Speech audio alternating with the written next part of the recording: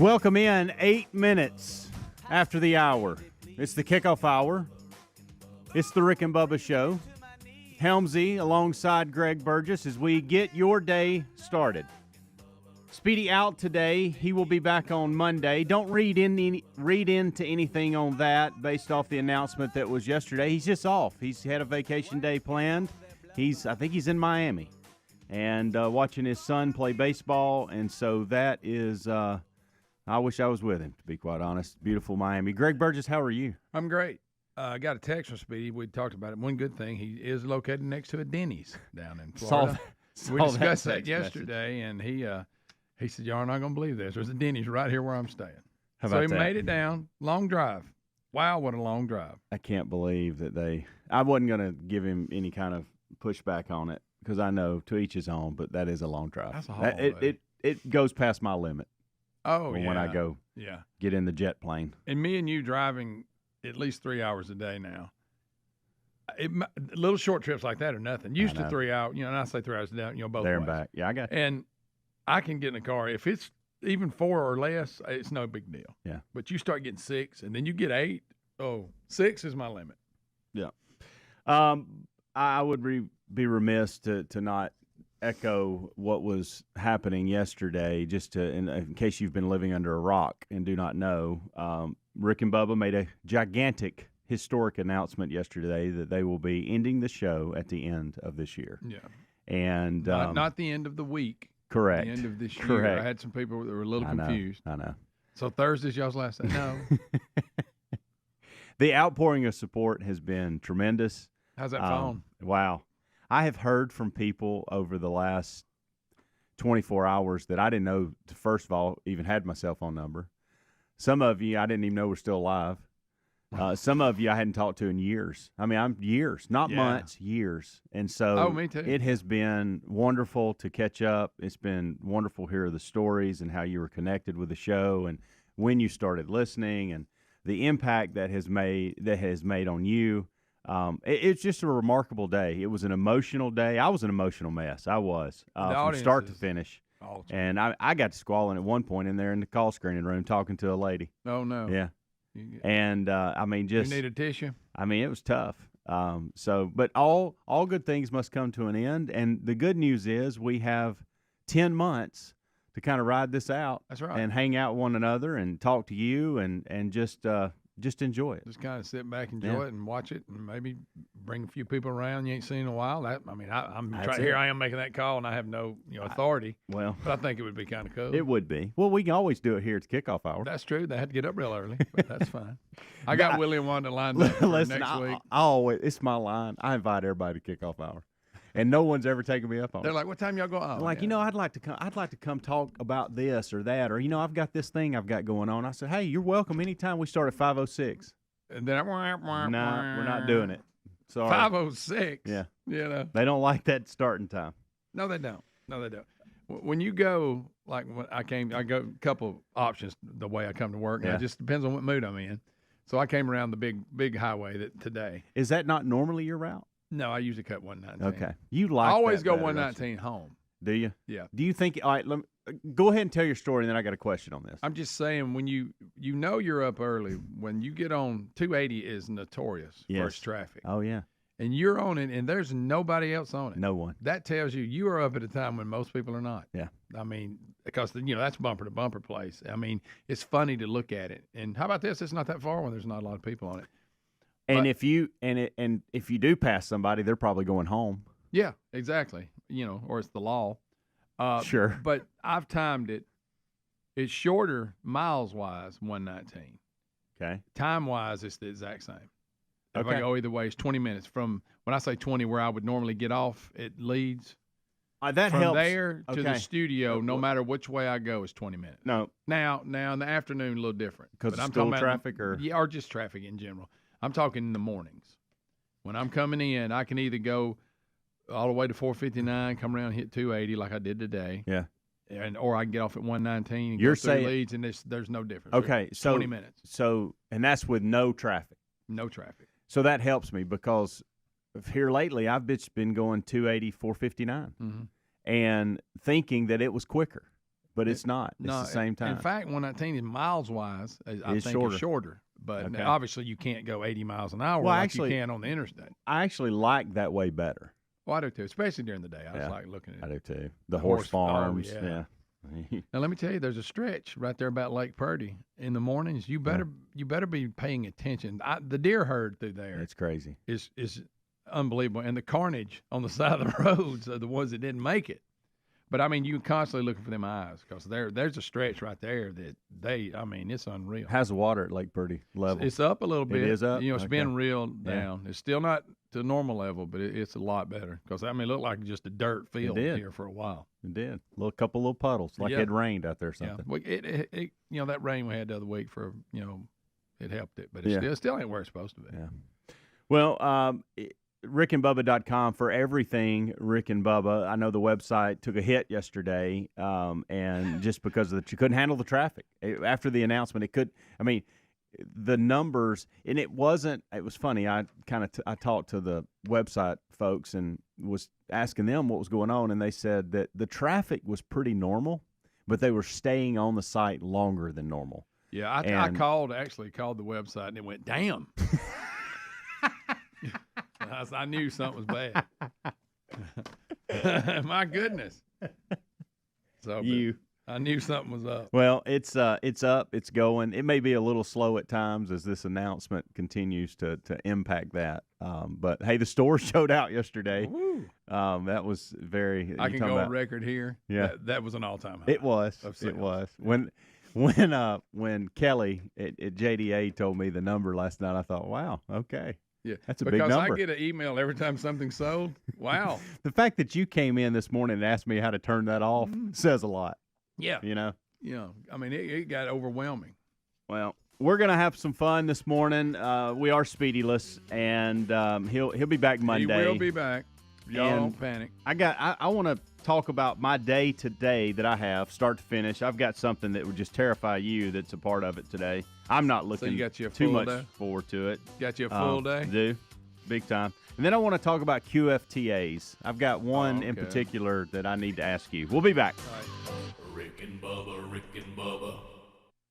Winter weather has a way of making you crave comfort food, so HelloFresh is here to help you do the chili season right. Check out their largest menu yet that has something for everyone, including meals that are quicker than restaurant delivery and 25% cheaper than takeout. Join today and get free breakfast for the life with the code BUBBA at HelloFresh.com/Bubba. That's one free breakfast item per box with active subscription with the code BUBBA at HelloFresh.com/Bubba, or find a link at rickandbubba.com under the sponsors button. If you owe back taxes, Happy New Year. The party's over. The IRS is mailing millions of pay-up letters. You need Tax Network USA. They have brilliant war room strategies to solve your IRS problems quickly, like a preferred direct line to the IRS. Tax Network USA just learned of a special limited-time offer, an IRS offer. See if you qualify for this limited-time offer by going to tnusa.com/Bubba or call 1-800-245-6000 or go to rickandbubba.com. Check the sponsors button for the website and number. Helix Sleep does it again with an innovative kids mattress made to flip. Why? Well, the firmer side is great for younger kids when they need more spinal support to aid proper development of their growing bodies. You simply flip it over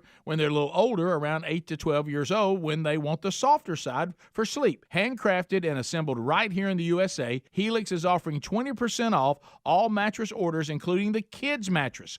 Go to helixsleep.com/Bubba. helixsleep.com/Bubba. Resolving to eat healthier this year was easy. Actually doing it, not so easy. Well, Field of Greens is our healthy superfruit and vegetable habit in my house. Each superfruit and vegetable in Field of Greens was doctor selected for a specific health benefit. Some support your heart, lungs, and kidneys. Others support metabolism for healthy energy and weight loss. If you resolve to get healthier in 2024, it starts with Field of Greens. Get 15% off your first order with free rush shipping at fieldofgreens.com. Use the promo code BUBBA or go to rickandbubba.com. There's a popular saying out there, health is wealth. And folks, I couldn't agree more. If you're dealing with everyday aches aches and pains, I want to tell you about Relief Factor, a daily drug-free supplement developed by doctors. It's not just a pill that masks pain. Relief Factor uses a unique formula of natural ingredients that work together to help reduce or eliminate pain.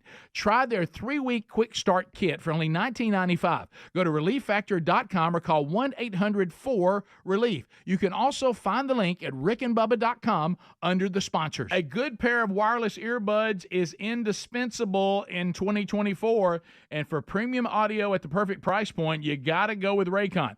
Raycon's everyday earbuds look, feel, and sound better than ever. They offer optimized gel tips for the perfect in-ear fit and 32-hour battery life, and Raycons are priced just right. You get quality audio at half the price of other premium audio brands. Get 20% off your Raycon order at buyraycon.com/Bubba, buyraycon.com/Bubba, or rickandbubba.com under the sponsors. I was afraid to cut the cord, but once I did, I couldn't believe it took so long to do it. Paying too much for my cable bill had become a bad habit. I either wasn't getting what I wanted or never knew where to find any of my favorite shows until it was too late. Plus, the prices just kept going up. Thankfully, I discovered a new way to watch, called Philo.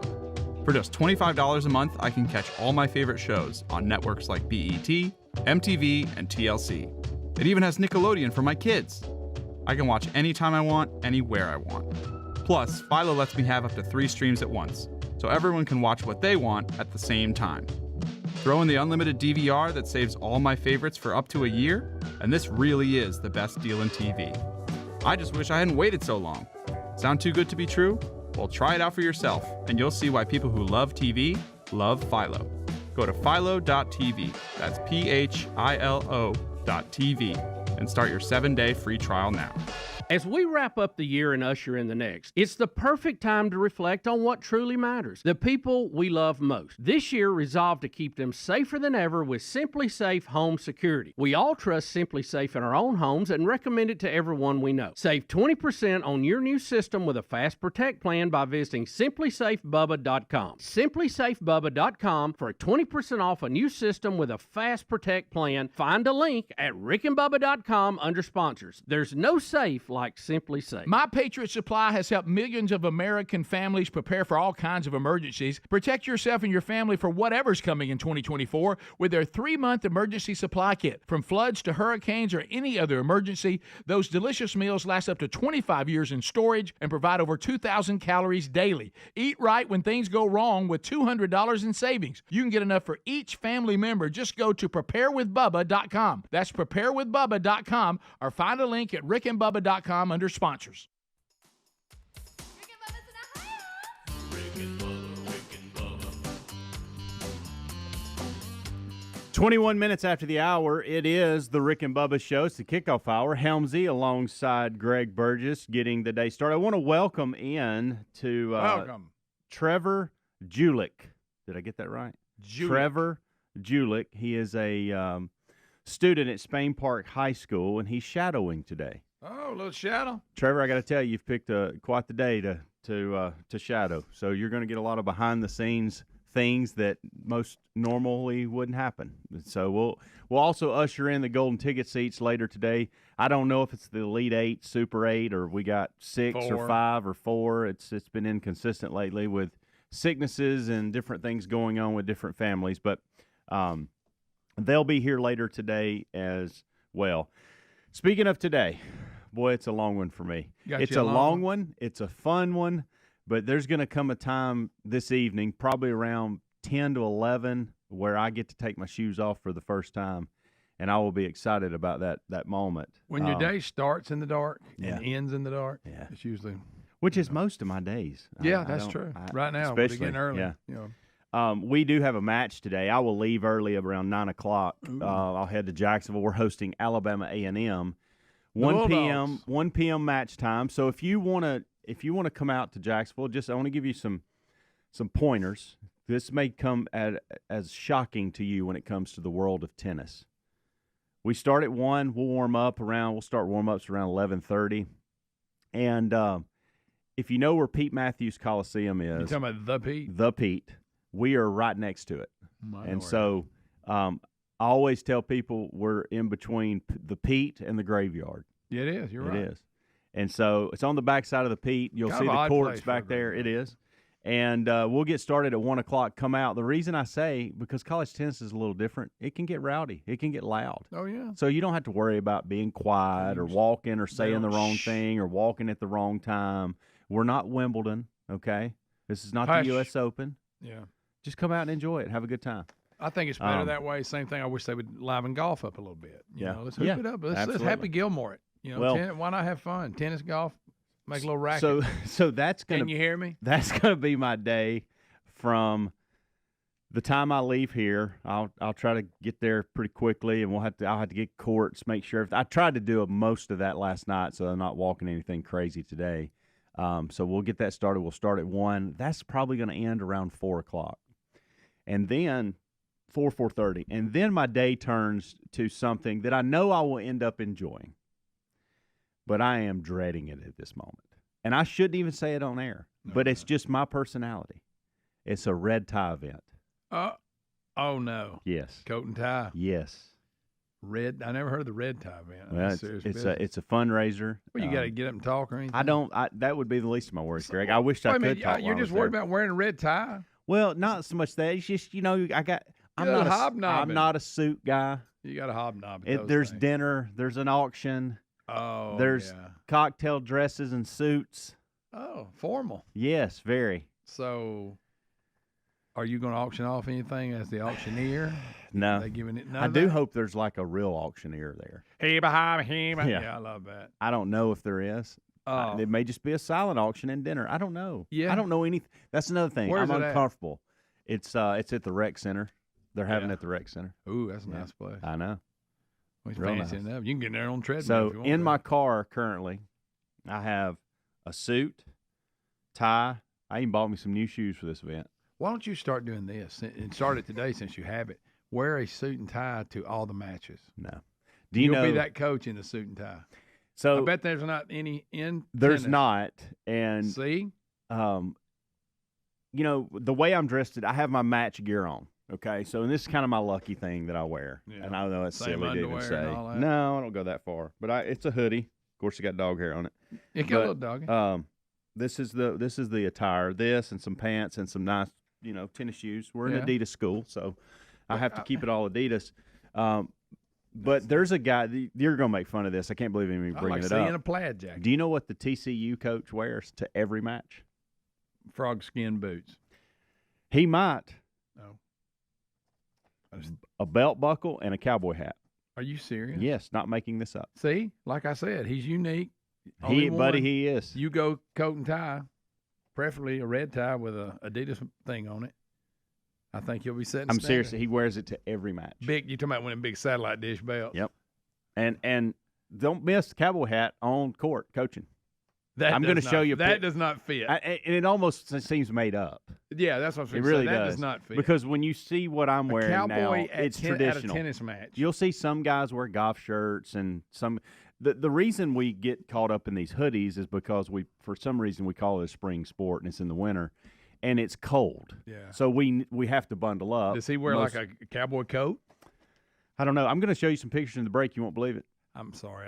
That's odd. Greg, it's really odd. Really odd. Now I'm gonna say this: he's a heck of a coach. And you talking about the tennis cowboy? Yeah. Heck of a recruiter, and he played at TCU. So he has the historical tie there as well. But it is just so if I ever watch any of their matches or anything, I forget about it, and then I see it, and I'm like, good night. There's that cowboy hat. Yeah. Well, no, don't forget about the belt buckle. It's a little bit of a bib. Okay, I can say that. Yeah. You see him, you go. Well, you're a tennis match. I mean, come on, buddy. And you have a cowboy hat on. Rawhide. So I will be Amanda. Amanda got her new dress. She's meeting me there. Oh boy, she got her little cocktail dress. You know what you're gonna be doing? Hobnobbing. She got her little red dress. Got little Gamecock colors. I got me a little red tie, Greg. Oh, y'all gonna match? Yeah. You gonna get a picture made like at the prom? Probably. There you go. Probably post something tonight in front of some type of background they got there. And you know what you're gonna be doing? You'll be in there with probably some of the elites, and you're going to have to try to, well, this is the world I live in, and there's got to be... We're looking for a few little donations. That's it. That's fundraising. That's what this is about. Here, have some prime rib while you at it. And the men's coach, in a brilliant move, he's in Texas playing matches this weekend. He scheduled it. So, brilliant move on his part. Yeah. So I'd like to see you take the mic. He called me, and he was like, hey, you going to the red tie event? And I said, I am. And he was like, man, I hate I can't make it. You know, we got matches out in Texas. Doggone it, I didn't realize it. And I'm like, hey, Trey, good move, buddy. I'm mad about that I'm not going to get to go. The first time I was asked about it, I looked at the schedule, and I was like, dang, we're at home. I might have to go. Yeah, how about that? And here's the thing. You better shine them brogans Once up. I get there, I got me some new ones. I got new shoes. I'm ready to go. Oh, boy. But once I get there, I am going to love every second of it.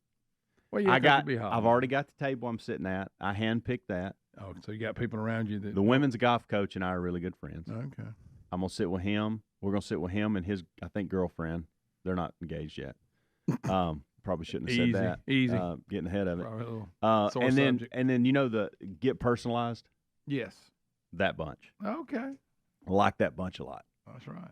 So that's a business for those of you wondering who They does get all personalized. the. Yeah. They do all the logos. Are they and still in the stuff. square? Or they moved. They moved Okay. right down the street Gotcha. in a bigger building and nicer. So we'll sit at their table and. You hanging out with the elite? That's fine. No, that's why I'm sitting with all these others. This common folk table. Common folk. It's the common They got folk y'all table. out back on the card table. I think we can sit actually anywhere we want to. We just have to get you to kind of first come, first serve. You gonna go get the head skin a little bit? No, and get not on today, down? but I am going to get it cut next week. Thank you for I thought you was noticing. gonna get it for this. Bubba, Rick and Bubba.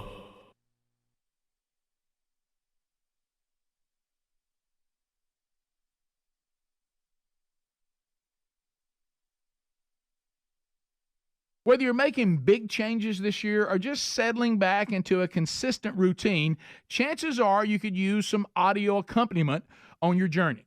I know that's for me. It's crucial. A good pair of wireless earbuds, indispensable in 2024. And for premium audio at the perfect price point, you got to go with Raycon.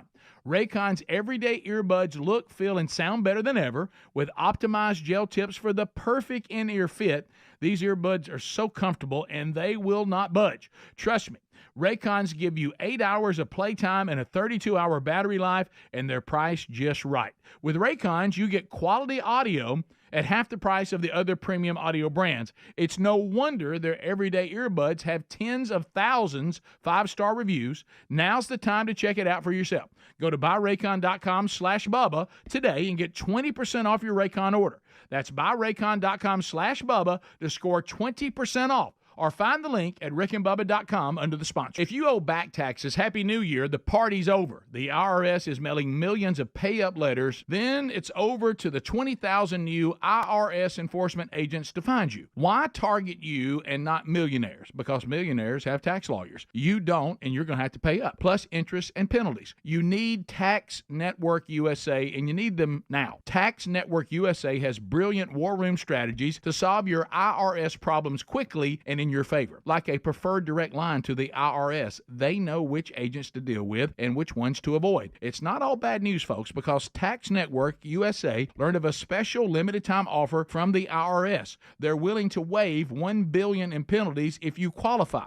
Schedule your free confidential consultation to see if you qualify for this limited time IRS penalty canceling offer. Call 1-800-245-6000 or go to tnusa.com/Bubba. Go to rickandbubba.com, check the sponsors button for the website and number. Have you tried the innovative Helix sleep mattress yet? Well, nothing beats a great night's sleep, the kind you get with Helix. So we love them, and Helix has over 12,000 5-star reviews with customized mattresses that fit your sleep needs because they know everyone is unique. They even have big and tall mattresses and mattresses for the kids. But how do you know which mattress is right for you? Well, Helix has you covered. Just take the Helix Sleep Quiz and find the perfect mattress in under 2 minutes. Place your order and your mattress will be delivered right to the door free of charge. And the best part, Helix knows there's no better way to try a mattress than by sleeping on it in your own home. That's why they offer a 100-night trial for you and a 10 to 15-year warranty. Right now, Helix is offering 20% off all mattress orders at helixsleep.com/Bubba. Best offer yet, by the way, and it won't last long. So if you've been waiting to try a Helix mattress, here it is. Now's the time. Head to helixsleep.com/Bubba for 20% off your mattress order. Resolving to eat healthier this year? That was easy. Actually doing it? Not so easy. That's where Field of Greens comes in.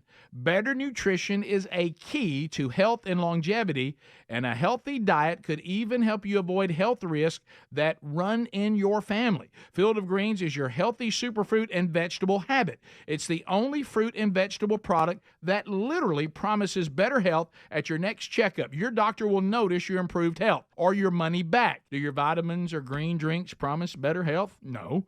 I love this stuff and definitely feel healthier taking it. Each superfruit and vegetable in Field of Greens was doctor selected for a specific health benefit. Some support your heart, lungs, and kidneys. Others support metabolism for healthy energy and weight loss. If you're resolved to get healthier in 2024, it starts with Field of Greens. And we got you a 15% off first order with free rush shipping. Visit fieldofgreens.com, use the promo code BUBBA for 15% off, or go to rickandbubba.com, find the link under sponsors. Cold winter mornings are perfect for staying under the cover and having breakfast in bed. HelloFresh supports that dream because they're giving away one free breakfast item with every single HelloFresh delivery for life. That means while you are a HelloFresh subscriber, not only will you enjoy the pick of the tasty dinner recipes they're known for, you'll also enjoy breakfast for free. HelloFresh actually has you covered for every mealtime occasion with a delicious array of quick lunches, sides, snacks, apps, dessert, and more. And not only does HelloFresh help you cut back on extra trips to the grocery store, but their pre-portioned ingredients help eliminate excess food waste. This new year, make eating better and saving money a priority and make it easy with America's #1 meal kit. Join HelloFresh today and get free breakfast for life with the code BUBBA at HelloFresh.com/Bubba. That's one free breakfast item per box while subscription is active with the code BUBBA at HelloFresh.com/Bubba, or find a link at rickandbubba.com under the sponsors. Rick and Bubba's in Ohio. Rick and Bubba. Pass the gravy, please. 35 minutes after the hour, it is the Rick and Bubba Show. It's the kickoff hour. Helmsy alongside Greg Burgess. Y'all listen up. This portion of the Rick and Bubba Show is sponsored by the 24/7 burglar busting protection for your home or small business. You know it. Say it with me, simplysafebubba.com. This year, make your family safer than ever with Simply Safe Home Security. SimplySafeBubba.com is a comprehensive protection with advanced sensors, and not only detect break-ins, but they detect fires, floods, other threats to your place and getting you help when you need it. With the new 24/7 live guard protection, how about this? Monitoring agents can actually see, speak to, and confront intruders. Tell them to get out of there. 24/7 monitoring is highly affordable, costing less than $1 a day. Try SimplySafeBubba.com for 60 days risk-free. If you don't love it, return it and you'll get a full refund. Keep your place and family safer than ever this new year. Save 20% on your new system with a fast protection plan by visiting SimplySafeBubba.com today, or you can find a link at rickandbubba.com under the sponsors. There's no safe like SimplySafeBubba.com. Thank you, Greg. Trevor. It's simple and it's safe. It's simple and it's safe. Trevor Julick joining us this morning, Julick. hanging out. You'll see him walking in the studio from time to time. He is a Spain Park High School student.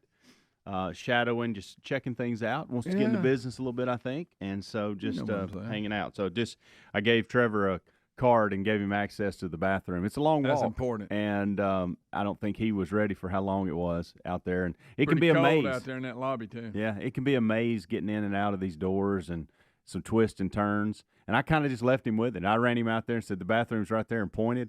And thought, will he ever make it back? And he did. So well done, Trevor. Didn't get locked outside or anything. QFTAs, Greg. Questions Yes. from the audience. Haven't done that in a while. We haven't. Speedy doesn't like them. He You doesn't. don't think he likes No, them? I don't think he likes them. And so I've kind of backed off a little bit, and I didn't want to keep pushing it because I was afraid, he's getting frustrated with Getting them. a little bit crappy about it. No, I'm kidding. But he. All he can think about is Denny's. Yes, absolutely. I want to give a this is one of those things with a big announcement yesterday. This is a historic announcement that the show will end at the end of this year. We will be able to now tell you things that we probably wouldn't tell you. Yeah.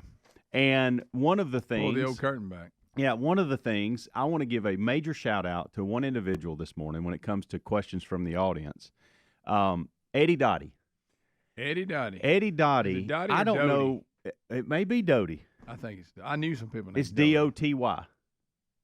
Yeah, it's Doty. Doty? Eddie Doty. Okay, I've been calling him Dottie this whole I time. may be wrong. Well, I mean, what about I knew, Eddie Doty Dottie? How about that? Do-de-da-da-do. Eddie, I don't know what Eddie does. I think he may be a fireman. Okay.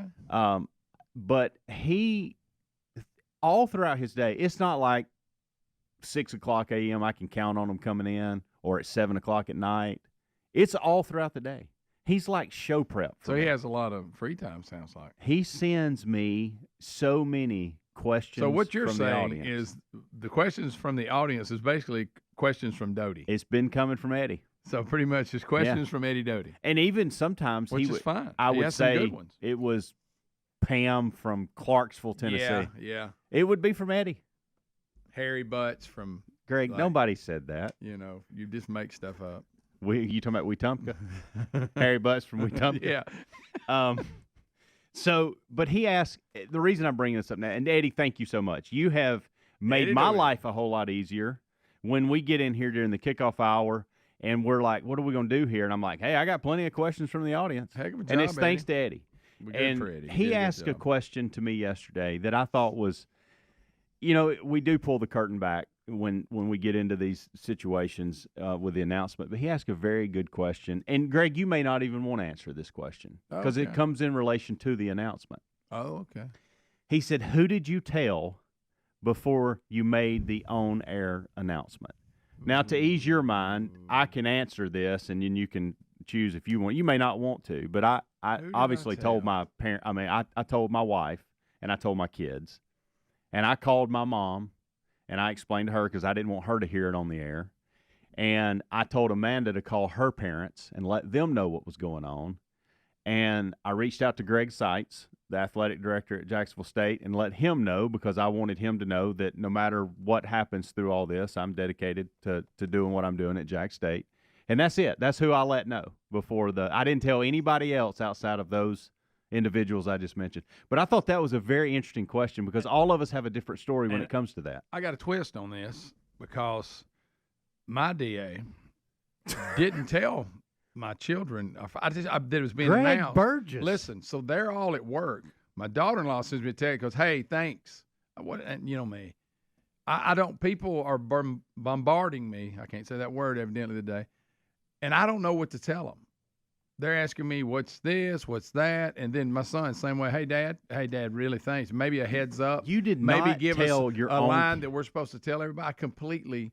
I just didn't think about it. I was because originally it wasn't going to be revealed till Monday, and I guess I just didn't think. Well, listen. I mean, they wore me out. They were like, "You don't understand, Greg." They said people have been coming up to me all day, and I'm just making stuff up. I don't know. I got in bad trouble. Then Lisa got on to me. She was like, "What are you thinking?"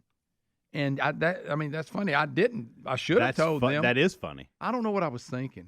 I mean, they were really mad at me. They were like, we didn't. You needed to tell us just, you ain't got to go into detail, but just okay. What is the official line that covers all the bases, and good for now. Yeah. And I didn't tell. They didn't. They had no idea. That's funny. And they were completely Greg, surprised. that's so typical. And were not prepared. So typical. I know. I said, well, I didn't think it was that big a deal. And my daughter-in-law goes, really? What? She goes, well, I've been at work all day having to deal with this. Well, my kids. So that was I messed up on that one. My kids are younger, so it is a little different situation. But I they get questions all the time at school from students, from teachers, from whoever. Heard that on the show, heard your dad say this, whatever, blah, blah, blah. And so I told them that night, I said, this is what – and listen, I was not expecting Caroline. I said this yesterday. I was not expecting the response from Caroline and Maddie that I got. They were sad, like very sad. And I got to thinking, that's all they know. Yeah, I mean, that's true. Caroline was a baby when I started this, and then we had Maddie. So this was, I mean, you're right. And Braden was so young, they don't remember it. No, they don't. They don't remember not being part of it. So, well, maybe the fact that your kids are in your house and you saw them. That's a good point. That's what I'm saying. It's different. I just didn't think.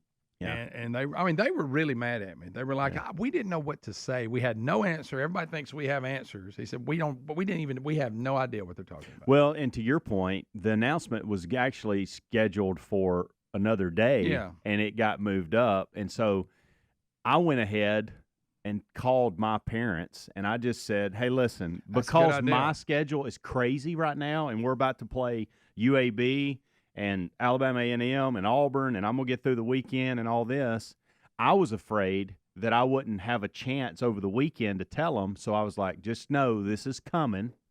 And all good, no, just but just know that it's coming, and I don't want you to hear it on the air and me not tell you. Well, which is the call I should have made to my grown children who have jobs, and when they're at their job and everybody's asking them, hey, I don't know what I was thinking. Well, that's what I really don't. I told the girls and Braden. Of course, Braden, he couldn't care less. I could tell, when you're 18 and what do you think? He being doesn't 18, care. That right there is even on your radar. But Caroline's like, what do I say? And I said, If you're a boy. You say the truth. I said, all good things must come to an end. Yeah. And this has been rolling for 30 years, and it's just there comes a point in life with everything that it just. Yeah, let's just changed. have a year of celebration. That's it. And enjoy it. That's it. And of course, Braden was like, "You're not telling me something, Dad." And I'm like, nah, I'm really telling you everything. I mean, it's not a big deal. Like, it is a big deal, but it's not what. Because I told them, I said, listen, people are going to jump to conclusions. They're going to ask you questions, and it's nothing more than that. Sometimes things are just. It is what it is. Yeah. And you just got to look at it at face value. My kids, they were not happy with me at all. Greg, I'm going to be honest with you. If I was Taylor and Chandler, I would not be happy with you either. Yeah, I guess I messed that one up. My daughter-in-law was really mad at me. So who did you tell? Other than your wife? That's probably, you told me saying, hey, we're going to announce before. They're going to announce tomorrow. Yeah, Lisa. Yeah. Okay. That's funny. I don't know what I was thinking. Never crossed your mind, did it? I don't know. But yeah, so I'll never live that one down. No, I mean, they were on speaker phone to me, and they were not happy. My daughter texts me, hey, thanks, Dad. And I'm like, because she teaches school. She goes, it's been nonstop, constant. What's your daddy going to do? Hey, what's she? I know. Yeah, I blew that. I handled that wrong. There you go. I'll write that down. Listen, I thought, Eddie, and thank you again for your questions that you continue to give us. From this point day. forward, we're going to call them the Eddie Doty question. Okay. QTA. Okay. The question from Eddie Doty. There you go. Whatever that. And if we're saying your name wrong, let us know. Yeah. Just send me an email. I know you will. We'll be back, Greg. I wasn't like and I thought that was a great question. I do too. See, that's the kind of stuff Eddie gives us. Eddie's a deep thinker. That Eddie, he's got a vision. We can do a few more of those, but I do want to, when we come back, jump into this puffer I've been trying fish. to talk about I this know puffer that's why fish I don't want to have to carry it into next week. And you're going to see why. There's one part that you'll accuse me of that's the only reason I want to do the story. Okay, all right. Rick and Bubba, Rick and Bubba.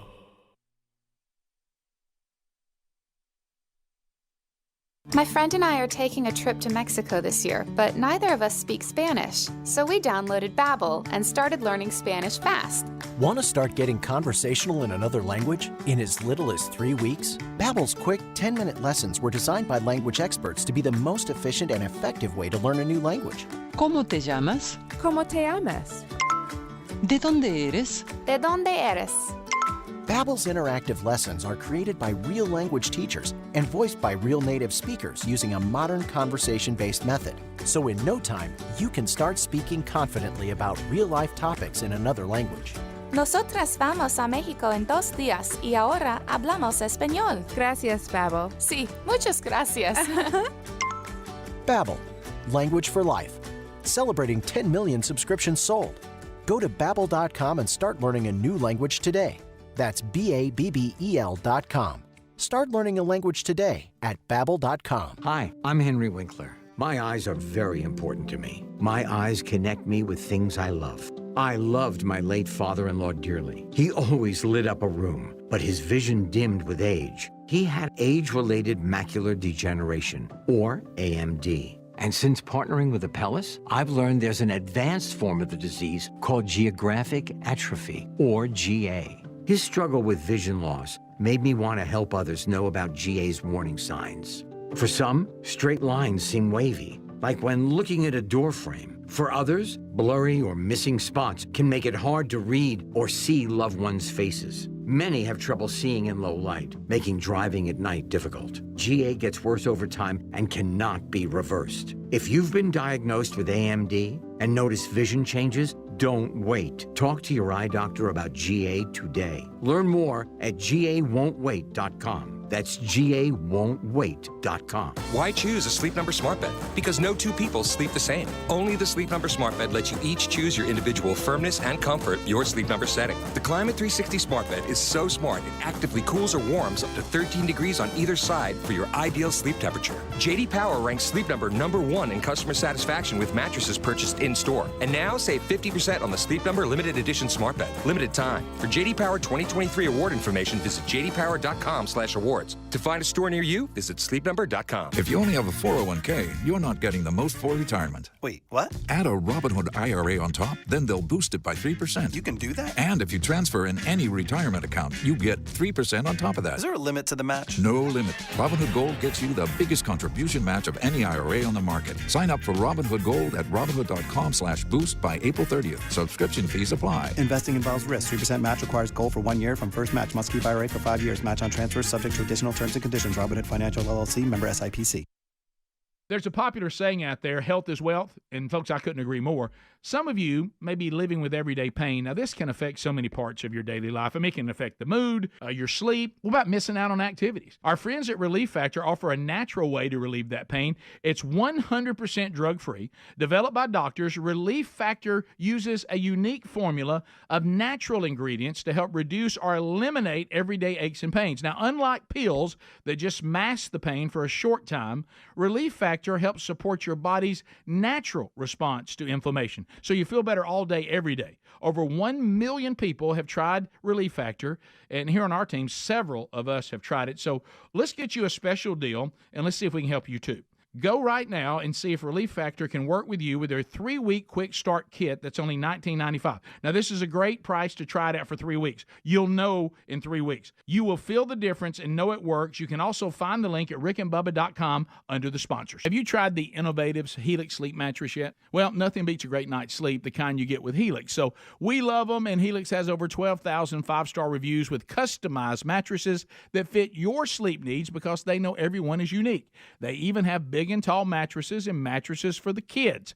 But how do you know which mattress is right for you? Well, Helix has you covered. Just take the Helix sleep quiz and find the perfect mattress in under 2 minutes. Place your order and your mattress will be delivered right to the door free of charge. And the best part, Helix knows there's no better way to try a mattress than by sleeping on it in your own home. That's why they offer a 100-night trial for you and a 10 to 15-year warranty. Right now, Helix is offering 20% off all mattress orders at helixsleep.com/Bubba. Best offer yet, by the way, and it won't last long. So if you've been waiting to try a Helix mattress, here it is. Now's the time. Head to helixsleep.com/Bubba for 20% off your mattress order.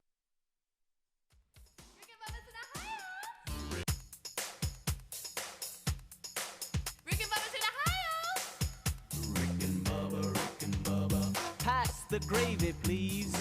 Welcome in 51 minutes after the hour.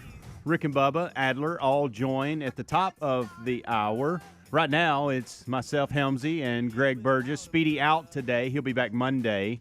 Just kicking things off as we help get you through another day. Greg, if we don't talk about this story. Yeah, I've been trying to talk about it. Yeah, I know. And I don't want to have it on the list for Monday, so let's get it up. You know, the White House, the president? Yeah. Learned this in the show West Wing. They have a real. Friday dump where all the stories they don't want. Something else. They throw a bunch of stuff in. They don't necessarily want people covering all in one on Fridays. That way, everybody kind of forgets about it by Monday. Well, yeah. So this is the Friday dump. Okay. I don't even know that they call it the Friday dump. I just made that up, but I learned that in West Wing. Yeah, I thought it was something else. But, probably. A man dies after eating highly poisonous puffer fish. Now, first of all, have you ever heard of a puffer fish? I have heard of I didn't know it was real, but I've heard of it. But Magno Sergio Gomez and his friend ate a toxic puffer fish known to be 1,200 times more poisonous than cyanide. So now, let me ask you this. Here's one question. Let me tell you this. These toxins that are released by it, you know where they're found? You can find it because they ate the liver. They cooked him and his buddy, cleaned it. So cleaned it, cooked it, and still, even though they didn't, I guess they didn't burn all that stuff out of it. Well, see, in order to eat the puffer fish, you're supposed to be certified professional. Really? Fish gutter, or I don't know what the term is. You went with because fish gutter. of that reason. If it's done correctly, you don't die. But well, first of all, it's the toxins are found, and they ate the liver, but it's also found in the gonads, the skin, and the intestines of the pufferfish. That's the only reason you wanted to talk about this story. Stay away from right the there. liver and the gonads. That's the only reason. I'm just saying. I'm starting to see why you wanted to do the story because of that. But that listen, alone. Okay, and we all know that. I mean, this is a horrible death. I mean, they went and he basically had a heart attack. His buddy survived. Now he can't walk real good. Never eat the gonads of the pufferfish. Have you ever? I mean, that's a saying. That's a very popular Everybody knows saying. that? Yes. That's yes. one of the things. Good morning. Everybody Good knows morning, that. And Chris good Adler. Let morning. me ask you, and I'm going to ask you this. I like fish as good as anybody, okay? But there's a lot of fish in the ocean. The majority are not poisonous when you eat them. What is so great about the pufferfish? Right. I mean, why would you go, I'm going to risk my I life, but it's worth it. Now, it ain't like I'm starving. There's only one fish here, and I've got. Is this a case I'm trying to be sharp? That's it. Exactly, it is. I'm walking on the edge. I'm shaking hands with danger, 4 fingers and a thumb. I know how to prepare I won't eat the gonads, and I'll be fine. They were incorrect, by the way. They thought they knew how to prepare, but you do. Like some countries, they say, see legal unless you're a certified puffer fish. Would it be a fishmonger? Have you heard that before? Maybe. Fishmonger? Do you think that's it? A fishmonger is a person who sells raw fish and seafood. Well, that'd just be the seller. Then. Yeah. Well, whatever. These two thought they were qualified. They'd probably watched a video or something on how to, They stayed away from the gonads, but they got the liver, and it got them. Do you think you'll say gonads all day now? Well, I'm just reading the story, and I'm trying to warn people. So, I don't want – but I'm just saying there's a lot of fish, really good tasting fish too. How about the majority of fish, the high majority of fish you can eat and it not be poisonous? So why would you go, no, I'm going to eat the poison one, just to, like you said, just to show you that I can. You got to have a license to sell or serve pufferfish in the U.S., and it's called FUGU, F-U-G-U. Why don't you just say, I'm banning people from eating pufferfish, and just leave it at that? Freedom, Greg, that's why. If you hate freedom, then I guess we can do that. Trying to protect you from yourself. If you want to do that, Greg, we can do that. Okay, pufferfish. Have you ever even been around a pufferfish? You used to have a big tank. Didn't you have a big tank? Yeah. Oh, yeah. Oh, yeah, same here. You had saltwater, though, right, Helms? Yeah. I've never done the saltwater thing. I've had a bunch of freshwater. It's a challenge. Yes. Big time challenge. And more expensive to set up. Well, here's the thing. In college, I lived with Jonathan Barksdale, and he was a biology major. So this is his world. He knew about and he loved fishing. And so he dialed all these things in. Smart guy. And he had it just to a T the way it was supposed to be. Well, then, I get out in the real world. I'm not a biology major. I'm not very smart. I don't know what's going on. pH balance is off and all this. And next thing I know, I got a bunch of dead fish and fungus. I remember when you got it from your brother, didn't you? Then I tried to convert it into a freshwater. And by the way, for those out there, I'm sure there's ways to do this, but I evidently didn't clean it well enough. And I'm a pretty good cleaner, too. I know where you and your brother got your influences from, that tropical fish place in Glencoe. Lang's. Yeah, which is no longer. But what used to be as a child, Lang's fish I wonder if they had a puffer in Glencoe, Alabama, was one of my favorite things to do as a kid. Oh, I bet. To go there and look at the fish. It was. Love fish tanks. Love them. Adler, I went in this guy's house one time. As I got older, he ended up living next to one of my friends. And I want you to picture his downstairs basement. Oh, yeah. About the size of this room. And every 2 to 3 feet was a gigantic 60, 80, 100-gallon tank. Well, if you got to keep all the that way up. in his house. And that was his house. That was his house. It was fantastic. Yeah, every tank. If I can afford somebody to come in and clean it, that if I don't have to do it, I would like that. But Well, all I do is knew. look at that and go, that's a lot of work. Yeah.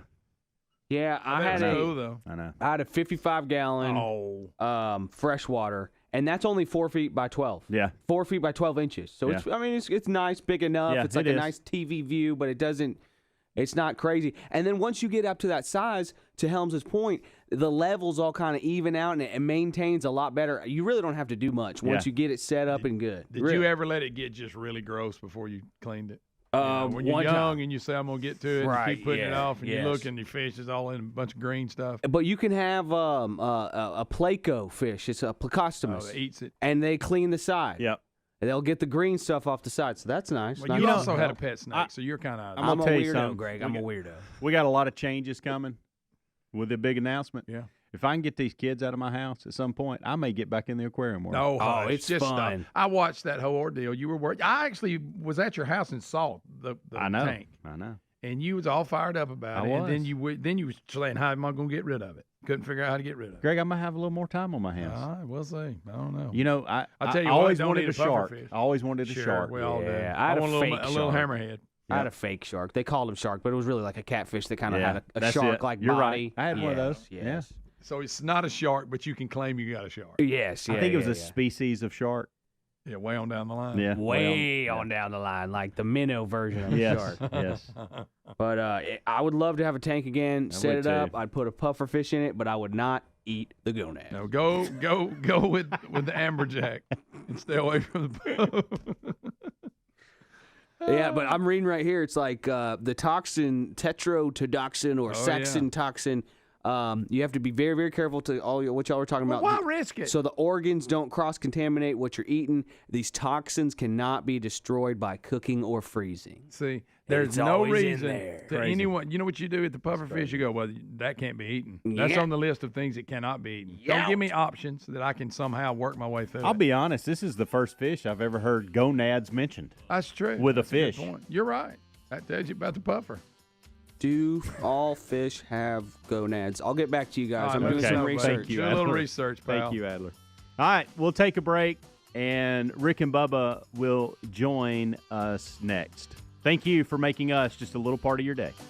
Puffer fish. Rick and Bubba, Rick and Bubba.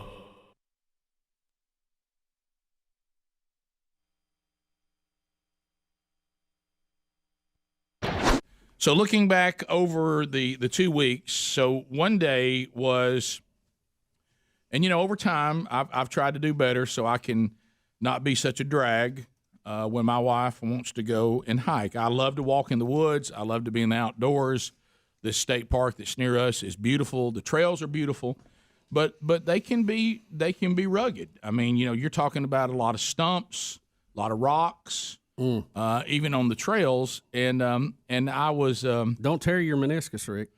no, you don't want any of that. Of course, this I can't walk with Betty. She walks so fast. yeah, See, I like to stroll and look. but Yes. she likes to move on. yeah, Them little legs just to go. just to going. Huh? So we decided that on New Year's Eve day, we would go on the annual Burgess family hike to the beautiful state park near our house.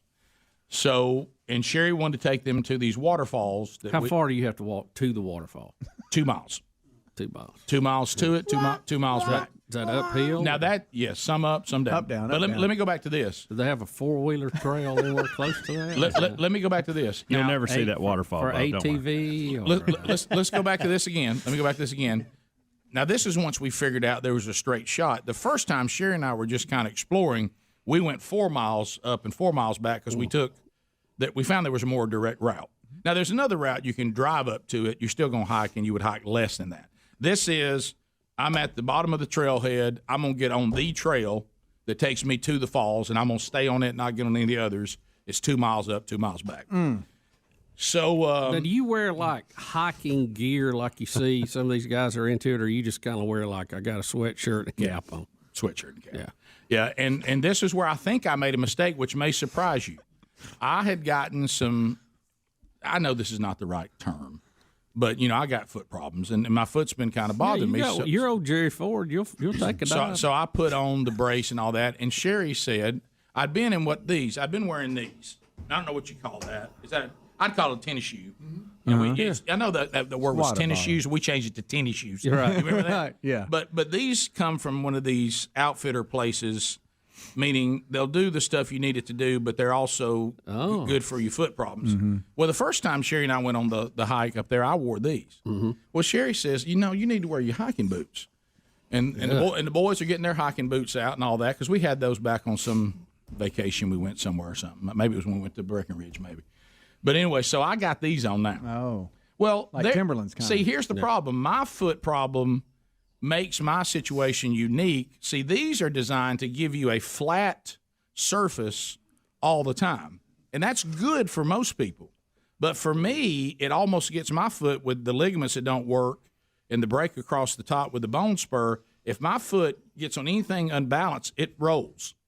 So really, You need that arch. I really need a bottom that gives a little bit. I don't need it to. I don't need it to. See, it's trying to keep you on level ground all the time. A hiking boot does, from what I can gather, because it's got kind of a hard bottom and rubber, and they're waterproof, and all that's great. And it had rained some, so anyway, so when you get up to the falls, and you know, I've done a little better, so I'm not the drag behind guy I once was. I can hang in there a little better than I could in the past. Well, when you get up to the top, you know, you can see the falls at the top, but if you really want to see it, you got to climb down to the bottom of the falls, and then you get down there and you get the pictures like this. I mean, the ones they're showing on YouTube right now. And so if you're going, it's really a nice fall. Oh, it's beautiful. Does it have a name? Yes, it does, and you will be surprised at the name. Are you ready for this name? I'm ready. Peavine Falls. Peavine. All right. Peavine, which made me, every time I grabbed a vine, made me think, how did he get his name? You know what I mean? Is this where people relieve themselves on the way down the trail? So anyway, so did anybody explain what that means exactly? Are there vines in the water and people pee in the water? I don't know. Hearing the sound of the waterfall makes you want to pee. Pee on a vine. That's it. That's got to be it, Speedy. That's excellent. Maybe so. Waterfall. Or does it mean the sound. waterfall is like?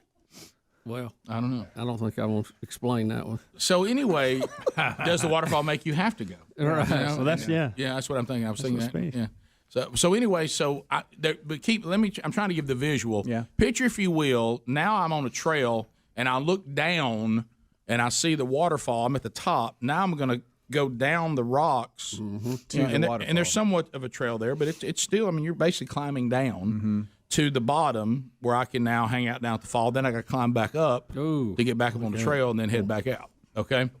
Which I had done it before, the time that Sherry and I went, but I had different shoes on. Uh-oh. Okay? Uh-oh.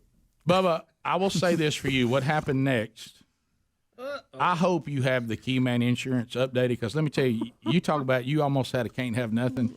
If you had not got the paperwork updated or had not made a payment, Oh, boy. because you almost got the call of, do you have your paperwork? Oh, no. Now, I don't know. Have we discussed over the years, if Bubba goes or I go, how long you do tributes to that person before you just move on to the new version? We did one time, but we got so we forgot what it was. I think in the past we said you do best of moments of that person for a month. And then there's one parade at the end.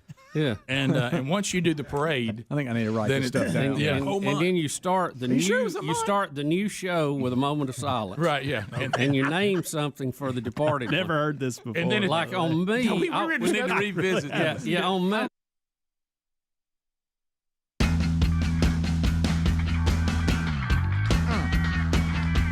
And here we go, 6 minutes past the hour. Brand new hour, Friday edition of the old Rick and Bubba show starts with the national anthem.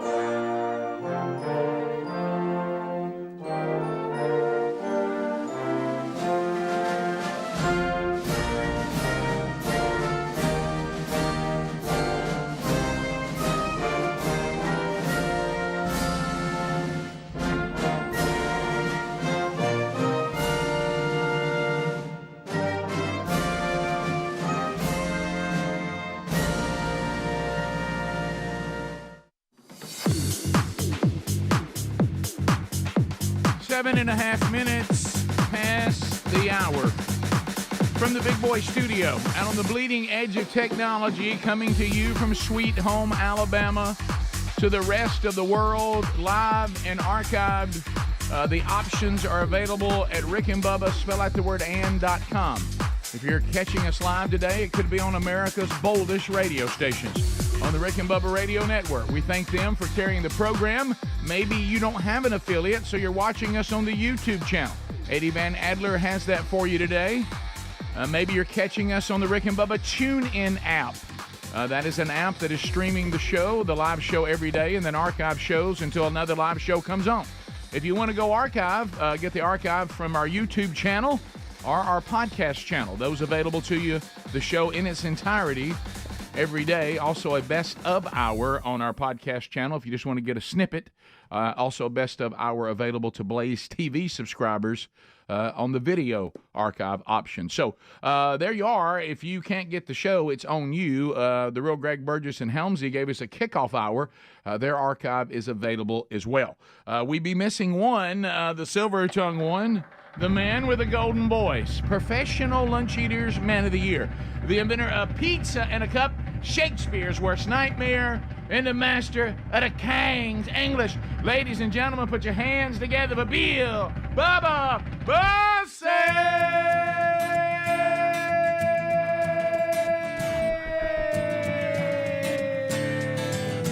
Howdy, Bubba. How about it, Rick Burgess?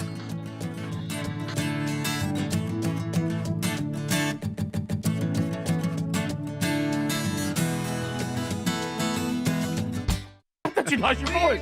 Yeah, T-Bone and everybody.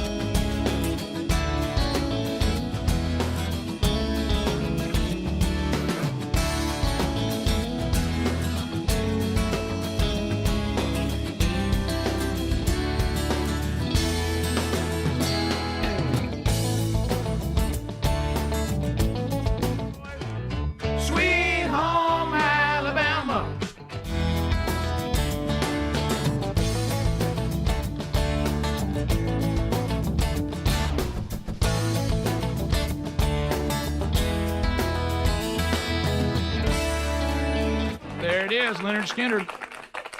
Well, here we are. Here we are. February the 2nd, Groundhog Day. And, of course, on this show, we always say groundhogs don't know jack. They don't know jack. But I will tell you a funny thing. This morning, I came out of my hole, I saw my shadow, and it means 11 more months of the Rick and Bubba Show. Yeah. And so... That's good. So, I thought, should we have Spann on today? First of all, we haven't talked to him about yesterday's announcement and the fact he just hates the groundhogs about his week. Right. Yeah, this is this is a tough day for him. I mean, it's he has all of his satellites and his reporting stations and graphics and then people are all looking to a groundhog. It must be an embarrassing day. I thought to myself about you today. I thought emotional day yesterday, now stupid Groundhog Day the very next day. Well, they don't know jack. They don't know jack. So that's going on today. To kind of update you, I know we're all in the same boat.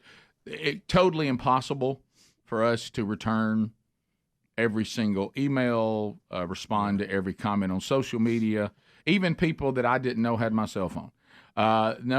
Just no way to respond to all of it. Tried. I put as much effort in as I could. Bubba and I were doing a lot of media yesterday, which we're thankful to all those media outlets for carrying and giving us an opportunity to talk about all the wonderful things we've been able to experience, and looking forward to how this year is going to go. But it was just overwhelming. The Rick and Bubba store, they say they'll get the stuff out as quick as they can. Obviously we're running out of a lot of stuff there. Some of it will be replenished because we're so early in the year. Some of the items probably not. They're just trying to figure all that out. But and then there's the constant, which I want to ask y'all's opinion on this. It seems like it's already available with the new technology.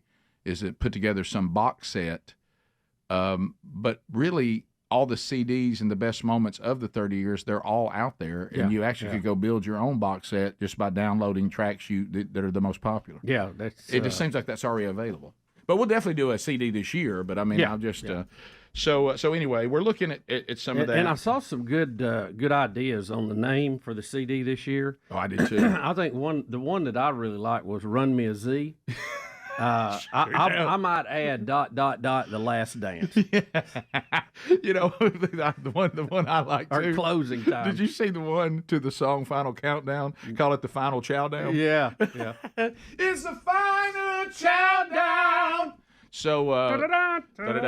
So those stories are all running out there. Most of the interviews came, of course, or all of them did, I think, out of the state of Alabama. But that others, it'll probably trickle out to all the different And we've markets got where some you more are. markets to do today. So, So there'll be some more of that. Yeah, so we're thankful for that. All that's out there, and let's talk about some things that you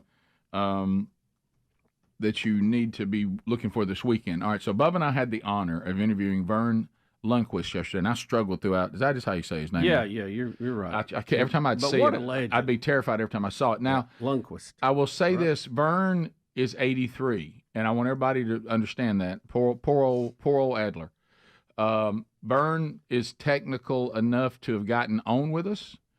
He's not technical enough, and I know I do this too, so I'm not making fun. He cannot silence his phone, His notifications, and his notifications. So you're going to hear notifications throughout the broadcast. I don't know whether Adler will take out the part when he got a phone call, and I will tell you this: that Vern is going to cough right into the microphone on his computer a lot. So just be aware of that. But the content of what we talked about is fantastic, and it really and it was is. an honor to talk to him. We could have used another show, and I told him that. I said we'd like to have you back. Right. And we would like to further what we're talking about, but we covered SEC football. Yeah.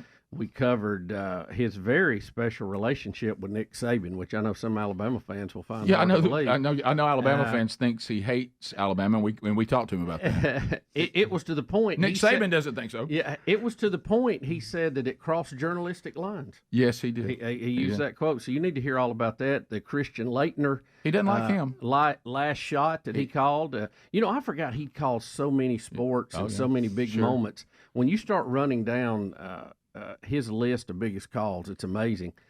We break a story during the podcast. Yes, we break a story. Yeah, we did, and it's big news. I'm not going to tell you about that. But he does the Masters. He does golf. He was in the movie. What was it? Happy Gilmore. Happy Gilmore. God, And, we talk about that a lot. By the way, that's a funny segment. But it's a great really podcast. It's a really good podcast. It's a great podcast. Enjoy it. And it'll be a lot of fun wherever you get podcasts this weekend. So we're ready to go. We'll unpack another.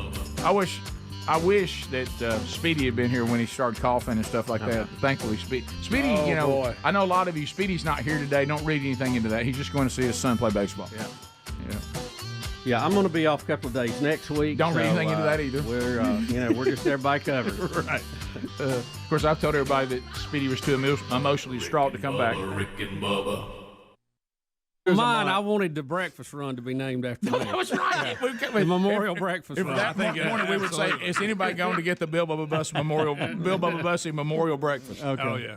And y'all can decide what you're going to name after the person that went. But you do best of moments of them. You have to do their big moments for 1 month. Yeah. A parade. And then you name something on the show after them. Then you start officially the new show without them. Right. Okay.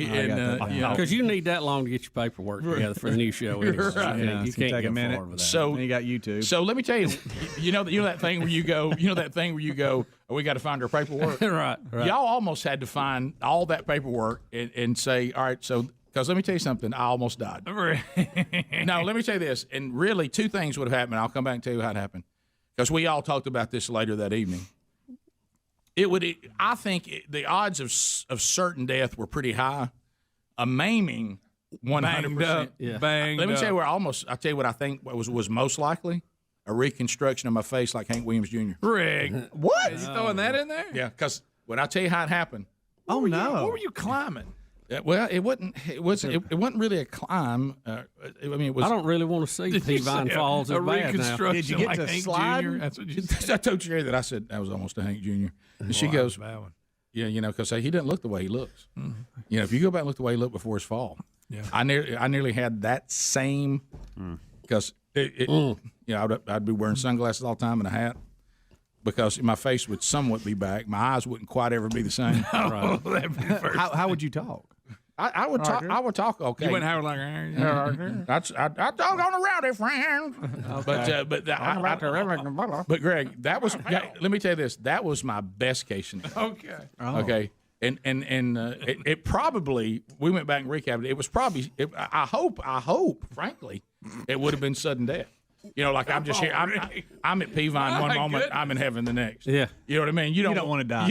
Peavine. So you're stepping right from Peavine into heaven. Oh no, we even discussed. We even discussed how the helicopter was going to be able to airlift me out. Where it would have to get me. Well, at least it was wintertime, Rick, where it's kind of semi-cool. If it was in the summer, you'd really want to just go directly in. Yeah. Don't let you lay on the ground and suffer. Yeah. So I'll come back and tell you what happened. It was close, y'all. Seriously, straight up, very close, very close. It was one of those. You got to watch him Peavine fall. You do. You really do. Especially if you're 55 years old and me, and you got a foot that doesn't work. And you're with Gerald Ford. Rick and Bubba. 26th anniversary today. Thank you for being with us. Hope you enjoyed the best of shows while we were gone. Starting a brand new year and a brand new decade, 2020, the year of clarity. Because he was just sitting on it and it bucked him. All right, this was the song that the family was singing. The boys were singing it. Sherry didn't think any of this was funny. We couldn't get Sherry to laugh about it for a while. This is a mechanism how we all deal with almost death. Yeah, we always laugh about it. Yeah, because that's all you can do. Because if you think too much about it, you'll get weirded out. Well, I could just say this, over a period of time, don't laugh if I did die, but I didn't die, so we can celebrate. So you can laugh. Yeah, we can celebrate. So it's official. We can laugh. Yeah. Okay. Yeah. I got in the automobile. I mean, on the way to the car. It was Brooks, the big love. The first one came up with said, "Dad, I don't think TLC is going to be real happy with you," and I didn't get it. I said, "What are you talking about?" He goes, "They told you don't be chasing waterfalls." Don't go chasing waterfalls. So, how's that sound without music behind me? Really good. Poor YouTube. But anyway, all right. So as we make the way, so we're climbing down the falls. Sherry Sherry's in front of me going down to the falls. I'm second. The boys are behind me. And you're kind of, picture you probably. Do you need a whiteboard so you can draw this out? So you're talking about like a little snake trail down. It's the waterfalls is lower than the trail, so you're going to go down. Trails up here.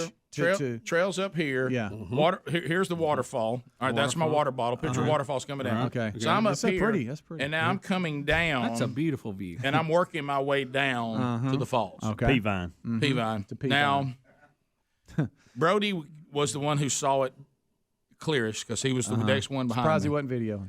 I don't know what happened. I think I figured the name out. Yeah, this guy says he can tell us on hold. By the way, so why they call it Peavine Falls, but .com/Bubba or find a link at rickandbubba.com under the sponsors button.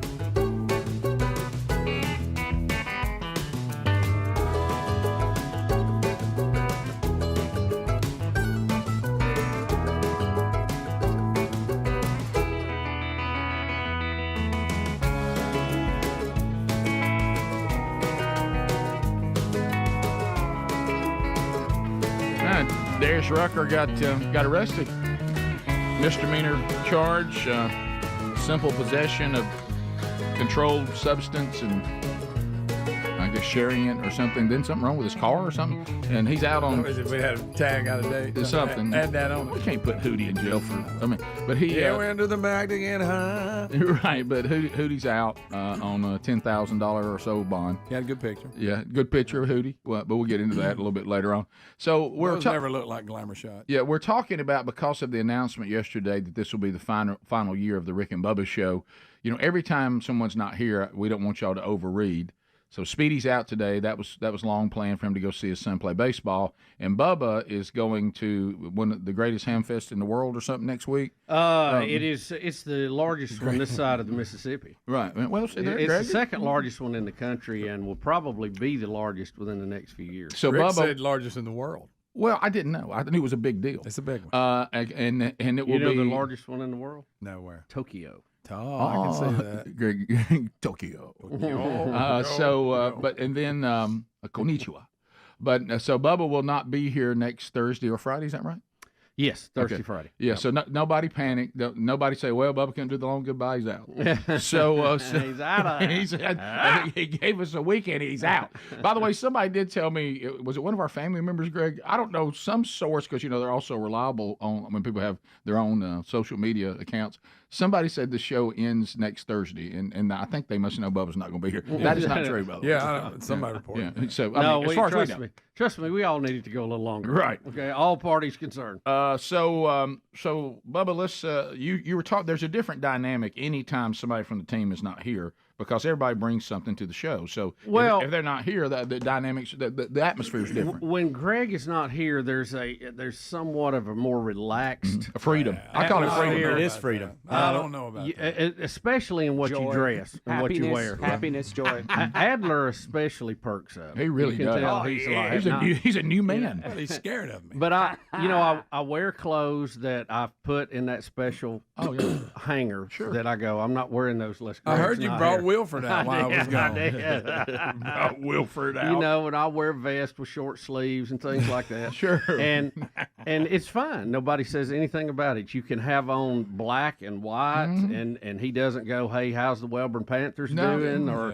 like today, I don't know if I'd be Kansas City. It was a little bright for Alabama. Get ready for the Super Jack Bowl. State, it would look like that or something. Sure.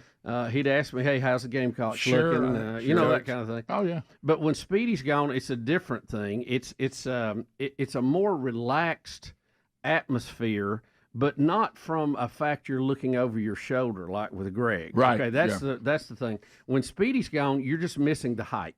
Yeah, right. Speedy he's is such a hype man. He is a built-in hype man. He can't help it. But I mean, he's running through the hall and he's telling you some story he's just printed out, and he's so excited about it all, and you can't help but go, "Oh my gosh, I got to turn it up here." Oh yeah. So I kind of came in here on a kind of a low, low vibe today because I hadn't had the hype man out here. Yeah, because he hypes. Because I mean, he's been hyping at stadiums all over, with teams and still and he was continues hyping at the Playhouse before that. I mean, it's just a built-in thing for him. Let me tell you, Speedy's intensity does not waver in the least if the stations cannot get the show, or he needs to know if it's okay if somebody brings wild birds in here. It's the same intensity either way. Right. So you think that everything is a major ordeal. Yeah, the fact that Greg and I will go through the morning and not feel like we need to call the fire department is a big deal. Right, yeah. Right. Yeah, everything is There's a calm to that. Right, and see, when calmness I'm here, I know it's different too, but I don't know what it is because I'm not here. That's right.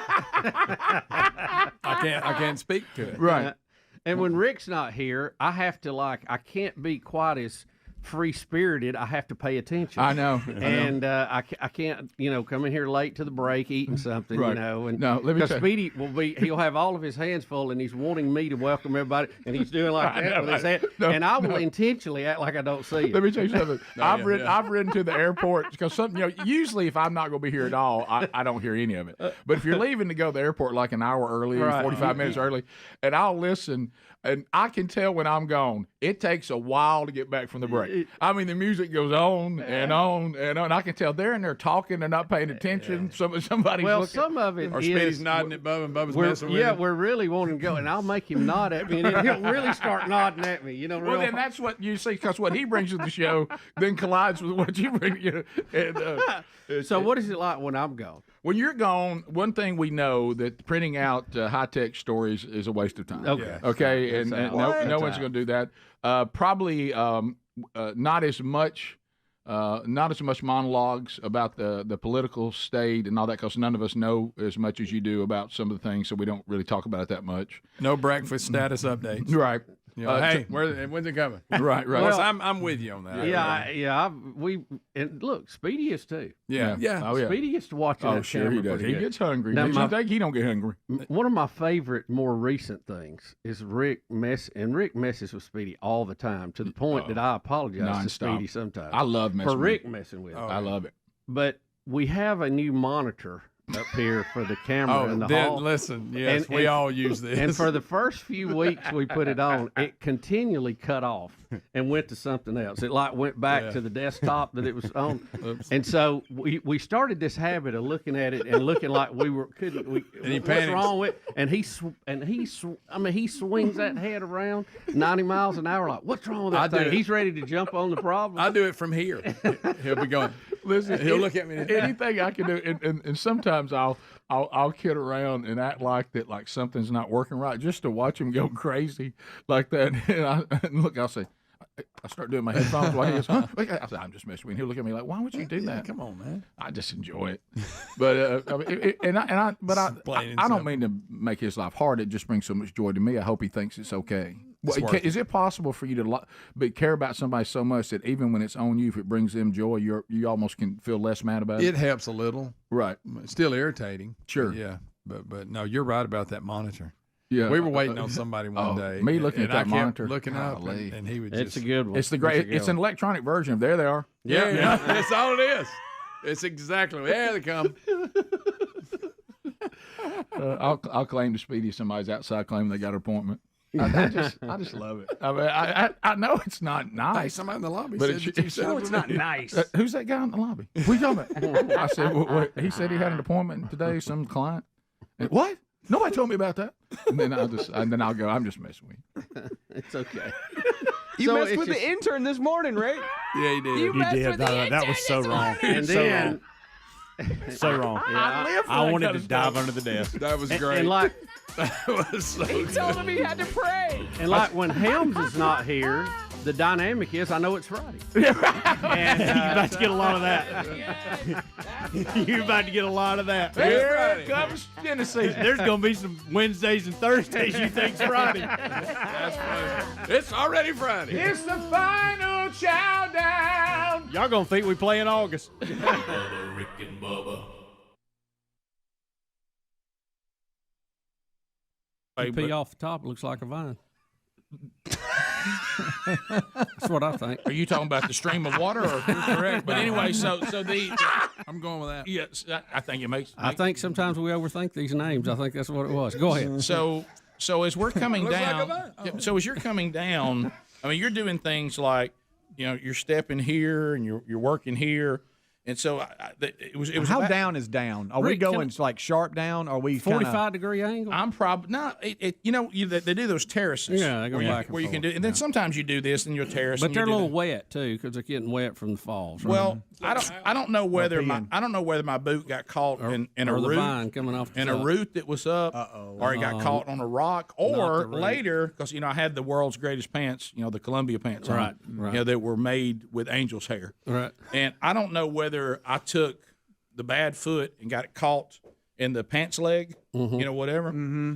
So keep in mind, as I'm winding down, this is death to my left. That's off.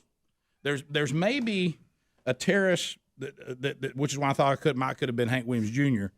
There's a terrace that I might hit, but we discovered late after that, especially at my size. Brody says I had so much momentum. He thinks even if I hit that, it's not big enough to stop me. Right. That I bounce now, and then the next fall's death. So Right. okay. Yeah, I mean I don't know how many feet it is. I'm up in the air, but I'm up high enough to be dead. Do you find it somewhat strange in this day and time where we have lawyers that will sue for a paper cut that's even allowed to take place? Yeah.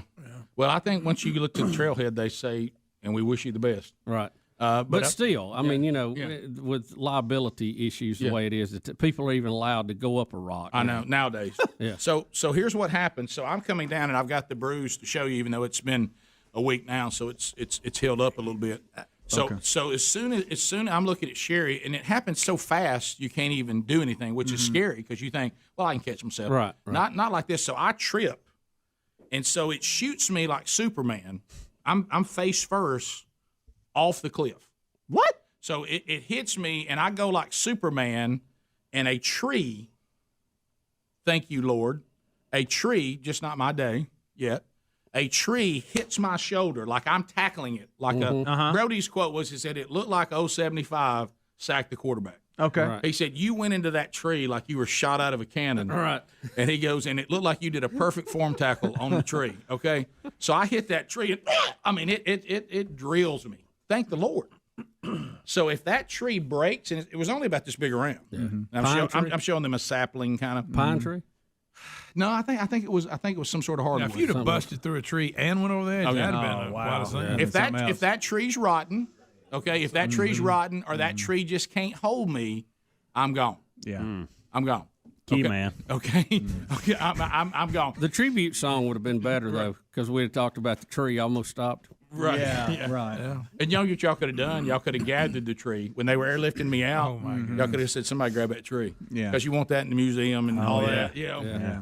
Wow. It tried. You know what y'all say? Dang, it tried. It just wasn't enough. Hey, just wasn't enough tree. Hey, just too much bird. All right, so I got to ask the question. So when you form tackle the tree, okay, and you hit it, okay, do you automatically grab the tree and stop, And did it spin you around it? Like, or when you hit it, did you go hit it and then spin around and go like that? You know what I mean? Does that make sense? Here's what happened. Do you think you're out of the woods at that point? No pun intended. Rick, No, let Speedy be the tree, and you show us how you grab. Okay, hold on. Wait a minute. That means he form tackles me. Right. Well, you can't do me. Are we going over here or you want me over there? Just stay there. All right. Yeah. All right, so here I am. I don't have to turn around. I'm walking down. Don't knock me in. You're the tree. I'm a tree. You're right here. Well, wait, put Speedy up here, and you come back at us, I just Rick. noticed So we know. pinball machine. Which way you want him here? Yeah, so you're talking toward the mic. Yeah, so we can still hear you.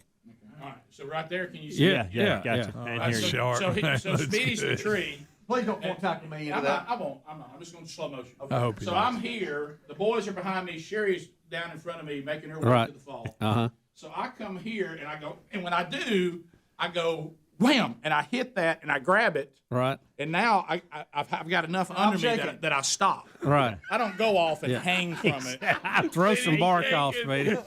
Speedy, drop a pine cone. It does this, and then I'm right here.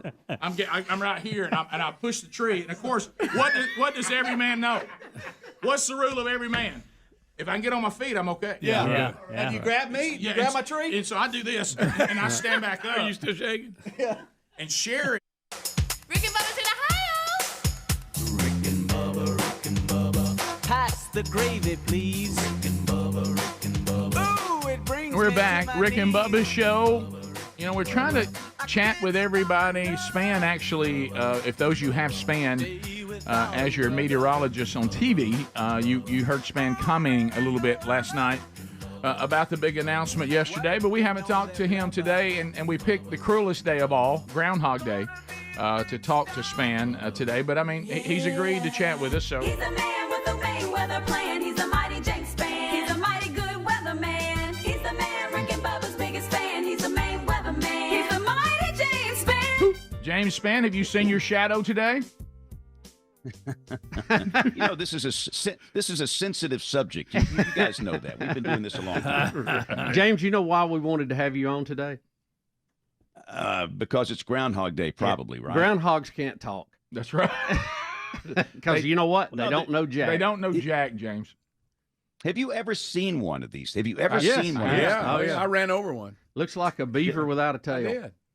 They're nasty. They're nasty. They smell atrocious. It's like a cesspool, a sewage treatment plant.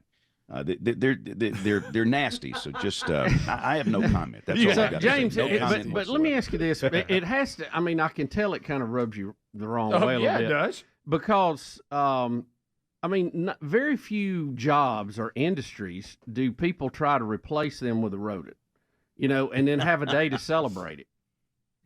And here's the deal. So all the national networks are up there in Pennsylvania. Oh man, did he see his shadow? You know. So let's say whatever the prediction is, 6 more weeks of winter. Well, what does that mean? Right. I mean, quantify that. And where is it? Just in Pennsylvania? Is it in Peoria or Corpus Christi, Texas, or Atlanta, Georgia? I mean, the whole thing is just absolute nonsense, and yet it just attracts the world's attention. So I refuse to participate. Refuse. Well, I don't know what you've got against that cute little cuddly animal. And that man in that top hat. You know, PETA wants them to stop doing it, and they just want to flip a coin. Which, by the way, I know we don't like PETA, but that's about as accurate. Yeah, maybe more. Yeah, so we'll let it go. So you guys stunned me yesterday with this announcement. See, notice how I'm trying to change the subject. Yeah. Well, you know, I was shocked because I thought, and I thought, should it have been my responsibility or Bubba's? Because you made it very clear on TV last night that you and Bubba have had a relationship long before you and I met each other because of this the thrilling hobby of ham radio and ham fest everywhere. So you and Bubba have known each other. You said last night, what, about 40 years? Yeah, man, you get your ham. Listen, if you were in the ham radio community, you would have been plugged into our community because you know what we do. We get on 40 meters, we work CW, we work some sideband, and we go to ham fests. They're magical. They are.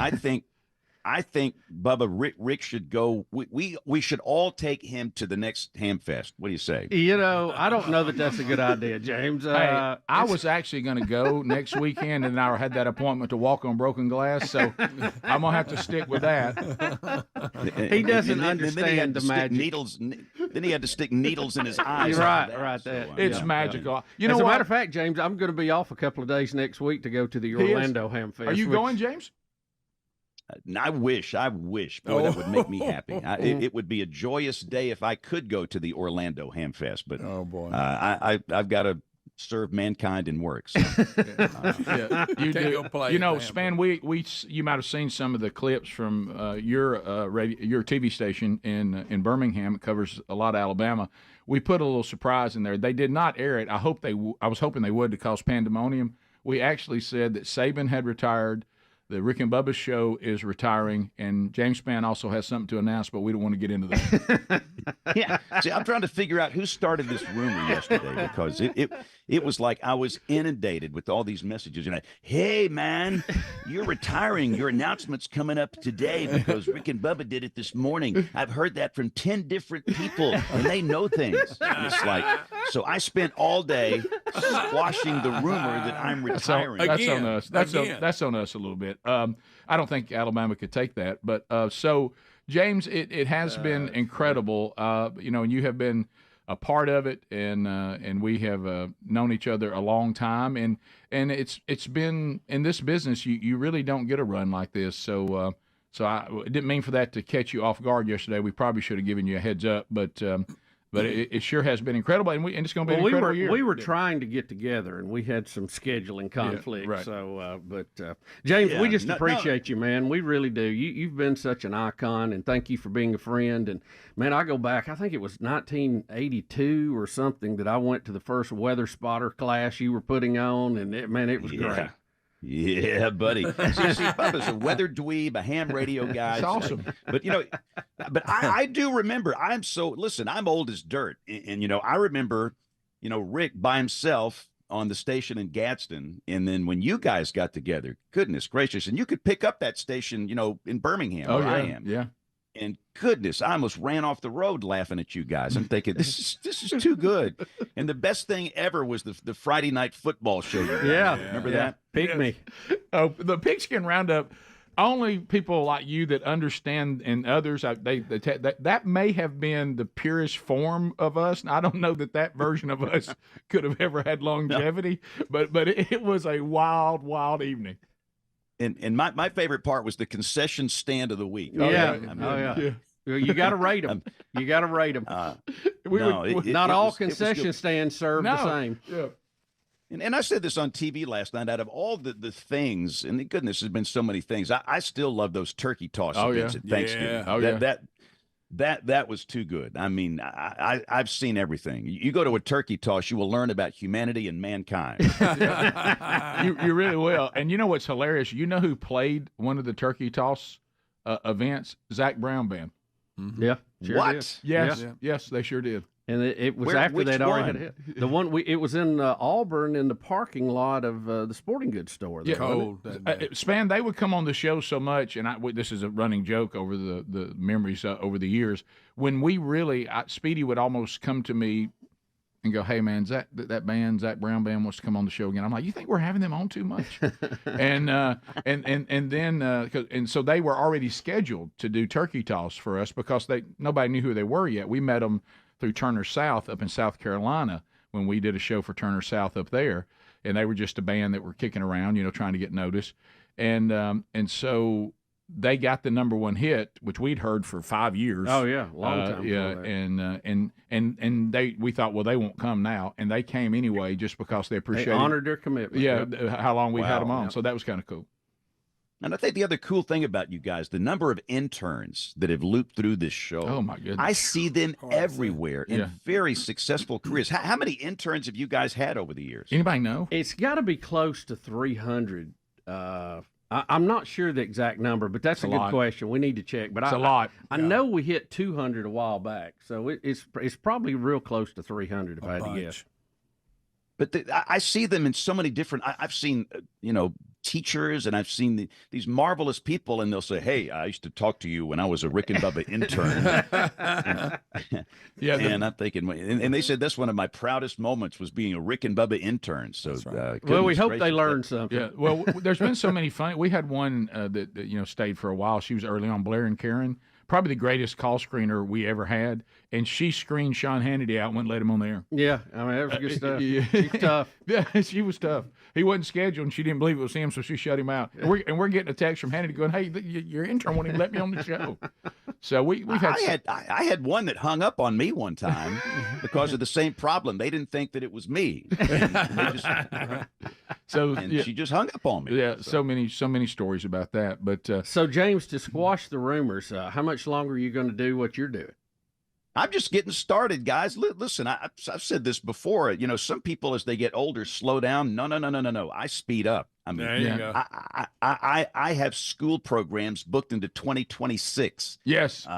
It's just like I don't know how to stop, and I cannot wait to wake up at 4 o'clock in the morning and tell a weather story. I'm living a dream here. Right. And it's like I feel better now than I felt when I was 25 years old, physically. And when you're in good shape physically, you're in good shape mentally. I think Right. the mental cognition goes with that physical health. And Yep. that's a big part of it. Now, listen, if I, felt horrible and I'm starting to forget things, no, I'm done. But no. I'm just getting started. I got a long way to go. So, Yeah. and listen, I know you guys got a long way to go too. That's the thing. People don't understand. You guys are not retiring. You're just Right.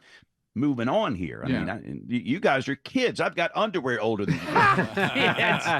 Well, yeah, I think the proper terminology is we're retiring the show. Right. Exactly. And Right. Rick has plans. I don't have any, James. So any openings you got over there on the weekend, let me know. And if you need somebody to park the vans or wash them, let me know. Let me tell you, you put Bubba Bill is Bussey. a weather dweeb. Oh yes, He's a weather dweeb. Put him on there. And I do want to say, because I've tried to find some way to connect with Spann, because I know y'all have so many things y'all like in common. So he's kind enough. He's starting to do some stuff with themanchurch.com. And I want to tell all of you in Starkville, and James is part of the lineup in Starkville, March 8th and 9th. I got a ticket report yesterday. There's only about 50 tickets left in the entire theater. So if you're thinking about going to that, Granger Smith will be there at that date too, and also Scott Dawson and James, and then I'll be there and Andy Blanks. So if you were like going, I think I'm going to wait and see, it's March 8th and 9th, and there's about 50 tickets left. That's it. So move on that if you need to, and that'll be fun, James. I hope everything works out with weather and everything, that you will be able to be there. Yeah, as long as we don't have a tornado outbreak, we're good. And for those that don't know, I finished in the meteorology program at Mississippi State. Yeah. And Starkville is a special place. They basically gave me my career. I was an electrical engineering major. Oh, wow. That was my first major in college. A lot of people don't know that. And I learned that you could do weather for a living. And nobody ever told me that. There were no counselors when I was in school. And I'm thinking, are you kidding me? This is too good. And so going to Starkville is always a treat, and it's a joy. And I hope we have a jam-packed house. I sense it's going to be a really, really, really good event. Yeah, I too. So James, thanks, appreciate you. Yeah, and look, we got a long runway. We got 11 more months, so this brand's not going anywhere anytime soon. Yep. James, thank you for the kind words, and maybe we can have you on a little bit more this year. Yeah. We enjoy visiting with you. I'm around. I'm not going anywhere. Well, it's not like he's tired. He's just getting started. He's feeling better. He's feeling He's better. full of energy. He's speeding up. Thank you, James Spann. We'll be right back. More Rick and Bubba coming up right after this. Rick and Bubba, Rick and Bubba.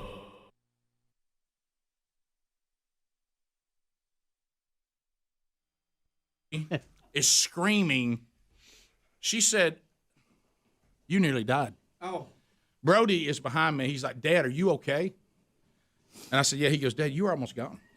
And I said, Head first. So they were real concerned at this point. oh, everybody said, you nearly died. And then we discussed whether it would be a maiming or a death. And we looked down. I feel like you need to go back and hang something around that little tree or get it some water. Oh, what about a Rick and Bubba 25-year ornament? I can't go cut it down because then somebody will fall off. Yeah, say, well, the tree been there. don't do that. Oh, yeah, no, You gotta leave it. No, you want to water it or something. Can you put some of that Miracle Grow around it? Give it a picture of that or something. So what happened Spray was, paint it. so I cut my finger. Okay, my Let's knee, see, let's see. not bad. Then my knees hit the rock, and I have a huge bruise on my shoulder where it stopped me, but it didn't hurt my shoulder. So you pulled a Gerald Ford getting off Air Force One. You just had a tree in the way. And we thought after I was driving out singing the waterfall song back home, at one point I lost function of my left thumb and thought I broke it, but I think it just got hyperextended. Yeah. And how about them drawers? How'd they look? I mean, my knees were muddy from where I hit up in them rocks, and Oh, boy. there was a chance that I would have hit the very narrow terrace that was next. But everybody's on the conclusion with my momentum. Yeah, you're gone. And this is because you tripped on your pants? Yeah, or a rock or a stump or something. And Greg, I Superman right into a tree. Top of the hour. Rick and Bubba, Rick and Bubba.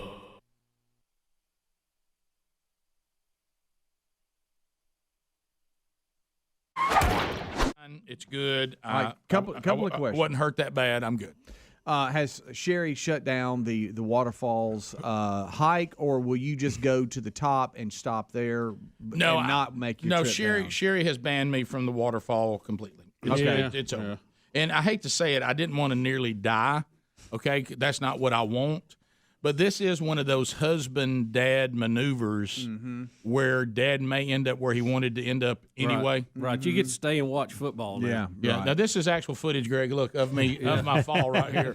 I started out right here, and then I was okay until I started coming back, and that's when it all kind of went south. Right. So there's when I hit here, and then I hit here, Right. and then I hit there. Oh, that's good. that is really good. That's just good stuff. That would have been it. Sure, So here you we're laughing because it really. I mean, just think about how different our day is today.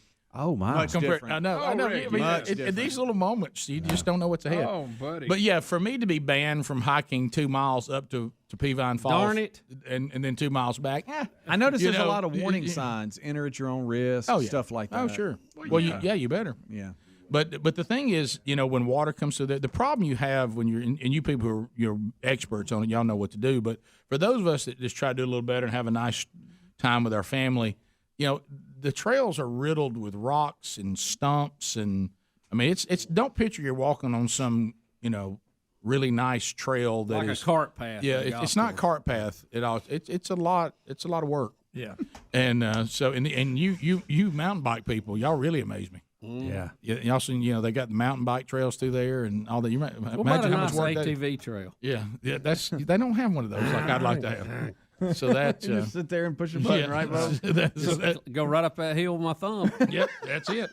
That's what's fun. I enjoy that a lot. We did get to do some hunting while we were gone, and that was Thanks, sorry, buddy. I saw everybody who got to hunt that you should have been hunting with. They had a great hunt. Yeah, and we all had good hunting. I'm sorry you weren't part of it. Yeah. When you were making that, did you just make? I'm gonna go out in the yard and shoot my crossbow today. I was even though the situation with us. Then I got to go fetch it. That's the problem. Where we hunt at our little place, which is not.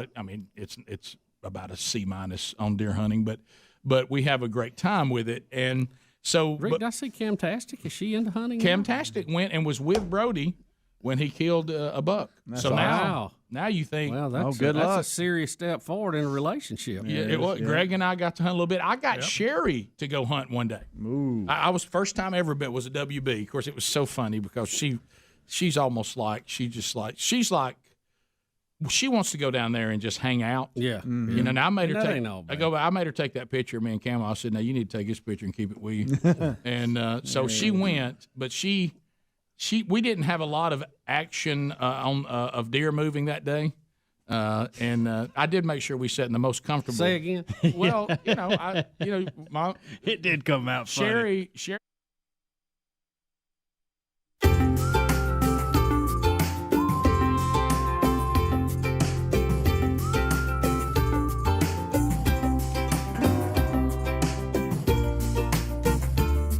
Thank you, Johnny Donovan.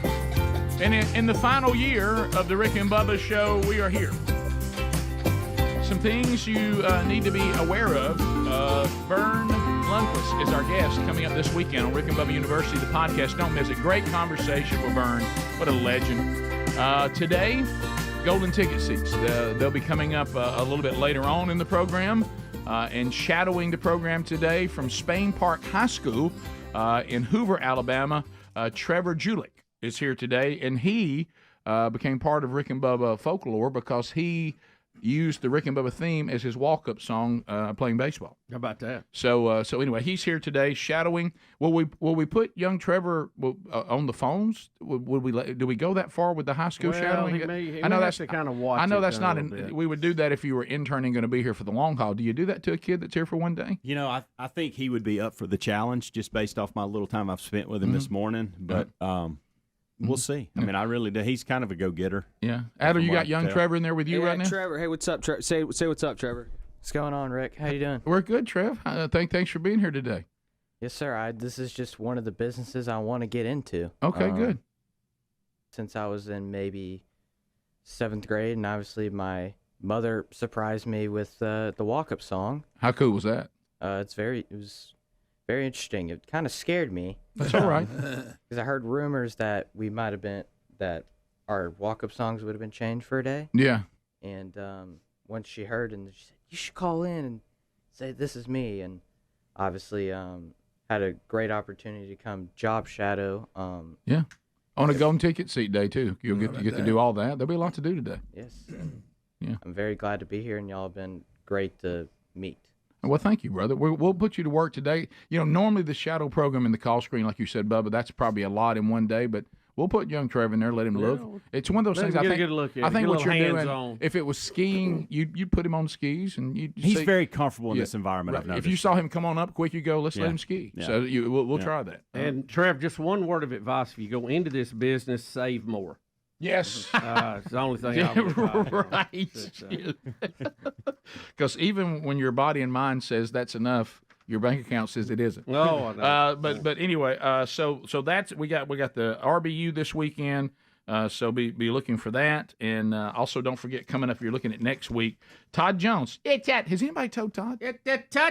Has anybody told Todd? I have been communicating with Todd, and I think I have painted the complete picture for him. Okay, so Todd Jones is doing a man church at First Baptist Church Opelika next week in Alabama on February the 8th. So make a note of that, and then of course I got a text after talking to Spann about the Starkville Man Church Conference. Is the Birmingham Man Church Conference sold out? It is not. It's a much bigger room, so there's probably a couple of hundred tickets still there, and that is going to be at Sanford's Wright Center in Birmingham, and Robbie Gallaty will be there, and Rich Wingo. I'll be speaking. Andy, Chuck Hooten doing worship on the 16th and 17th of February, but there are still tickets available to that.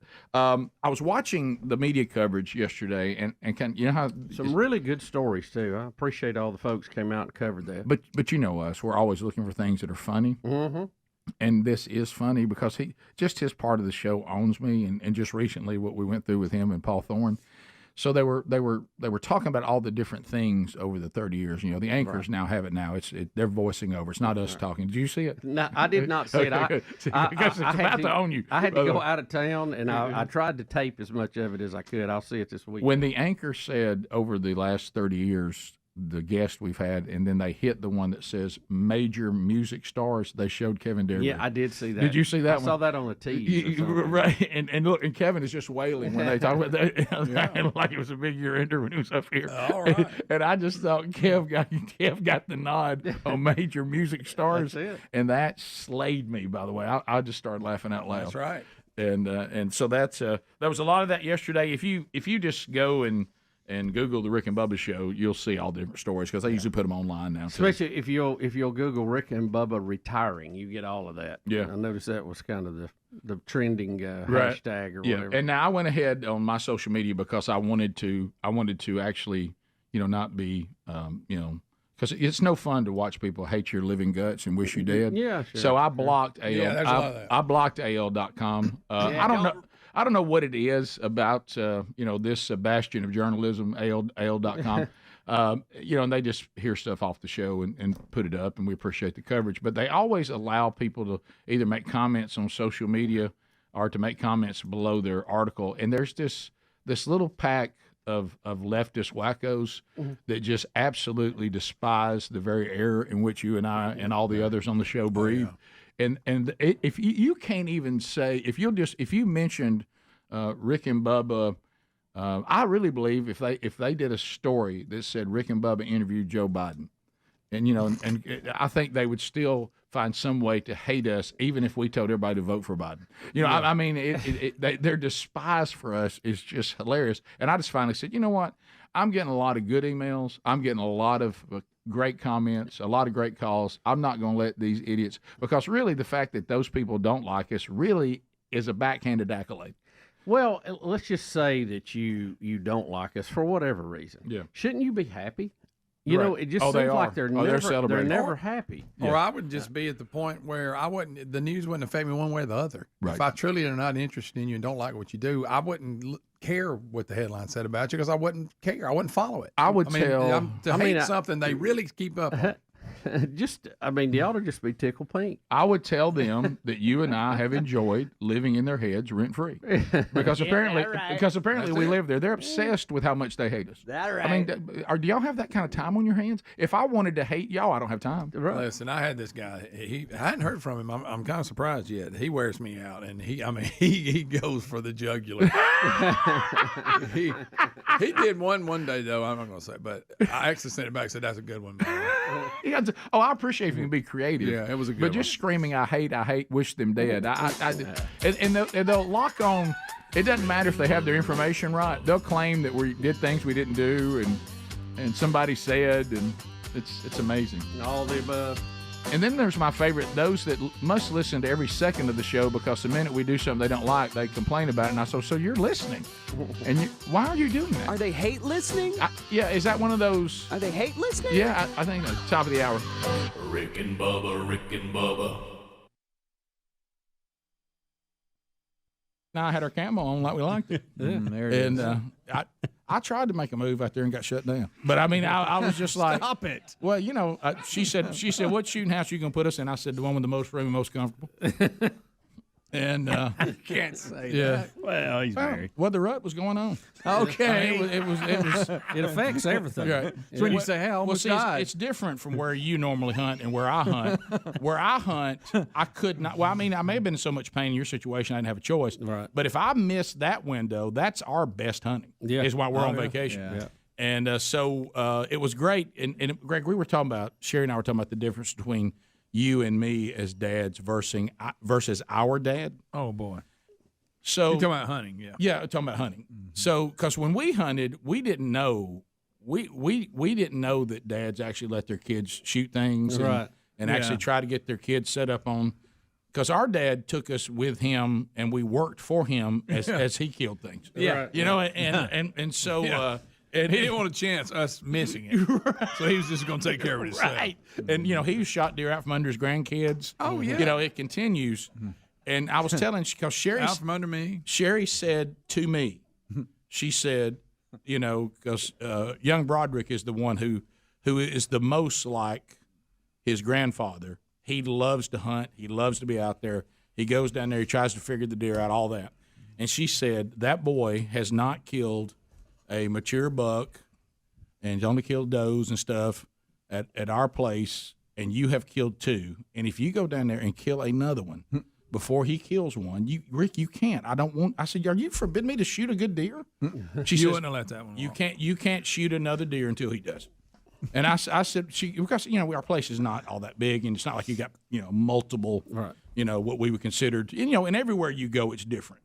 You're trying to shoot the best deer available to you in wherever you are, and you got to realize that at a certain point where we live, if you don't take it, it's not going to survive the year if it goes over on somebody else's land once they get to a certain size. And this was a good deer, and we for where we hunt, and we figured him out and had him on Moultrie Mobile and patterned him, and so young Broderick took a good buck for our place and figured him out and took him down. So, and I really good deal. Really, mine turned out pretty good. I don't have to go back to Peavine Falls, and now I'm free to shoot deer again. Man, this is great. I took care of a lot of things over the break. I'm going to fall down playing with curtains. We'll be right back. Rick and Bubba, Rick and Bubba. We're back.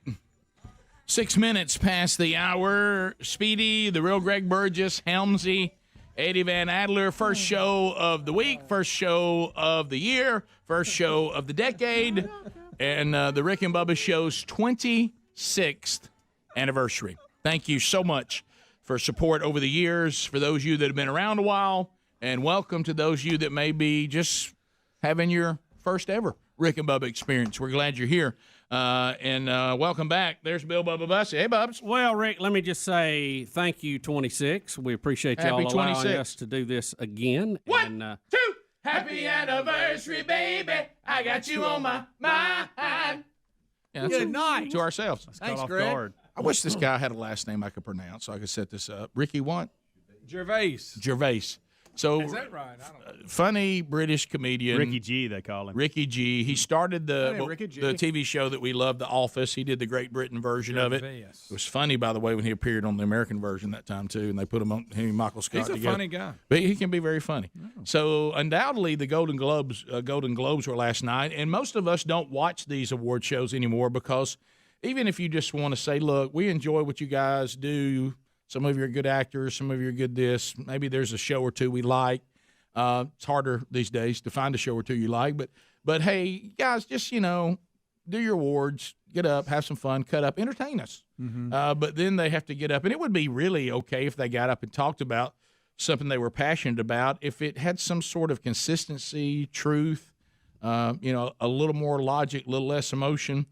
Well, a shocker, Ricky G, was he the MC? Yeah. So he started off the evening by saying that he would like for everyone to be consistent with their views and just get up here and get your award and say thank you. And so it's 7 minutes. Told them they didn't live in the real world. But we've broken it down to the 40 minutes of meat. 40 seconds. I'm sorry, not minutes. Don't panic. 40 seconds. Everybody strap in. There is an F-bomb in it, but we've silenced that. So Speedy, don't say it over it. You won't hear it. Made by a company that runs sweatshops in China. What is this now? He's talking where this starts because he's about to get into it. Right. He's just talking about half the stuff they support and they're using are made in sweatshops. That's Talking about how inconsistency in their view on they go out and buy products that are made in sweatshops. No, he's saying the series talking about Apple. They got the streaming and they have the series that's talking about that the morning show, whatever it's called. And it's talking about how good and fair and all this stuff. He goes, but yet your company gets the morning show on Apple Plus. Yes. Yeah. Okay. He's saying Apple Plus has got a show dogging the very things that they as a company do. It's a drama about the importance of dignity and doing the right thing, made by a company that runs sweatshops. Okay. in China. And so we pick it up with him saying made by a company who runs sweatshops.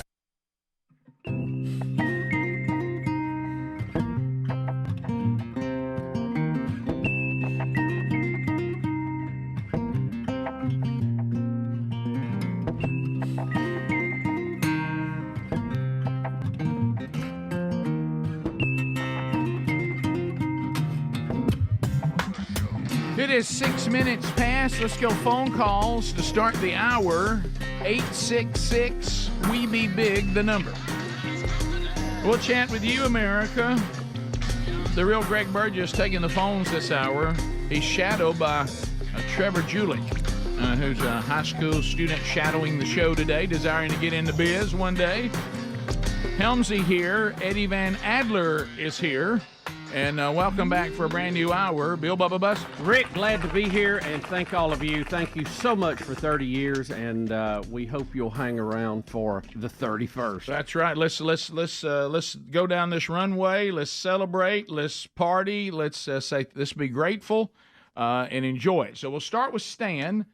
Stan, welcome to Rick and Bubba. Listen to us on 104.7 WZZK. Stan, go ahead. Hey, big ones. Thank you so much for all you've given to the audience over the years. We really appreciate it. Well, thank you. Being a listener, I know that Speed Racer, being the very popular host that he is already out on job interviews. But we here at the Marlboro Company wanted to put in our offer already.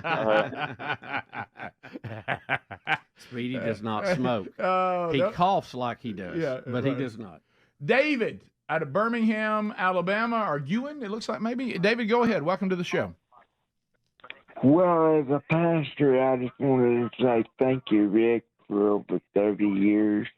I've looked at you as my pastor for a number of years because I would always tune in to your Bible study and listen to your things that you would say on the show and Bubba and the whole gang. And I was wondering whatever you have planned after the end of the year.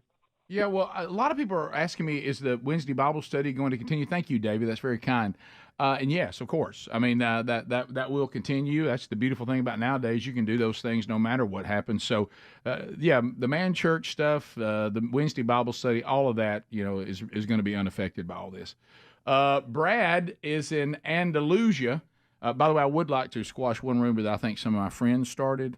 I'm not going to be the new pastor at Briarwood in Birmingham. I don't know what person. I think I know who it was.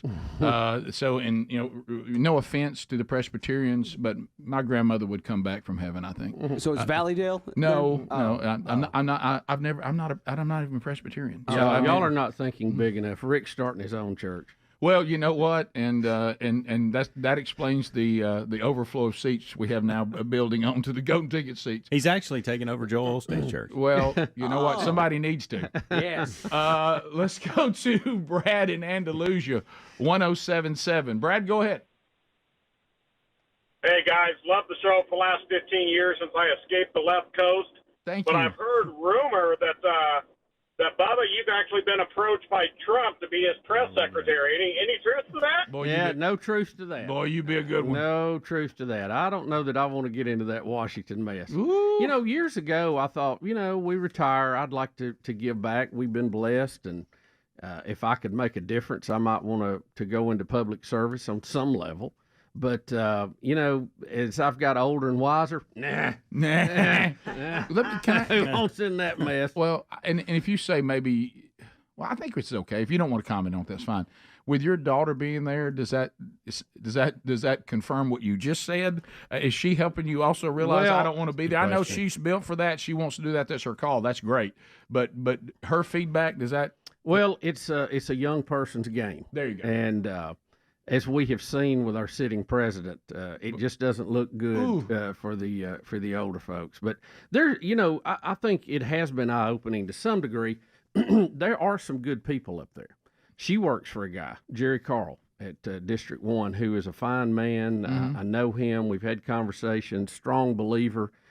Been very successful in his life and wanted to give back. Wanted to make sure that our country and our state and his district was something that his grandkids and everyone else's grandkids could enjoy the same opportunity. But boy, there's just a lot of stuff up there that you have to plow through, and I don't know that I have the mentality to deal with that. Look, you and I both know a lot of men. You just named one that this they were called to do it, either is still called or they were called for a time period to do it.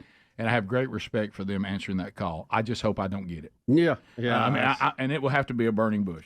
Yeah, it really will. I like helping people, and I like seeing people, a situation change that has helped them for the good, whether it be work or, financial or medical or whatever. But it's just, it's just so hard to get anything done with the way everything is divided right now. So I'm glad that people are there stopping the left from just completely ruining the country. I mean, they've already put it in the ditch, but I'm glad that they're there doing that. But I don't know. I don't know that I have the heart for it right at this moment. Well, and also just the juggling, because when you look at, and I know some people pull it off, this is not an indictment on them, but when you look over here, you say, okay, I'm a follower of Christ.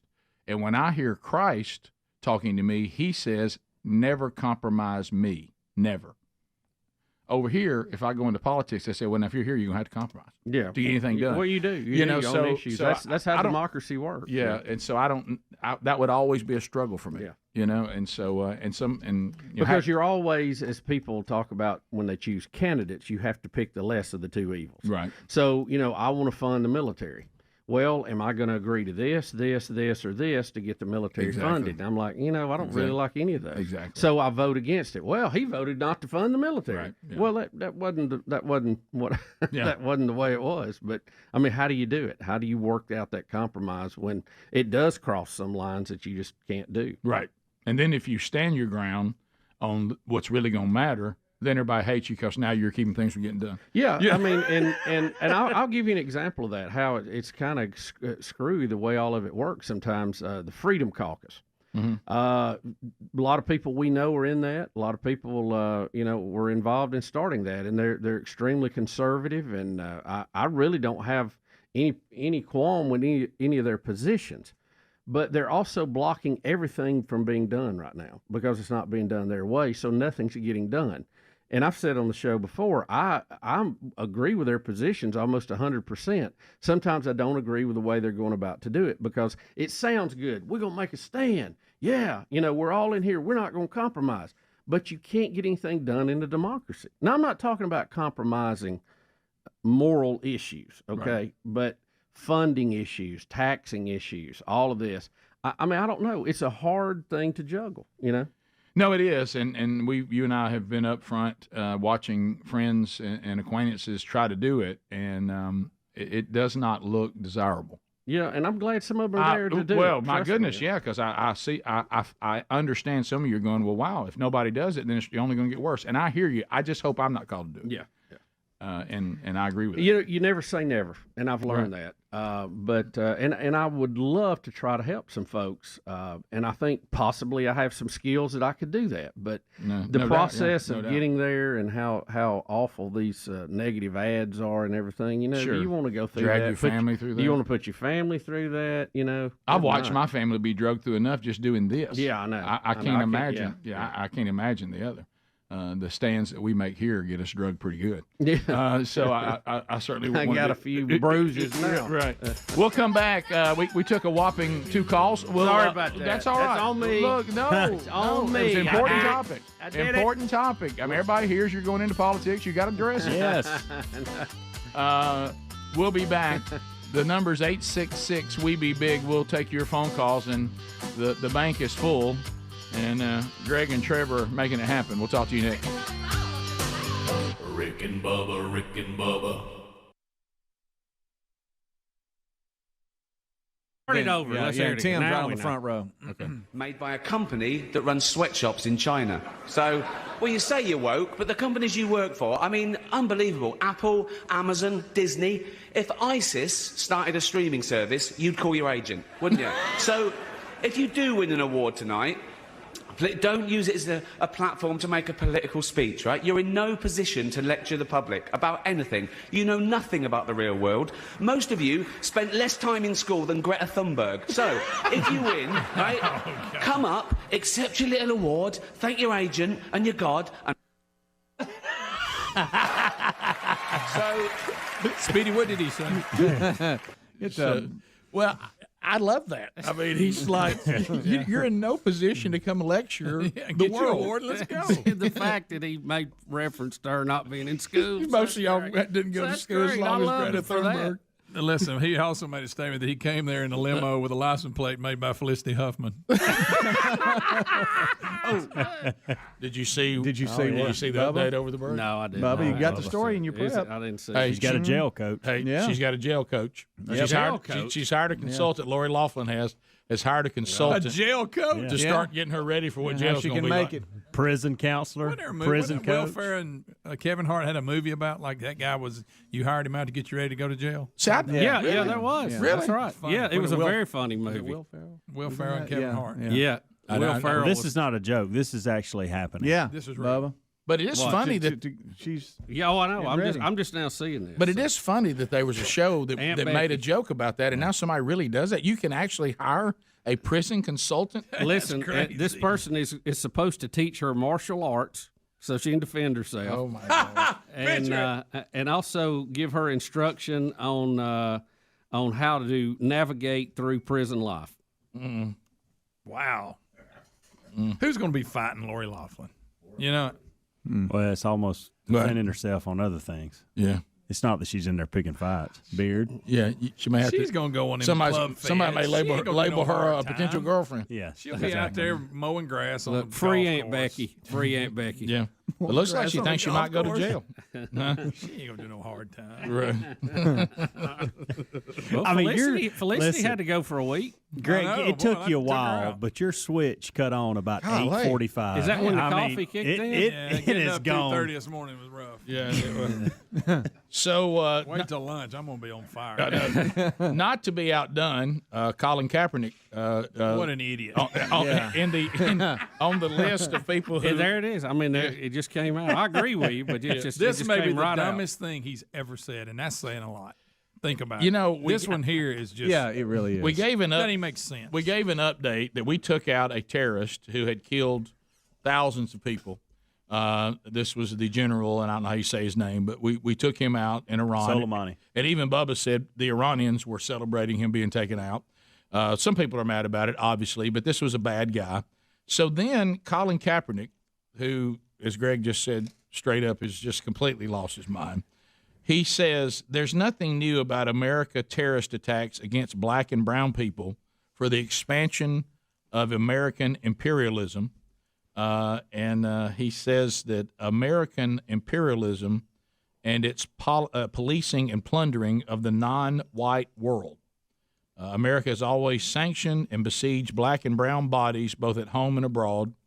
American militarism is the weapon wielded by American imperialism to enforce, and I say, the policing and the plundering of the non-white world. Now, this is after we killed a terrorist, after we had... They didn't consider his skin tone when they were targeting the terrorists. Yeah, and the fact that this also was part of our embassy being attacked in Iraq, and we thought that he may be behind it. And the guy has built and oversaw the IED program that has wounded so many Americans. And if he's saying in the history of this country, killed a lot of Germans. Nobody's whiter than Germans. No, you know, no. Killed a lot of them. You mean the Aryans? Aryans? Yeah. Maybe why does it happen? Yeah, we've taken out quite a few Germans, Russians. I mean, Rick and Bubba.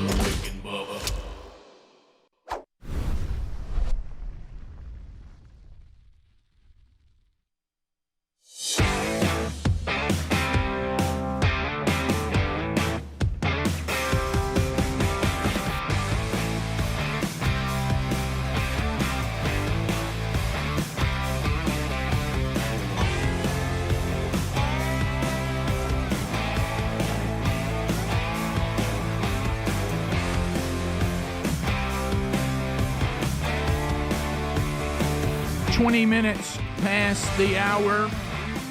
We've said it. The final year of the Rick and Bubba Show. If you have ever remotely considered doing a marketing plan with this show, this is the year to do it. The audience never bigger. If you contact your local Rick and Bubba affiliate if you want to do something there locally. If you'd like to do something nationally, just email Rick and Bubba at syndicatedsolutions.com. And let's put together a marketing plan, and you can go on this journey with us as we land this thing this year to a massive audience. So we look forward to that opportunity if you so desire. All right, to the phones we go. Florence, WLAY. Chris is standing by. Chris, welcome to the Rick and Bubba Show. How are you? I'm doing good, guys. Good morning to you. Hey. You guys really shocked me yesterday with that announcement, but you guys have done an amazing job, and I want to just share this story. In 2022, the latter half of 2022, my world came crashing down around me. I had a divorce, had to up and leave my family, and well, not my family, but everywhere that I lived. I'm originally from Pensacola, so I'm originally Chris from Pensacola. Okay, yeah, I remember that. Yeah. And got the chance to meet you, Rick, at Mobile, and I loved it, and got the chance to just hang out with you, and it was just so fun. Thank you. Man. And there was nights I couldn't go to sleep, but I remembered my two I may get emotional here. I'm sorry. It's fine. I remembered you guys on TuneIn, and I would turn on TuneIn, and I would literally just sit there and fall asleep with you guys on the radio on TuneIn. And I think one time I was listening to Greg's Good Night, Look at That, and I couldn't help but not laughing. There you go. There you go.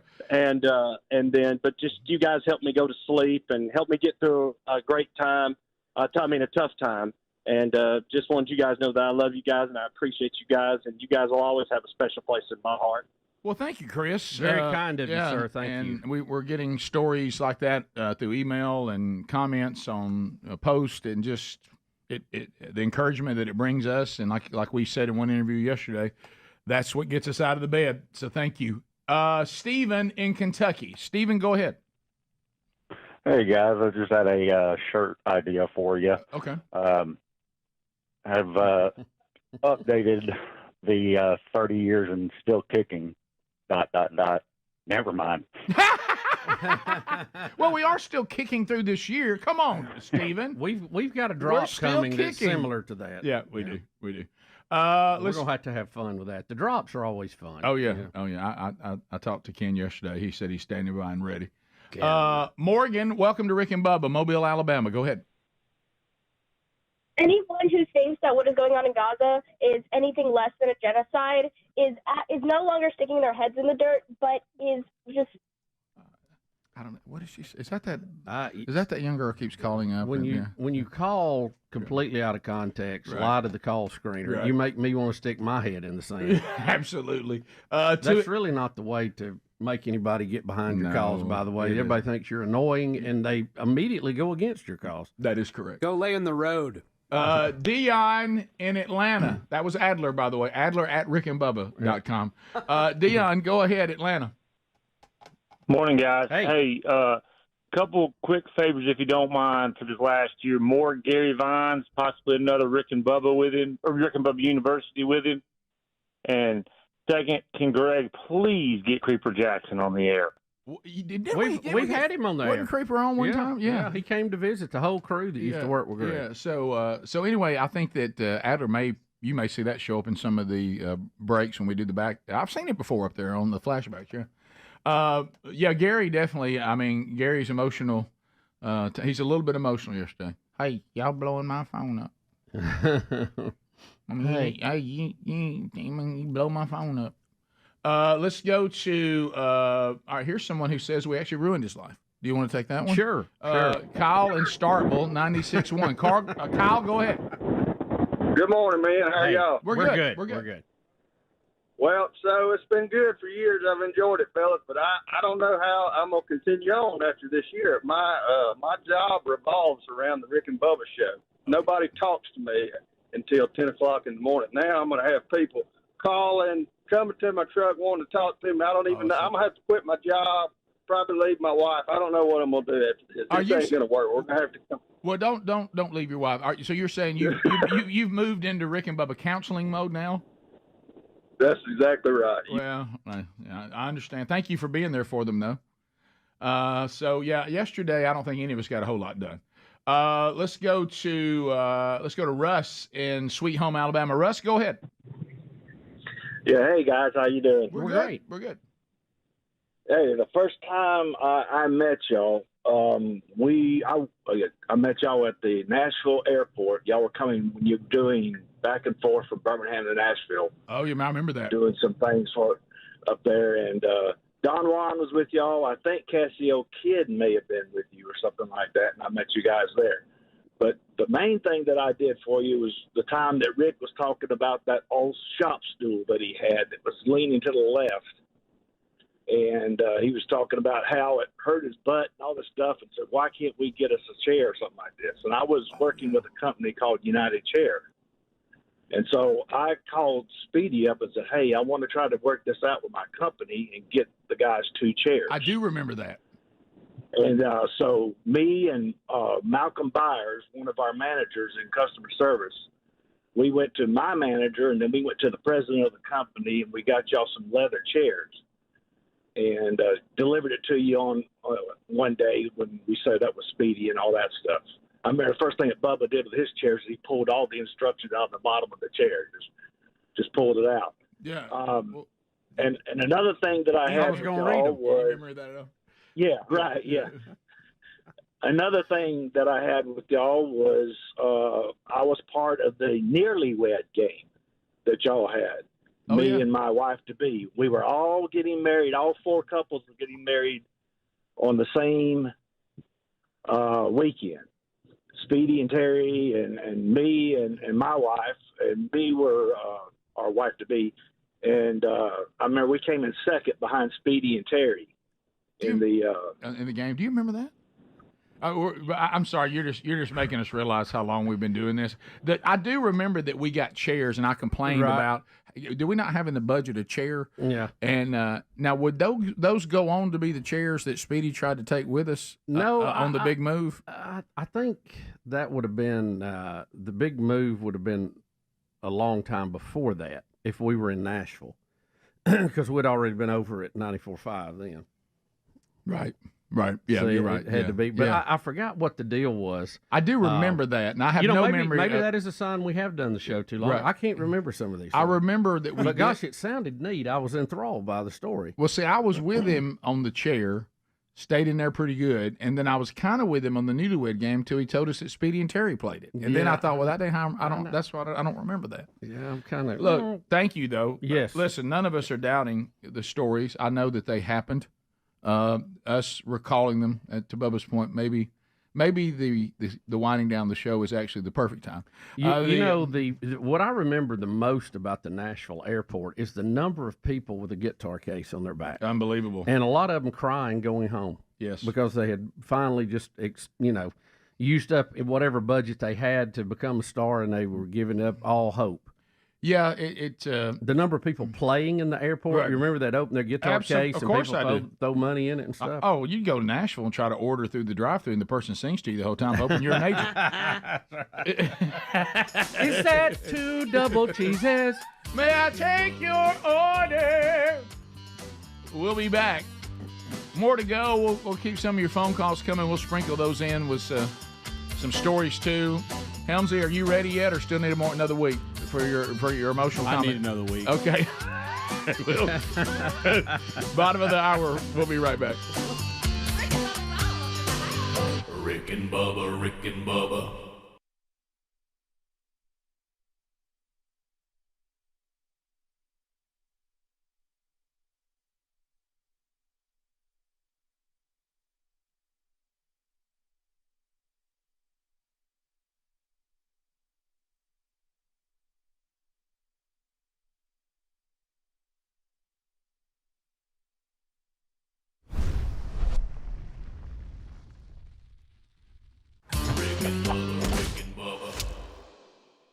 Bubba, how are you? I am dandy. How are you, sir? Well, you know me. I'm in my stance, so you could lay a board across it. I'm looking up. First time I see movement on the offense, I'm gone. I'm watching the ball, too. I'm not listening to the count. Well, I'm plumb giddy today, Rick. It's stitch removal day. Oh, well, gosh, yeah. that's a big one. Woo! It's so funny talking about that analogy and with your stitch removal today. Injuries and football go together, but I can so remember the years of getting to coach youth football, which if you'd like to have fun, just coach youth football. And so I remember this kid, and he may be listening right now, and his name, when I had him, I nicknamed him the Hammer. And the Hammer was a gigantic child, and of course I had to rock him at D-line. Mm-hmm. And the Hammer had never played football before, and his daddy basically brought him out there and said, look, will you turn the Hammer? The Hammer's big, but the Hammer's got to get tougher. So the Hammer started out, and I remember the first day he just said, Coach, I just don't think I can make it. And we were doing high knees. And I said, Hammer, let's just get through high knees first, and then we'll get to the rest of it. Well, he went on to become a player. And I remember so vividly that last little thing I said. And it doesn't matter. We all are guilty of it. I mean, just if you've ever even been around the game, but it can apply to so many things in life. So we're playing a team, and Bubba, it is 4th down and a half a yard. Okay? And they're going to go for it. And I called timeout. And I called him over. I said, Hammer, they are not going to go on 1. Okay? They're going to try to draw y'all off sides. Do not jump. Watch the ball Don't even listen. The quarterback's going to be saying all kinds of weird things. Yeah. Don't even listen. Watch the ball. Yes, sir. Hammer, you hear me? Yes, sir. I said, what did I say? Don't listen. Watch the ball. I said, Hammer, I'm going to say this again. I said, very few times can I guarantee you I'm a prophet. They are going to try to draw us off sides. They will not go on one or whatever was the first sound. They're not going to go on that. Do you understand that? Yes, sir. So what are you going to do? I'm going to watch the ball. He runs out. What do y'all think happened? Jumped offside. Quarterback comes out and goes, ha! Hammer jumps offside. I just said, Hammer, how? How? He goes, I just couldn't help it. Did you say don't hurt him, Hammer? Yeah, hey, you know, just, Hammer, don't hurt him. You ought to look when you see a big guy just doing his Yeah, I just can't even. Didn't you had a guy do that too? Didn't you? Lost you a game? Exact same thing. Playoff game. Don't worry. How many times you say this is? You can even say, Yeah. but you know that'll preach if you think. But how many times in life has somebody told you, the Bible told you, or somebody said, if you do this, this is exactly what's going to happen. Let me tell you what's about to happen. So don't fall for it. And you still fall for it. It gets to be human nature because the movement and the sound goes together. Right. But I don't know if any coach has ever tried this. Has he ever tried giving his defensive line earplugs so they can't hear? You know what? You know what? I think you might. You know that's the reason. That's forward thinking right there, boys. It is. You know, if you, of course you know, or you could run into the thing which y'all loved the story when I was screaming at a kid one time and I actually screamed at him, "Are you deaf?" And the guy on the sideline said, "Coach Burgess, you know he is deaf." And I was like, why did nobody tell me he was deaf? Yeah. Well, he had Unfortunately, those earplugs, they wouldn't hear the coach. They wouldn't hear anything. But you know what? In a noisy environment, maybe you need to go all visual anyway. What I've seen some offenses that definitely need to. What if we invented something that now I know we got helmets, so we'd have to really think it through because it'd have to be easily applied, and we called them short yardage headphones. And what if, Rick? What if you had a button on the side of your helmet you could push and it would close the ear hole off so you couldn't hear? Push it and it opened back up. But you know, if you think about it, or a flap, just so you can flap it up and down, snap it. I've said 1,000 times to defensive players, it doesn't matter what. Likes that idea. Hey, it doesn't matter what the quarterback's saying. He can say anything. Just watch the ball. Right. Up on defensive line. Frustrating. We'll be right back. Rick and Bubba, Rick and Bubba.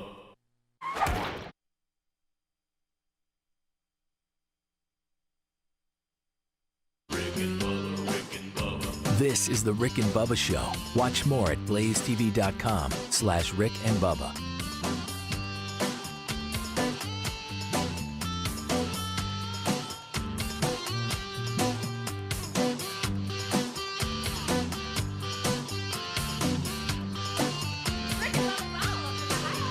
Rick and Bubba, Rick and Bubba.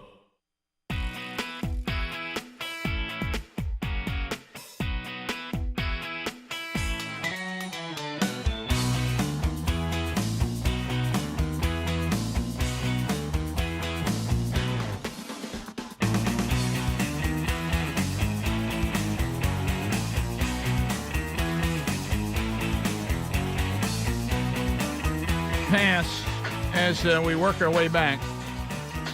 Okay. Got Tax Nation USA partnering with us. I know, just say the word tax. Some of you are going, oh boy, won't be long till tax day for all of us. Many of you are listening right now and you got a tax problem. Hey, I got a tax problem. Stop feeling like a criminal. We know you're not a criminal, so don't make you feel like one.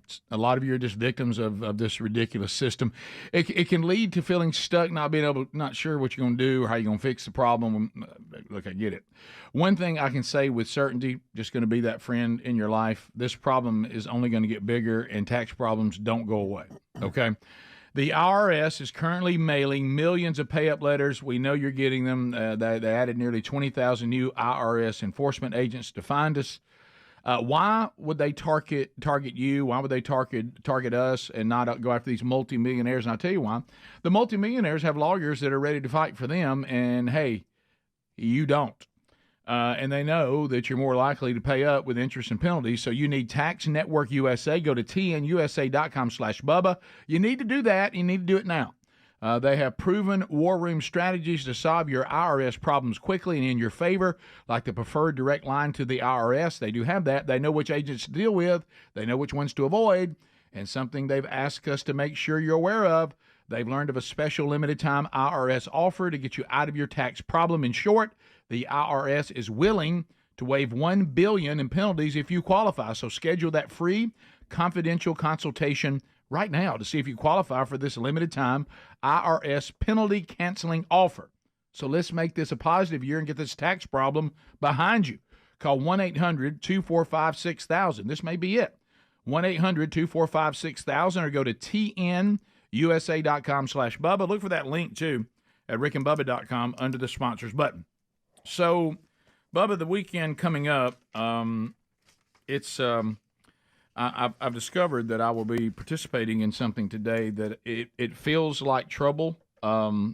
So we all have our little, you got your supper clubs and all those kind of things. And so our Sunday school class has some little, we have a pretty large class, and then we have inside that class, you have some subgroups, and you just have friends and people that you go to church with. And so I was trying to figure out, I'm just going to be straight up with you. I was trying to figure out a way to deer hunt this weekend. Yeah, I guess. And because we're almost done, and looks like I'm not going to get there. And Sherry said, well, you can't go this weekend. We got that thing Friday night. And I was like, what are you talking about? And she said, yeah. She goes, we're with some friends from church. We're getting together. I said, is some kind of just we hanging out, we eating at somebody's house. What are we doing? And then I heard it. No, we're gonna have a game night. Board games or card games or what? Yeah, I guess a little bit of board. I said, we playing games. I'd much rather do that and go hunting. Well, here's the problem. I said, well, let me tell you something. I'm not going to go hunting. I'm going with you, but we're going to win. And she goes, now here we go. I said, wait, there's no way that I'm going to take a Friday night and do game night and not go there to win. I said, and I want you to be focused. And I said, we got to work together. And I probably you and I on the same team, a little bit of an issue, but I'm sure everybody wants to be with their husband and wife and be on teams. And well, is that always good though? Because I don't think it is. No, if you're on a team and it's not working, there can be some friction. Right. And I always like to go home with someone who loves me. Right. And sometimes that's not. But if you're competing against them, it could be bad too. I'll just grab a random name. To Bubba's point, I'll make your point. Listen to the sound of this. Listen to this going to Ron, just some guy in your Sunday school class, or to your wife. Hey, you're killing us. Yeah. Big difference. See? Yeah, nobody wants to hear that. You can't say stuff like that. No, Rick. And I don't know. You think these games will be team oriented, or will I be solo? Because I'm coming. Maybe solo. I'm coming to win. But even if you're solo, you're still competing against. Well, you playing Rook? I don't know what we're playing, but I'm coming to win. Maybe apples to apples or something. Worst board game ever. You mean to tell me that it's somebody's opinion on which card is the most accurate on the topic? It's just somebody's opinion.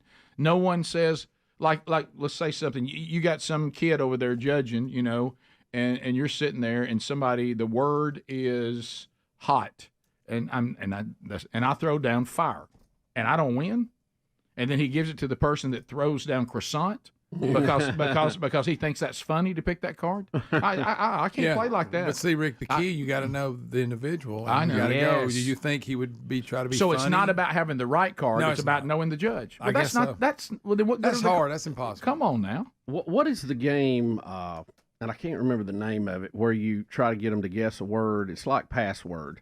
Yes. Code names. No, it was in 4 Christmases. Balderdash. When that thing's going. Yeah. What was that? What's that game? I forget. Can't say. Well, I like board games, but I like Pictionary. Taboo's it. That one's a fun one to play. That's a fun one. But I always thought Pictionary was fun to play. Pictionary's great. But I'm coming to win. And what I'm thinking is that going? What's the odds of me getting in the car driving home to a good conversation and loving words? Or driving home and hearing the sound of the wheels. Yeah, it's pretty high. Not good. And of course she's like, well, we've been invited to someone's house. We lead the class. We need to go there just to be pleasant and to socialize. I said, oh well. Let me tell you, I like to socialize. I like to socialize by winning. I'm going to win. So am I almost pulling for the fact that we won't be on teams? Rick, there's no win for you, really. No, yeah. Because you can be in conflict with a teammate or you can be in conflict with a competitor. Right. And both are negative situations. Yeah, you're not going to win. Well, Rick, I hate to quote the great movie War Games. The only way to win is not play the game. You're right. Say you're doing one of those I games. bet somebody hadn't seen that movie the other day. You're kidding me? I've seen it 100 times. So you're playing one of those games. Never seen it. What? In I've the never world? seen War Games. Oh my goodness! When did it come out? I'm questioning whether I have. Matthew Broderick. You're close. It was His you age. the other day. We It were came talking out about 2 years before I was born. Yeah, That's all right. I don't think I've seen it. Well, so did It's a Great Life. You've probably seen it. It's called It's a Wonderful Life. Whatever. I was reaching for that same life. We weren't alive when it came out. We sure do watch it and seen it 1,000 times. That's true. I don't know if It's a Wonderful Life and War Games are on the same Well, they're level, not, though. but you I need to have watch seen it. War Games. I like that. That's a good one. Oh, I've I seen thought it was, for its time, it was excellent. Excellent. Yeah. I'll have to check it out. Yeah, if it's one of those games tonight where you have to guess words, you realize that means your partner has to give good clues. It's a great life. That's important. It's a great life. I was thinking that. Did you say that? I said that the other day, too. It's a pretty good life. I Well, like that I don't know that I would call his life wonderful. I'd say great. You know, it's a toss-up. You know? I agree with you. Y'all ever see that game Cards Against Humanity? It's terrible. It's horrible. The what? The whole thing is like it's very popular. And the whole thing is like be as weird and as nasty as you can be. I'm not a fan of that game. Y'all haven't heard of it, so I'll stop talking about it. Wow. Yeah, It's very popular. How about Smart A? Y'all seen that one? That's what it's called. Greg. Well, And it's got a donkey. I figured you had it. And it's got a donkey on the front of it. Thanks, Rick. Wait, I do have it. We played it. Is that a game where you test your knowledge of how much you know about Greg? I forget about the. I forget. Well, I said A, y'all. I didn't. I think I've done over my quota. So, Well, y'all played. but really, it's referring to the animal, so I should have said it. Have y'all played Exploding Kittens? That's a real game. evidently. Shut up. It's popular too, evidently. We usually revolve around really out there on the edge things like Clue. That's good. I think Sorry. Balderdash. If they play Sorry, I think there's potential for me being hated by everybody. What is Boggle? I don't know. What is Bob? You remember And that? it got a little weird looking dice. It had a Great thing in the stuff. middle that would flip the dice for you. Oh yeah, that game Boggle. Wasn't it a spelling game? Yeah, it's like a spelling game. Don't like- roll dice. I don't with want. dice in I don't your like hand. spelling I know that. games. No, you were doing it. Look, I didn't know that. I'm down for almost any game. Just don't play Twister. You know, as adults, we should not be playing No, Twister. well, You played Not a Twister Sunday every- school class. Never for sure. played that. Yeah. Hey, buddy, you're rolling with people wrestling, and you're worried about Twister. Point. Yeah. All right, fine. Let's play Twister. Greg, you and me, you're going down. You're buddy. going down in Twister. You're going down, buddy. That's a miserable game. It is. I mean, nobody our age should ever play that. No. So I don't Right know. hand. I don't know. I just think the potential for me to get in trouble tonight is really high. Oh yeah, you're You gonna need lose. to somehow go. I don't care if I win or lose. You need to somehow do that. But see, I do. I know. And you got to work You're past gonna it. have to be an adult. Well, like the person giving you a clue, you know what? It's so easy to go. So that's the best clues you can come up with. The word was banana. That's the clue you gave me. See those kind of things. Yeah. That's where Don't say that. it doesn't go well. Don't But say if you're playing with Ron as your partner, you can get on him all you want to. Yeah. In fact, you kind of But then you're competing with your wife. I tell you, there's no good place to land on that. What about No. what if I try to sell her on? I'll bring honor to you by winning all games. I now don't that's know a that. stretch. But I don't know that they'll buy What that. word is it? Your husband's a winner. Good try, Rick. Your husband's a winner. Nice try. Can I go there and not be competitive? No. Can I do it? No. No way? No way. I'm going to try right here to try not to care about winning. You might as well stop on your way home and buy something as a makeup gift. The Biden administration has made me try not to care about winning because I hate being disappointed every Right, now. that helps. That'll do it. 15 minutes to the top. We'll be back. Rick and Bubba, Rick and Bubba.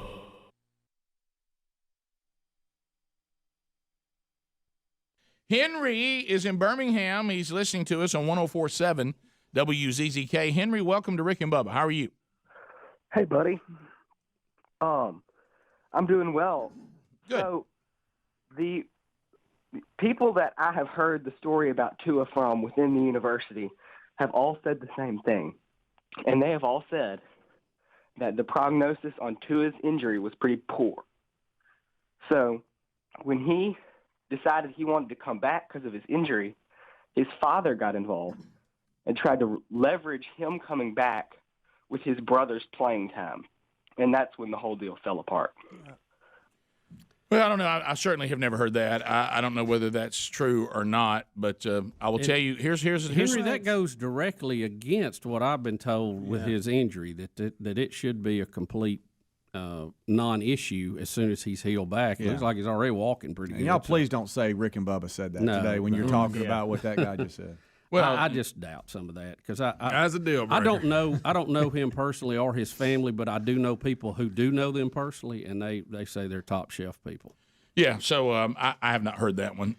So wait a minute. So he's trying to say that he was saying leveraging his brother's playing time. What he said didn't even make sense. That's what I'm saying. So he's going to come back. If he's coming back, his brother's not going to be playing. He's going to be sitting on the bench behind him, right? Or did I misunderstand what he was saying? I don't know. That's why it didn't make sense. That's what blew the deal up, though. Yeah, I don't know. I love the rumors. Let me tell you what happened. There, look, I got the scoop. And then what kills me, the people, just normal people that suddenly have an inside scoop in Alabama. I mean, the guy that's like spraying your house for bugs. I tell you what's about to happen. Well, I got a friend out there in Tuscaloosa. Yeah. And here's the thing, too. Hey, now, Phyllis and I were talking, and one of the reasons why Tua Tagovailoa is not returning is because they think Saban doesn't like Hawaiians. So doesn't appear to be that way. But anyway, so but here's the thing too: there's always somebody unhappy. He made a pineapple joke. It was off color. Would not play. And look at the number of people who were transfers who've made a big play this year in college football. All of those are people who did not get the starting job where they were at. You talking about the playoff featured 3 quarterbacks that either didn't start or lost their starting position, right. And then all 3 of them were in the finalists for the Heisman as well. Yeah. I mean, that's the world we live in now, and. With Tua gone, his brother will be there to compete. They've got this kid from California coming in who's all world, and guess what? Both of them can't play. One of them's going to be very upset, unhappy, and probably transfer. That's the world we live in. It's no slight to your team. It's just kids trying to get to the pros, and they know they can't do it as a backup. Well, you make a good point, and now there is a solution which has been made available, and we saw it in the playoff, and we're seeing it in the. When the 3 of the 4 teams were in that situation, well, really you could almost say, we didn't have a portal situation, but even Clemson's quarterback replaced a starter who went somewhere else. Yeah, so the portal played in all of those situations. All 4 teams, but listen to this, because I remember a friend of mine who said this to his sons who had been a quarterback. He said, here's the only thing you got to know. You can start trying to develop wherever the team wants you, fine. But if you're thinking quarterback, here's the thing you got to always remember. On a football team, to Bubba's point, and any time it's been tried other than this, it's never made any impact. Okay, we've all tried that 2 quarterback thing. It's never worked. But so the bottom line is, in reality, when you decide to be a quarterback, whatever team you're going for, there's only one. Now, you could be an offensive lineman and have 5 shots. Yeah. You could be a defensive lineman, and sometimes defense, you can have 8 shots because they'll rotate 4 guys in and change them out. But when you're talking about quarterback, there's one. And now, though, so with this portal option, you can say, yeah, you're right. I'll try to be the one, and if I'm not the one, I'll go be the one somewhere else. Anonymous caller out of Huntsville on the topic we just heard, Greg. I know you want to hear more about it. Here we got the scoop, Rick. That's right. So, Anonymous, go ahead. Hey, I was calling just to follow up on the previous call about the leveraging of Tua's brother. I've actually got a friend that's an analyst down there, and I can say that's I've heard the same thing pretty much word for word. Okay, so explain it to us because we didn't understand what he was saying. Yeah, I don't even know what it meant. So what I was told was that his family came to Saban and was like, hey, if you can guarantee that Tua's brother is going to get playing time after next year. After Tua leaves. Then, after he leaves, then he'll come back.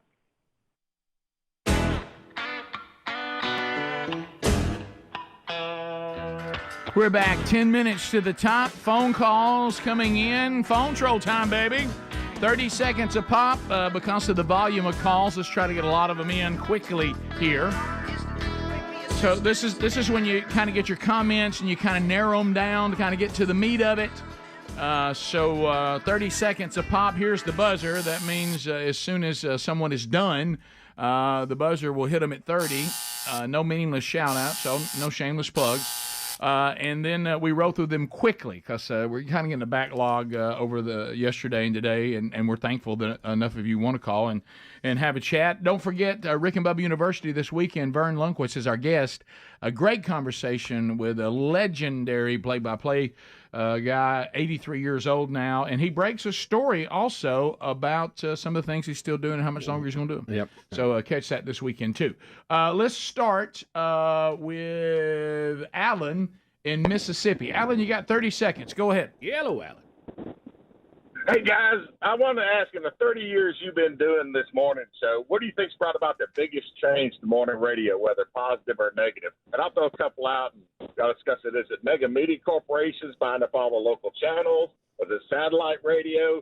Was it podcast? Was it the fact that there's just so much other media available out there like YouTube and streaming services? But I'll hang up and listen to y'all. Love y'all. I don't even know if there's any need for us to say anything. You listed all the things we would say. Boy, you've done well there. You've done it. Yeah, I think so. And of course, our show's heard many different times of day, but you mean doing radio. As a matter of fact, it was interesting. I was getting Knoxville people going, what are we supposed to do from 3 to 6 in the afternoon now? Yeah. So you forget we're on to the afternoon there. But anyway, don't you think he listed everything that we would say? It's... Yeah, I would, to give you a really good answer, I would need a little more time to organize my thoughts on it, but you hit some of the problems. I think, and look, I'm a capitalist on one side. I like, what our country does free market-wise. I don't think that all the companies buying up all the radio stations to the level they did was necessarily a good thing for the listeners or for them. But some of that helps. I mean, there's some you can do some synergy and some cross promotion, and you can get some backbone things to help you across the board. But sometimes when you just lose the local people on the radio, it's I don't think that's necessarily a good thing. Yeah, and Bubba and I addressed something that ties into all this, and it was very unpopular. And of course, it was a funny story that Bubba was staying at the beach after the convention, and we left him down there. Thank you. Is Bubba and I had a chance to speak to a broadcasting association. We were not invited back, nor to any others. When we said when the ability to go get the music you want and to program it and create your own playlist started getting more and more easy, user-friendly, and all this, we went and told radio people everywhere, radio has got to get back in the entertainment business. If radio is not going to get back in the entertainment business, it is not going to make it. Because if you're just going to try to out-playlist people who can go make their own playlist, out-jukebox you take these personalities and you won't pay them anything, and all you got is people that read cards, meaning the audience never connects to them. Loyalty in a radio listener now is loyalty to a show. It's no longer loyalty to a format. It's not loyalty to a call letters. The loyalty is content that you have on the air.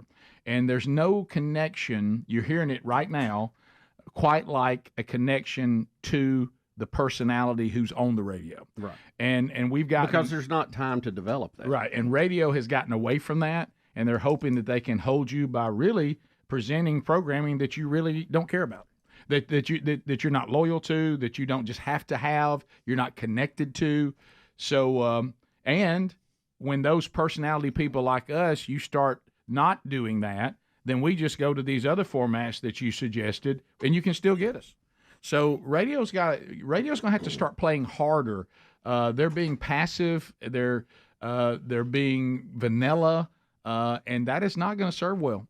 It just didn't. Well, the one thing that I think where radio had a huge advantage was that they could put personalities in. Right, yeah. I can, if I like a song, I can download it or stream it or listen to it on the local radio station. But if I can get it on my phone, I can get it when I want it.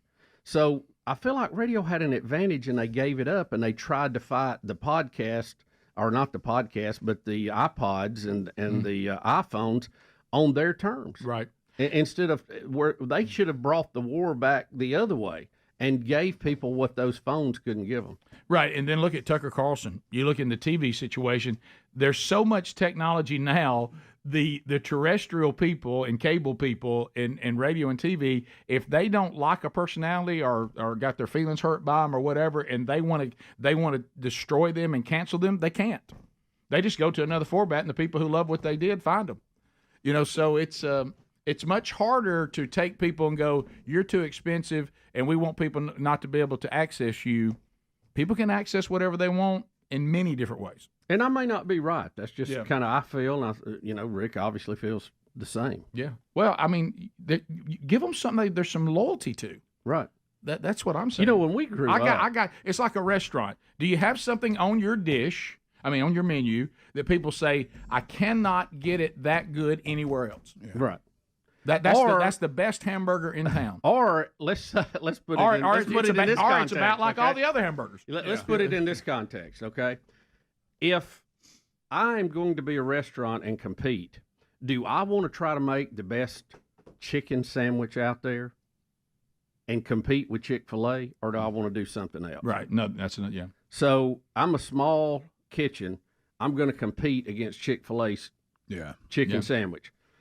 I may have some success, but I don't think if I really want to make this thing blossom and be something, I don't think I can do it doing that. Maybe I need to do something else with the chicken. Put it on a stick, put it on like chicken rope, on a stick. put it on something. Do something different. And if you look at eat it raw. If you look at it in its purest form, I better have something on my radio station that's better than what they can go find on another platform. That's right.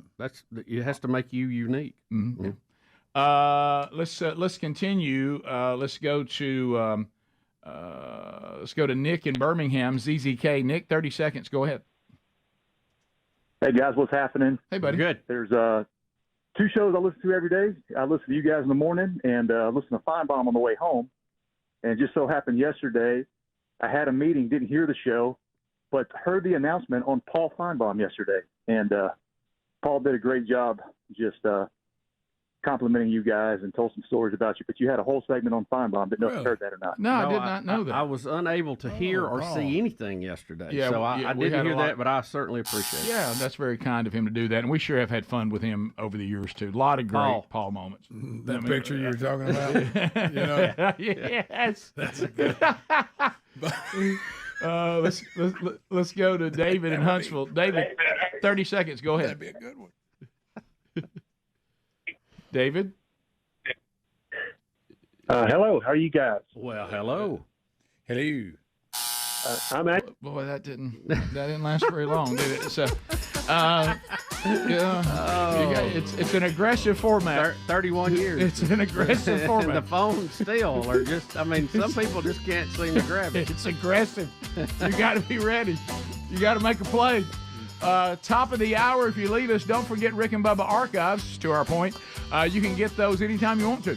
If you on any parts you miss, or you got more Rick and Bubba live, we'll be right back. Rick and Bubba, Rick and Bubba.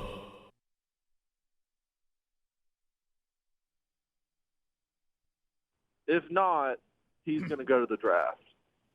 And Saban pretty much told him that's not how I do things. And if he wants to declare to go to the draft, he can. See, the reason why I think that is total hogwash, and I do think it is complete hogwash, is here is Saban at the press conference yesterday obviously showing that he and this family and he and this young man have a close relationship. I promise you, here's what I do know about Saban. If some game like that had been attempted to be played, yesterday's press conference would have looked a lot different. Yeah, he might not even have been there. Yeah. And so I just think that's complete hogwash. Here's what I think, and I know this may be outlandish. And we don't know, but I'm just knowing the parties involved. Makes sense. You think he's going to give that impassioned speech if a family tries to play him, trying to tell him who's going to play quarterback? Nick Saban?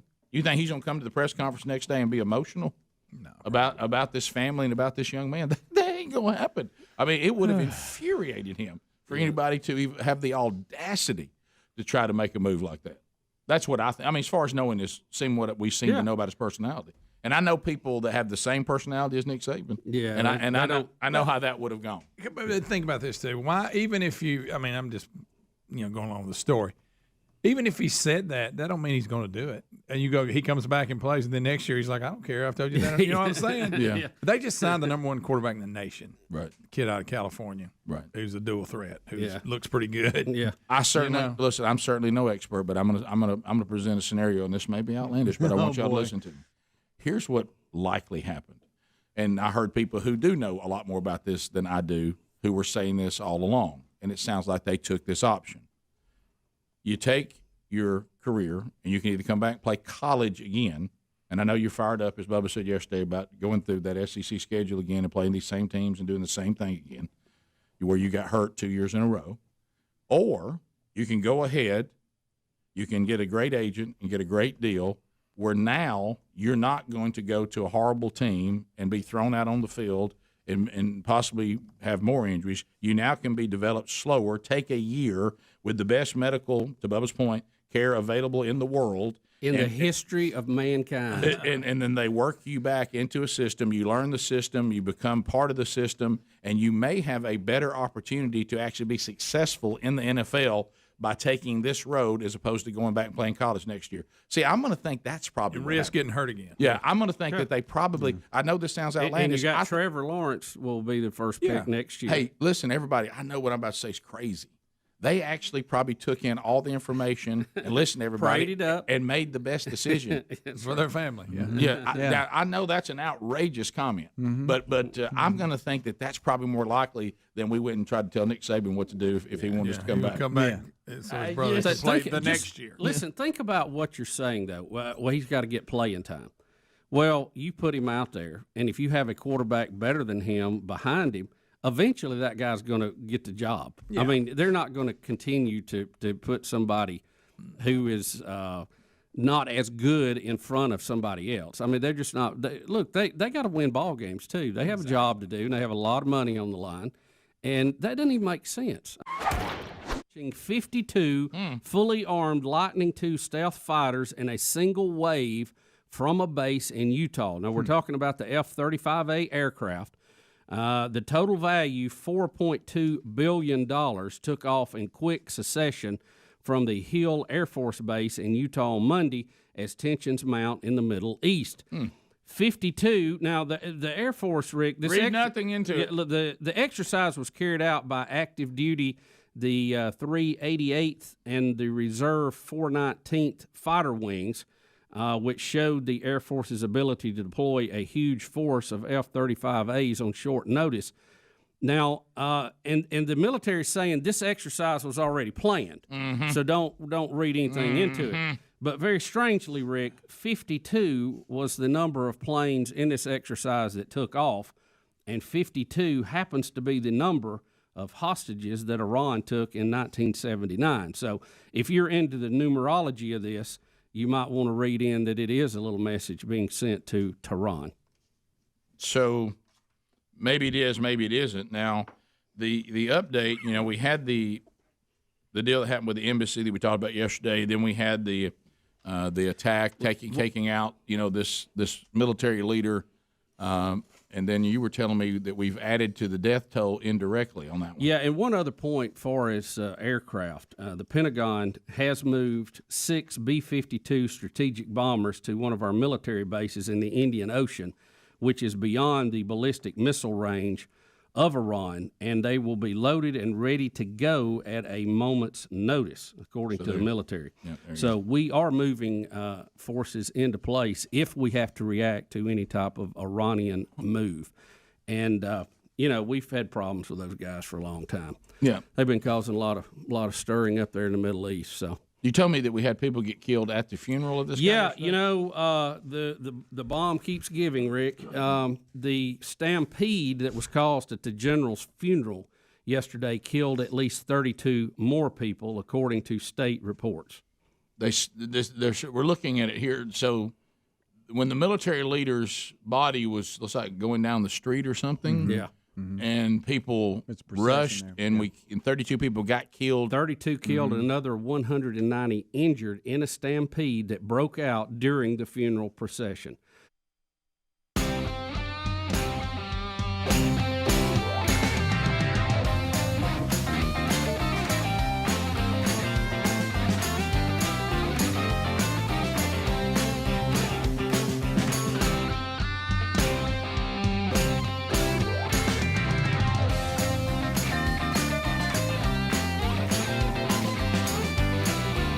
Here we go, 6 minutes past. The Big Boy Studio now populated by the golden ticket seat guests today. Welcome. Glad you guys are here. A big hour coming up. Your phone calls will be part of it at 866-WE-BE-BIG.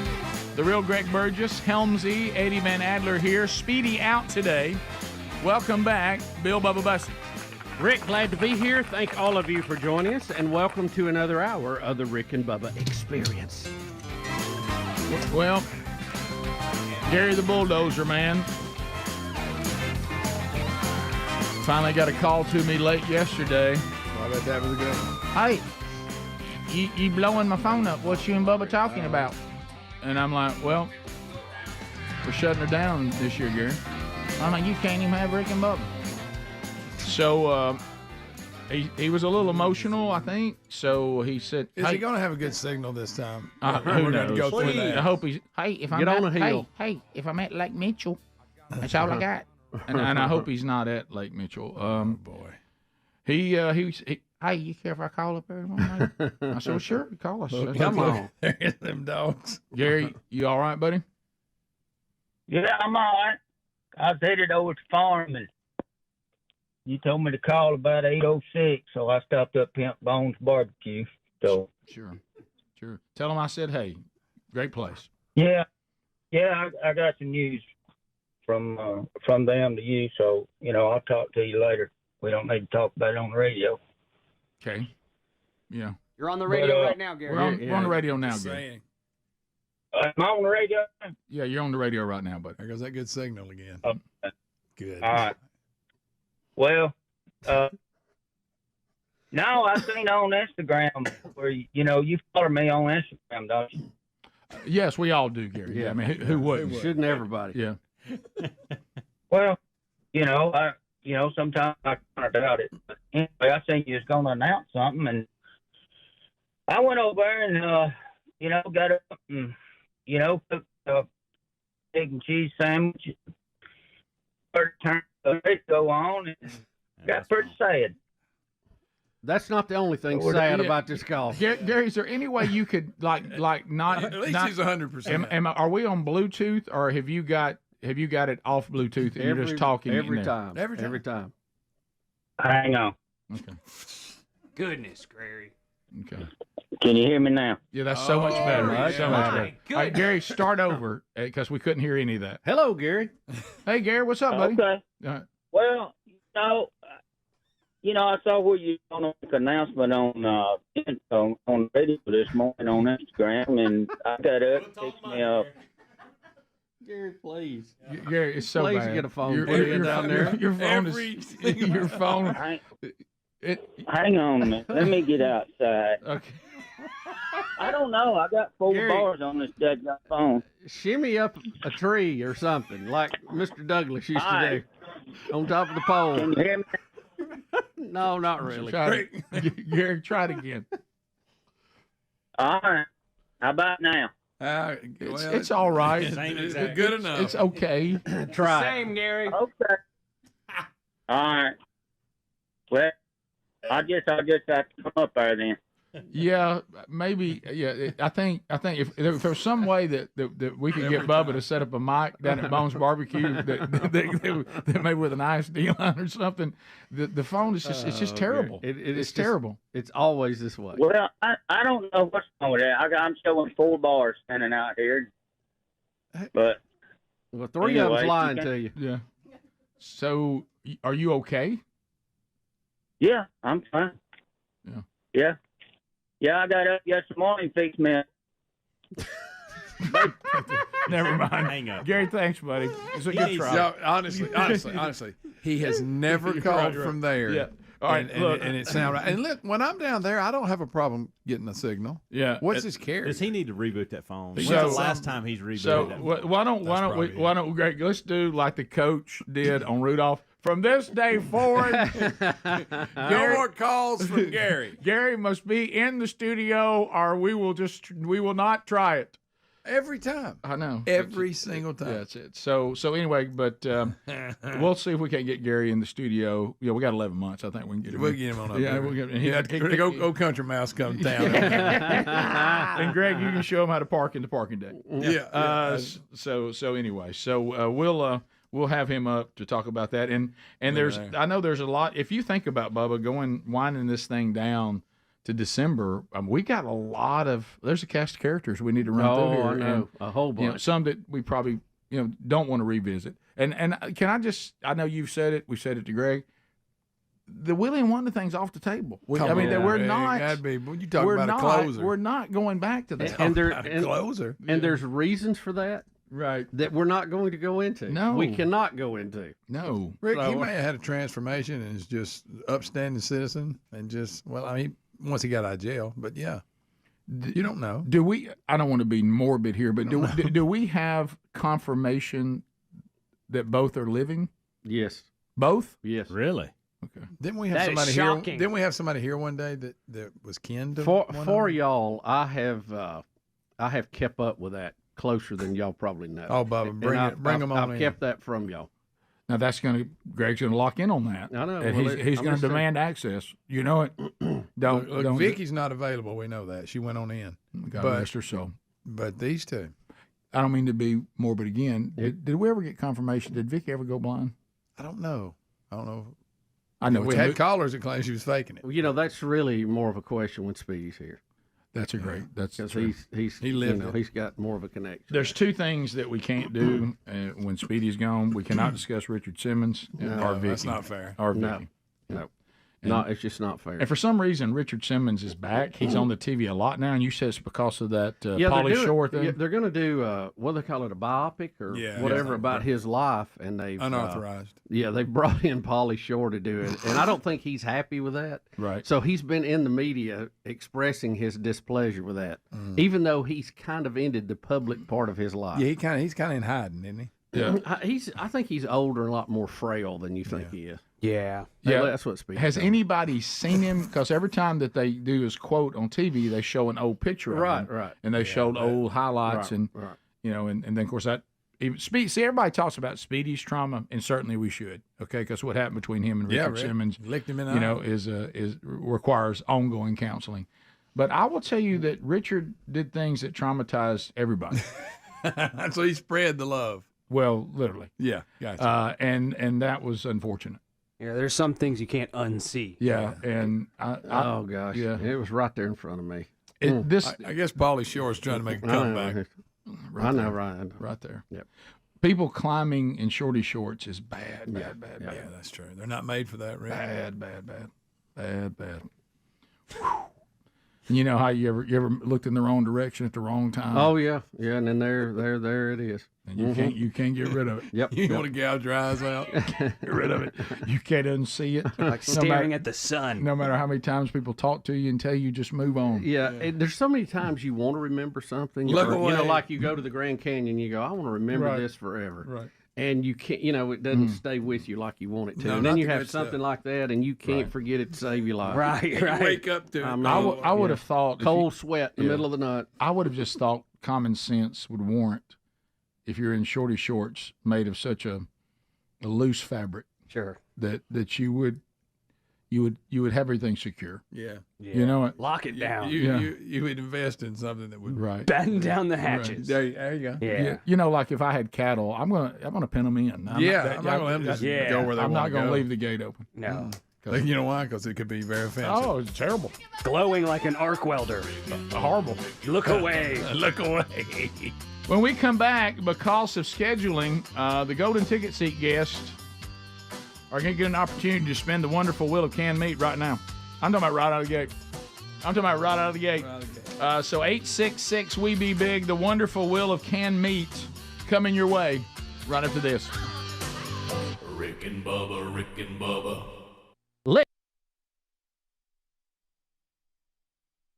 Now, why would you have a stampede during a funeral procession? I don't. We were wondering about that. Yeah, we have funeral processions in the United States all the time. You hardly ever hear of anybody being run over. Maybe because we act orderly and respectful. Well, in all fairness, somebody said they did release some bulls. Yeah, no, I'm just kidding. I think somebody screamed drone. Right. Greg. Somebody screamed drone. No, that's good. What? Yeah, that's a good one. That's a good one, my friend. Well, look, hey, is that a drone or a bird? Well, let me tell you, when you saw the old military leader get carved up by one that just took his car out. Oh, wow.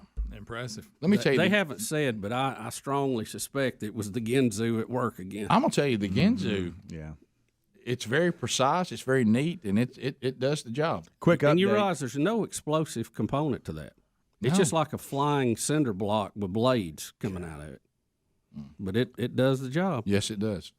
Quick update, just hit 40 now dead from the funeral and over 200 injured. My goodness. The number is going to keep growing, they say. Look, I've been to a country funeral, so people got got a little emotional. But I've never seen this. Is unbelievable. Well, that's a culture problem they got right there. You know, is this that thing? And I don't know. Too much passion, not enough sense. Yeah. What did you? You know, you get it out of whack, Rick. That's a bad thing. You got sense and you got emotion. You got to have a balance. Yeah. You know? Well, you're basically it's all out of whack. Right yeah. there. You're basically speaking about my life in the late '80s. Yeah. But we've seen it here. But going back to this, is this one of those things? Because I know anytime there's evil dictatorships or theocracies or things like that you're afraid of as a citizen, was this we're trying to overreact to how sad we are about his death, and so everybody sees us, and there's just too many of us trying to do it, and we're all out of hand? Because there was a few people you said that were glad he was dead. Yeah, we saw that protest too. Yeah. But I don't. Yeah. I was shocked to see that. I'm sure that was not permitted under the normal government rule. You haven't seen any more of that. Mm-mm. But that one may have been the more heartfelt one of the whole thing. Boy, I saw a documentary while we were on Christmas break about the one-child deal in China that they did from I think it was officially put into their, I don't want to use the word constitution, but it was put in there in 82, and they did it all the way to 2015 where it was against the law to have more than one child.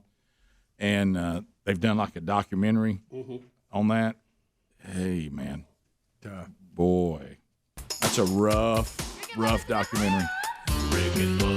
Because if you find yourself in a bind with more than one, yep,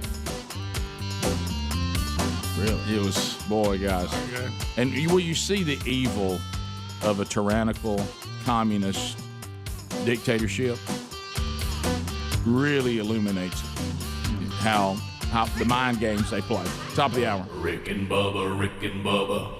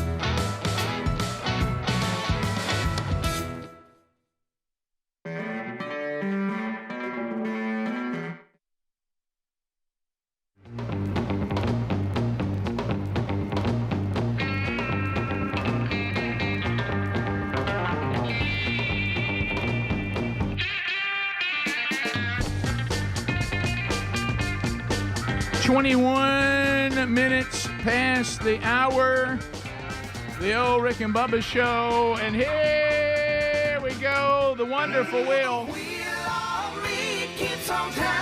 Wonderful Will.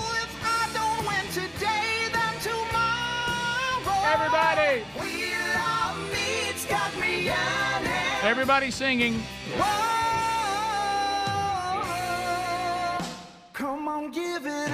It is the wonderful Wheel of Meat, Rock and Roll City today. Even though Greg is here, Speedy's out.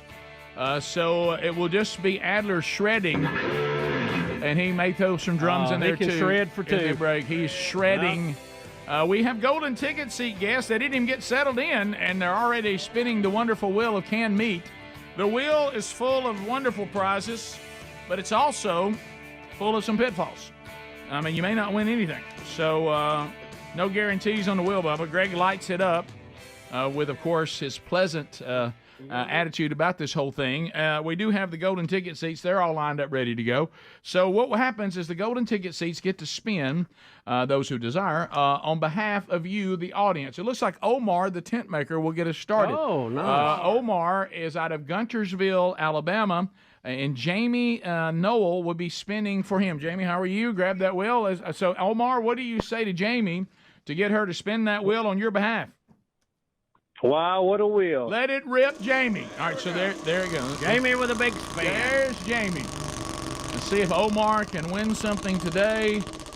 Jamie spinning the wheel, and it lands on... Yeah! Blaze TV! Blaze TV! So, Omar, do you currently subscribe to Blaze TV and get all the wonderful programming, including a Rick and Bubba Best of Hour every day? I do now. Yes, you do, sir. Put you on hold. Enjoy all the Blaze TV programming. You're going to love it. Let me put him on hold. Thank you, Jamie. We now go to Judith, West Point, Mississippi. Jody Daniels comes to the wheel to spin for Judith. What do you say to Jody to get him to spin that wheel for you? Wow, what a wheel. Oh, no, don't do it, Jody. Not a reverse. You going reverse? Let it rip. He's going the other way. Jody has reverse spin for Judith. Let's see what happens. And the wheel is spinning. Greg not sure what to do with the mic. Grossly uncomfortable with it. Yeah, All right, here. Get a little closer. Meat. Bubba, go to the drawer and randomly get canned meat. All right, so Judith is... Lucky dog. What does Judith have out of the random canned meat? Meat! Oh, it's already autographed and everything. It's corned beef, Rick. Oh, Judith! Who It's can't beat that? Fresh from Brazil. Good job, Jody. Oh, Got the little key on there, ready to go. Fresh from Brazil. I love that they threw that. I was like, oh, I didn't know it's from Brazil. The best Brazilian has to offer. Wait a minute. Corned beef from Brazil? So it is in, Judith, I mean, just when you thought you couldn't have it all, think again. You got corned beef. Oh, that's good. Amanda Daniels. Now Here comes Amanda. Here comes Amanda. Tim in Andalusia is hoping Amanda can spin a winner. Tim, what do you say to Amanda to get her to spin that wheel for you? Wow, what a wheel. Let's go, Amanda. Let it rip. All right, so there we go. the big Look spin. at that. Look at the lights. The lights responding. Swag. He won't swag. Okay. and Swag. I wasn't sure what he was saying. Yeah, I thought, who's he upset with? All right, so here we go. Let's see what happens here. Go. Blaze TV. Blaze TV. Tim, if you're not a subscriber to Blaze TV, hot dog you are now. Incredible programming, an hour of Rick and Bubba included, and you'll love the programming on Blaze TV, and bam, we'll put you on hold, and you'll get your shot to watch that and enjoy that every day. I'll throw in another corned beef. We don't have any from Brazil. None from South America. Doggone it, I was hoping it'd be from Brazil. So here's Allison Furrow. Hey, Allison, how are you? Allison's going to spin the wheel. She's going to spin it for Jake from State Farm. Jake, you got in, buddy. What do you say to Allison to get her to spin that wheel for you? Reckon you got more of that Brazilian corned beef? Let's hope so, Jake. We don't know what's in that drawer. He's on Gary's phone. Yeah, spin it, Gary. Gary? Jake, can you say it? He's gone. I think he hung up about the corned beef. He was serious about the Brazilian corned beef. He was tore up about it. And you would think he wouldn't eat it wearing khakis. No. So Robert in Starkville, 96.1 Man Church Conference coming March 8th and 9th. Robert, welcome to the show. Allison is still there. What do you say to her to get her to spin that wheel for you? Hey, Tuber here, and I want to say, wow, what a wheel. Let it rip, girl. Here we go. Let's see what happens. All right. Let's see what we can do for Starkville today. Uh-huh. Thurlow needs a brand new bag. Yeah! T-shirt, T-shirt, T-shirt. Wear it! Oh, Robert. When you thought you couldn't have anything else. How about a little topaz? How about a little topaz shirt for you? And you talk about a conversation starter in the grocery store line. Robert, we're putting you on hold. Give us an appropriate size. Unless everybody bought them all yesterday, we'll send that to you. I didn't even think about that. Do we even have this stuff now? We'll find something. We'll find a way. No. So let's go to Lake Martin, where Chris is standing by, and Bubba is rebuilding. Yes. Chris, welcome to the show. Here comes Clay Furrow. He's ready to spin for you. What do you say to Clay to get him to spin that wheel on your behalf? Wow, what a wheel. Let's go, Clay. Let it rip, Clay. Clay is serious about that spin. Clay don't play no games. Look, I don't think I've ever seen that. Seen the wheel make those colors and shapes before. All right, Chris, here we go. Win one for Lake Martin. Oh, hat, wear it. If that hat still exists, you have a hat to wear. The Rick and Bubba Flex Fit Trucker hat. If not, we'll get you a Rick and Bubba hat that we have. So we'll put you on hold. We got one more to spin, and it's going to be Mr. Shadow himself. Trevor Julick will be spinning. He's shadowing today from Spain Park High School. And it looks like Jude out of Bubba's hometown and Greg's, Jacksonville, Alabama. Hey, Jude, what do you say to Trevor to get him to rip that wheel for you? Hey, it's Judd, and wow, what a wheel. I wish it was Jude. Here we go. Let's go. You see him, he was serious. Uh-huh. He threw that down to second. Yes, he did. Attaboy. Attaboy, Trevor. Let's see what Judd gets here. This may be Speedy's old workout part.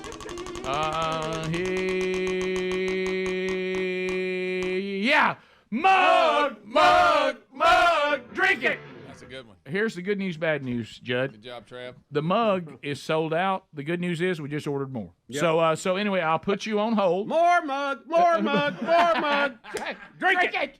So, Judd, we'll put you on hold. Trevor, nice spin. And let's all give a round of applause for our golden ticket seat. But they had to do it pretty quick. Didn't even get to stretch out. Nobody pulled a muscle. So thank you for your spin. Congratulations to the winners. Adler is standing by representing Rock and Roll City for tubers in the break. He'll shred with his wonderful axe.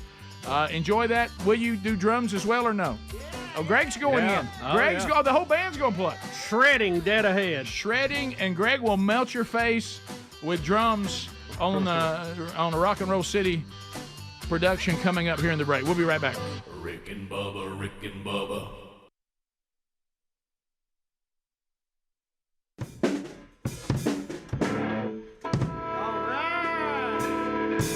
Yeah! The band's back together, Greg. The band is back together, baby!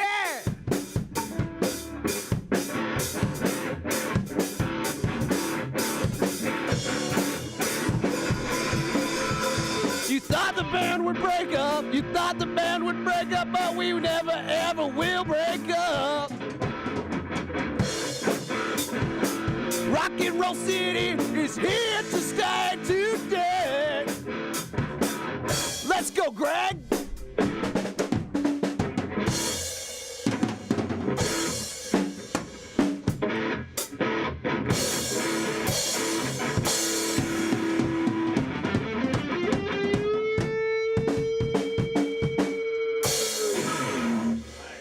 Wow, never been better. We've never been better, frankly. Hey, by the way, I was so surprised by that announcement yesterday. I thought Rick and Bubba were just going to announce they were bringing back Butt Naked Fridays.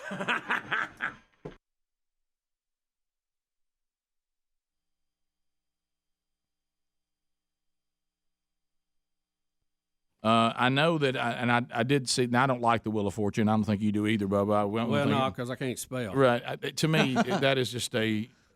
I have better luck at Jeopardy, to be honest with you. If I'm watching the Wheel of Fortune... I'm lost at Wheel of Fortune. I'm out of luck. I never see the words. I never see them coming. Even when they say it, I go, I don't know if that's right or not. In my life, there's been very few times I was watching the Wheel of Fortune, and almost every instance, this is what happens. I'm hot because the house is hot.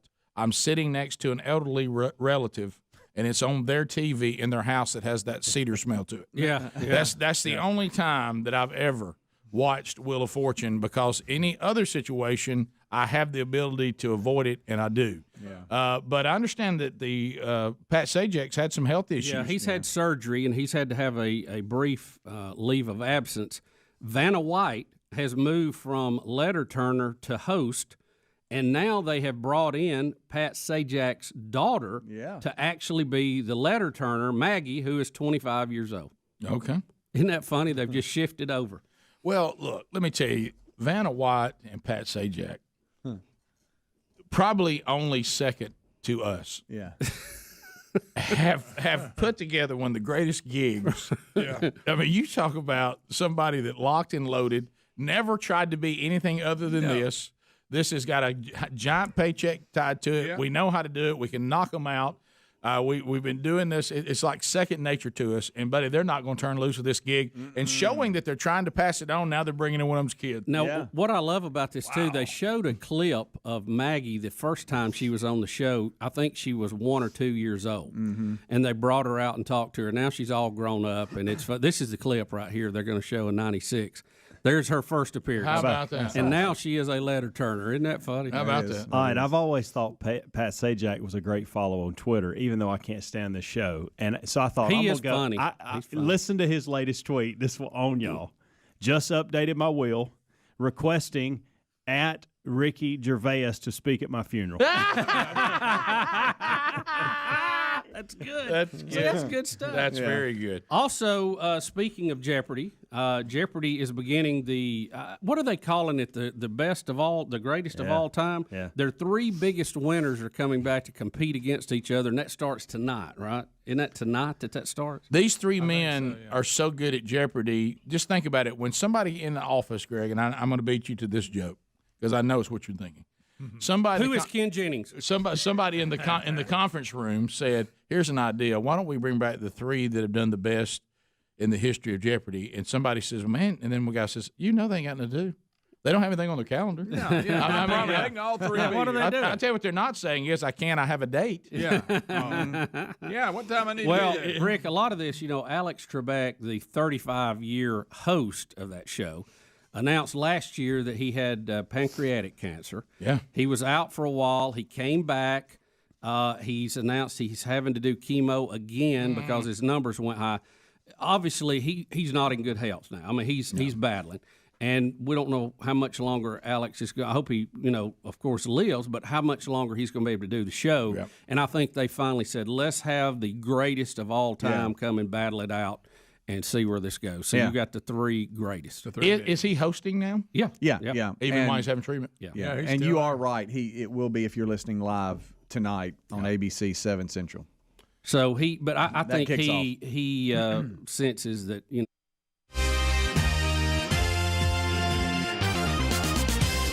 35 minutes past Rick and Bubba's show. Thanks for being with us. Don't forget, here she is, the latest in the collectible, and now you know, the last year of the Rick and Bubba show, we got a little collectible series of glasses.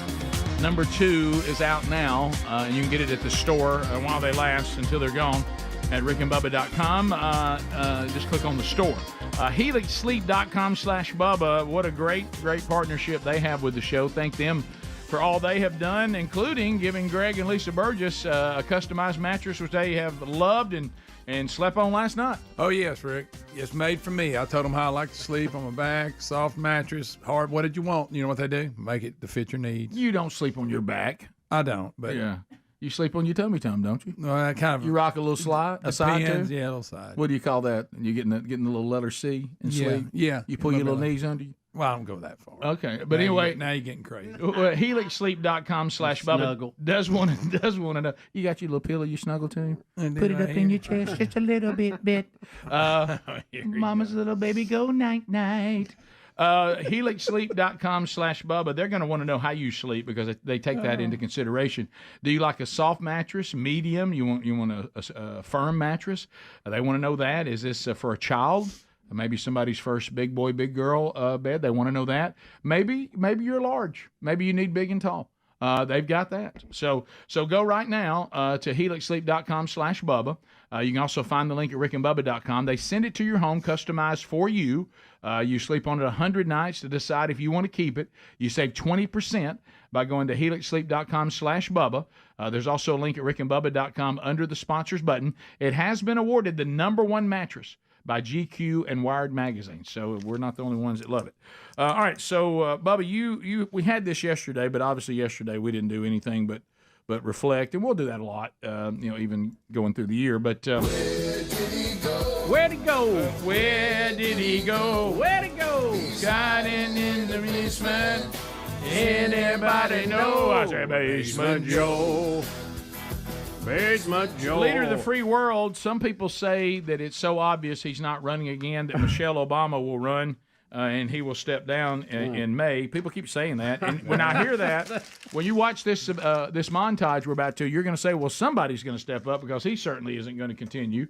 And you remember we made a lot of fun of Dan Quayle when he misspelled potato. Oh. And that's really the first time I remember the media and public getting on one of our highly elected officials. Right. But, boy, since then, it has been wide open. And we used to play some Bush things, too. Of course. That were funny. Oh, misspeaks he had some great fantastic. misspeaks. But I'm going to tell you, nobody, and I mean nobody, can compete with Joe Biden. And you said it earlier when somebody was talking about political aspirations. You said, well, that's a young man's game. If you don't believe that, look at the president. Yeah, and that really helped to highlight that. Yeah, so I want y'all to know that this person we're about to watch is being portrayed as the President of the United States of America. So here is a 4-minute montage, one after another, of our president. Here we go. We'll teach Donald Trump a valuable lesson. Don't mess with the women in America unless you want to get the benefit. What was that? Oh, come on. Beer brewed here, it is used to make the brew beer in this refinery. Oh, Earth Rider, thanks for the Great Lakes. I wonder. You realize that 26 out of every 100 students in grades kindergarten through 12 speak Spanish? No, think about it. What in the heck are we talking about here? Why do you think most people still don't feel positive or feel good news about the economy? Well, first of all, you just heard the news today, too. They haven't heard it. I think the people, those 300+ thousand people who got jobs, feel better about the economy. Look, I got to choose my words here. Yeah, you do. On the TV, look at the ads. When's the last time you saw biracial couples on TV? When's the last time you saw the way, people are selling products, they do ads to sell products. We haven't been able to communicate it in a way that is, let me say another way. Well, see, that's kind of perfect. Yeah, we haven't been able to communicate But it. look how the press has changed. Mm-hmm. What the hell are you talking about?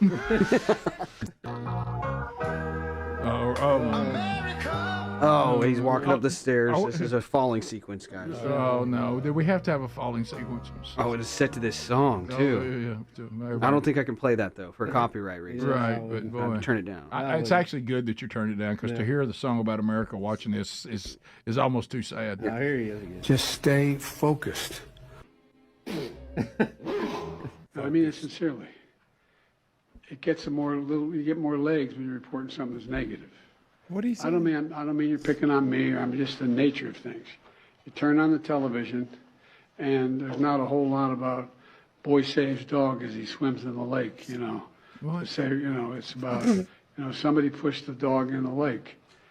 I mean, I get it, but Okay. 5 Mississippi. Hello. 6 Mississippi. if you just listen to what's going on around the world. I tell every young man who's telling me, I'm thinking of getting married or somebody, I said, look, you have any advice? They said, yeah, pick a family with 5 sisters or more. And they look at me, what the hell is that all about? I said, it's really simple. That way one of them always loves you, not the same one. You always have somebody on your side. Donald Trump, when he was commander-in-chief, refused to visit a cemetery, U.S. cemetery outside of Paris for fallen American soldiers. Not true. And he referred to those heroes, and I quote, as suckers and losers. He actually said that. He said that. How dare That's he not say proven that? at all. How dare he talk about my son and all of us just like that? Little Jim Carrey thrown in there. Thank you. And I love your ears. Oh, no. I love them. They're really cool. What's your name? What? Catherine, what a beautiful name. I'm scared. That's my mommy's name. Well, nice to see. How old are you, 17? Oh, no. 6. We're in a situation where we agreed that fentanyl as precursors will be curbed substantially, and the pill presses. That's a big movement. They're doing, and by the way, I guess I shouldn't identify where it occurred, but John, I know 2 people near where I live. Their kids literally, as that's strange, they woke up dead. Woke up dead. I forgot he said that. Woke up dead. Folks, It was a miracle. If I were smart, I'd say thank you and leave. Yes, Yes, you would. That's so true. That's the truest thing you've ever said. I agree with that statement 100%. Mr. President. Oh, wow. So there we go. It really bothers me. Bubba, why did you send that to me? You're right. I'm so sad right now. Just the sadness that has just come over me sitting there looking at that. America! Is that one of those things maybe we shouldn't have played the day after yesterday? Yeah. I mean, it's... well, you want to snap out of it? You got Castro falling? Can we see that? Pull that out. That always wins. Complete with the music. Wins every time. Anytime Bubba and I want to be joyful, we'll just watch Castro fall. Yeah, watch him plant it, buddy. So quick, play Tom Landry. Great. No. Freaking Bugle. That's how only you would think that would be a way. That. Well, no, that's more of what we just watched. Why do you want more of it? It's awesome. Here's Castro. Just think, Greg, you're never going to have it again. All right, Speedy, here. All right, Speedy's not here. I'm sorry. Bubba, this is for you. Bubba.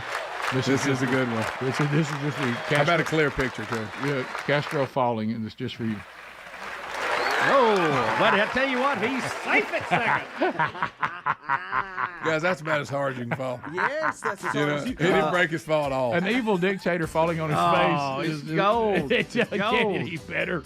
Because you know how much pain he caused everybody. Hey, there's some back for you, pal. It does not get any better than that. It's almost like an angel cagged him. You know what I mean? Really. We'll be back. 866 We Be Big is our number. We'll chat with you when we come back. Rick and Bubba, Rick and Bubba.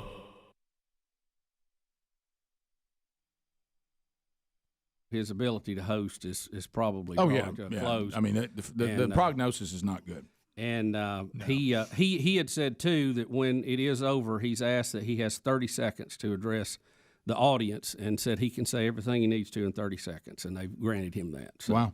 So that may be coming sooner than later.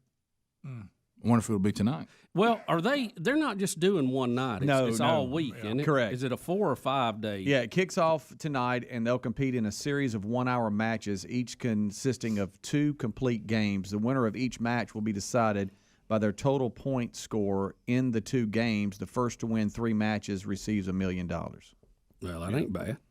That's a pretty good deal, isn't it?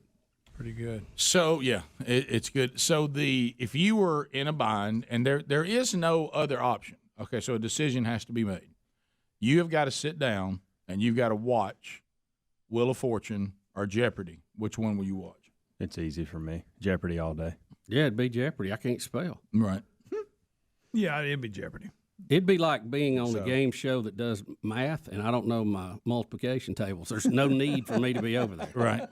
Because that's all they do I don't know is for spin me. and come up with letters. So if you can't spell, you're out of luck. But I might be able to go. I might go Wheel of Fortune because I think it's more mindless.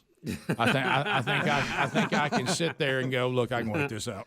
Well, you know? Listening to Jeopardy is interesting because you can learn something. Yeah. Mm-hmm. But some of it is so far out there. When they start, I go, who knows who designed the drawbridge? You know what I mean, or whatever. And I'm like, that is so far out there. Who is Henry? But I'm like, what? Who knew that? I have to ask, to your point though, what I'm really choosing two horrible things here, which is why I set up that scenario. Feel like an idiot because I can't spell, or feel like an idiot because I don't know Jack. I mean, you know, Well, I end up feeling stupid watching either show. I don't feel like I learned spelling watching Wheel of Fortune. But I feel like I do pick up a few questions every now and then. Right. It might be useful. Well, you know, I hate puzzles, so I may have to go Jeopardy. Yeah, that's it. It's a puzzle. I can't stand a puzzle. Rick, sit in the audience of Jeopardy or go to a ham fest. Oh, Ham Fest will win that Jeopardy. one big time for me. Guys, wow. Am I getting something else out of the trip to Jeopardy? I mean, like, can I still go do other things where it is? I'm sure. I mean, is that just one there and back? It's It's just there and lunch, back. which we're back. Rick and Bubba, spell out the word and.com is our website. Go there for all the information about the Rick and Bubba show. Check those upcoming events. A lot of events going on here in 2020. Be headed to Missouri this Saturday. First Baptist Church, Charleston, Missouri. Men's event. If you're in the Sykeston, Charleston, Cape Girardeau area and you want to join us for that event, you still can. The details are rickandbubba.com. Right there under events. So as we come back, because let's ask this question, because I was trying to come up with this number in my head. There's two shows that when they came on the air, and they're still on today, and one of them we're about to discuss, and the two that I think of because they were around the same time, Survivor and The Bachelor. How long have these shows been on the air? Is it 20 years? Because it seemed like it was 2000, 2001, somewhere in there. I was all about Survivor originally. Yeah. I think 2 seasons held me. 2 full. Of course, I can't remember anything about it now. That guy that was naked all the time on there. The first winner. What was his name? Richard something. Yeah, that kind of turned me off. To the Yeah, that didn't help. But then And the fact that the naked guy's name was Richard was kind of a horrible. Yeah. it was, Rick. It was kind of ironic. But the it was a difficult situation. Survivor started in 2000, and The Bachelor started in 2002. guys, these shows. Do you realize if you have a TV show that stays on the air 20 So years? Survivor's still on now? Yes. It is. Oh yeah, it's still on. Y'all, when we talk about a sitcom, if you went 10 years, you're Hall of Fame. Yeah. I mean, that's 20 MASH. That's years. That's Seinfeld. You know that level. What did you know. Seinfeld do? 9 seasons. Wow. He did 9 or 10, And then some of the others were like 12, like you said, or something I like think that. 10. MASH Guys, went that's 10. crazy. Yeah. 10. Yeah. Bob Newhart. He was Because 10 years. I was thinking about that, and I thought, no way. And then I thought, well, if it came on in 2000, 2001, 2002, yeah. In this Bachelorette thing, they do how many a year? Couple of years? They're kind of like The Voice, aren't they? They'll have multiple seasons. Yeah. And but you were saying there's a tie-in. There's a lot of people from at least where we live. Yeah, where in we're our from. area Yeah. on this one. Not on not Survivor, that but I on watch The it. I mean, Betty watches it, and I have to, by osmosis, I catch a little bit of it. You're talking about The Bachelor. Yeah. You know, Hunter's here. He can tattle on you. If No, he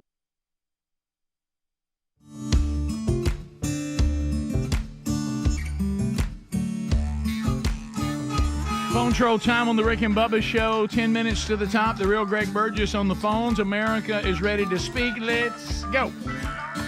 Directory assistance, area code 212. At the end of 30 seconds, our friend Buzzer grabs you.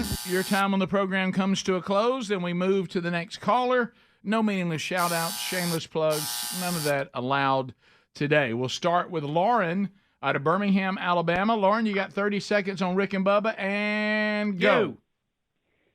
Hey, Rick and Bubba, I've been listening for a while. I'm actually the sister of Trevor there that's shadowing, and he's got 2 sisters, and I wanted to know who his favorite sister is. All right, put on the spot by your sister, Trev. Shadowing today, who is your favorite sister? I think he said he can't decide. Yeah, come here, over here. Can't decide, right? Yeah, Trevor? yeah. Trevor, please say can't decide. We're Yeah. trying to give you some direction here. So, Trevor, how would you answer that? Well, I like the brother-in-law that she gave me the Okay. most.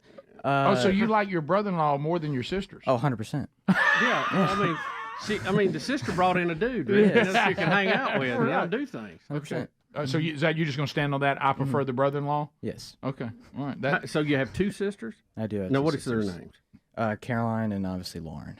Was that Lauren that called? Yes, sir. Okay. Oh, well, that's a good answer then to say Lauren. Okay. All right. I was trying to keep you out of hot water. Right, yeah. I think he's in it. I don't think there's any way out on that one. Man. That's good. All right, Trev, thanks. Hopefully we can shoot. There'll be enough calls that your sisters will forget that comment. But anyway, you'll hear about that one today. Let's go to Jim. Jim, welcome to the Rick and Bubba Show. 30 seconds. Go ahead. Hey, guys. First off, I just want to thank y'all for everything you've done to your bodies. It's still real to me. That's good. Oh, that's the whole speech. What y'all been doing? Let's go to Jack out of Coleman. Listening to ZZK. Jack, go ahead. Yeah, y'all were mentioning about y'all may be able to pull the curtain back on a few items. And my one question is, y'all mentioned something earlier in the year about the ESG score. Yep. Is that what's running y'all out of the game? Is this ESG compliant? No, not directly. Not directly. I mean, if I guess you could say because that probably causes revenue to be more difficult because, it definitely complicates things for business. So it may be indirectly, but no, not directly. Not directly. Don in Alabama. Don, go ahead. 30 seconds. Hey, guys. Thank y'all so much. I'm a lifer. I love the show. Thank you. Yeah, so like I said, I've been listening over 20 years, all the way back to elementary school. So yesterday was a significant emotional event. For us too. I've listened to every second of the show since yesterday, some of it twice. And what I found is that it's not ending due to infighting or sickness or boredom with radio or even retirement. Rick said he's going to keep going on and invite some of the show members with him. 30 seconds. I'm sorry, and that's a cliffhanger. Join us next week. Same bat time, same bat channel. Cecil, you're missing somebody else called the other time out too. Cecil, go ahead. Oh, I get both now? Yeah, I guess you get them both. Yeah. What's up? Hey, buddy.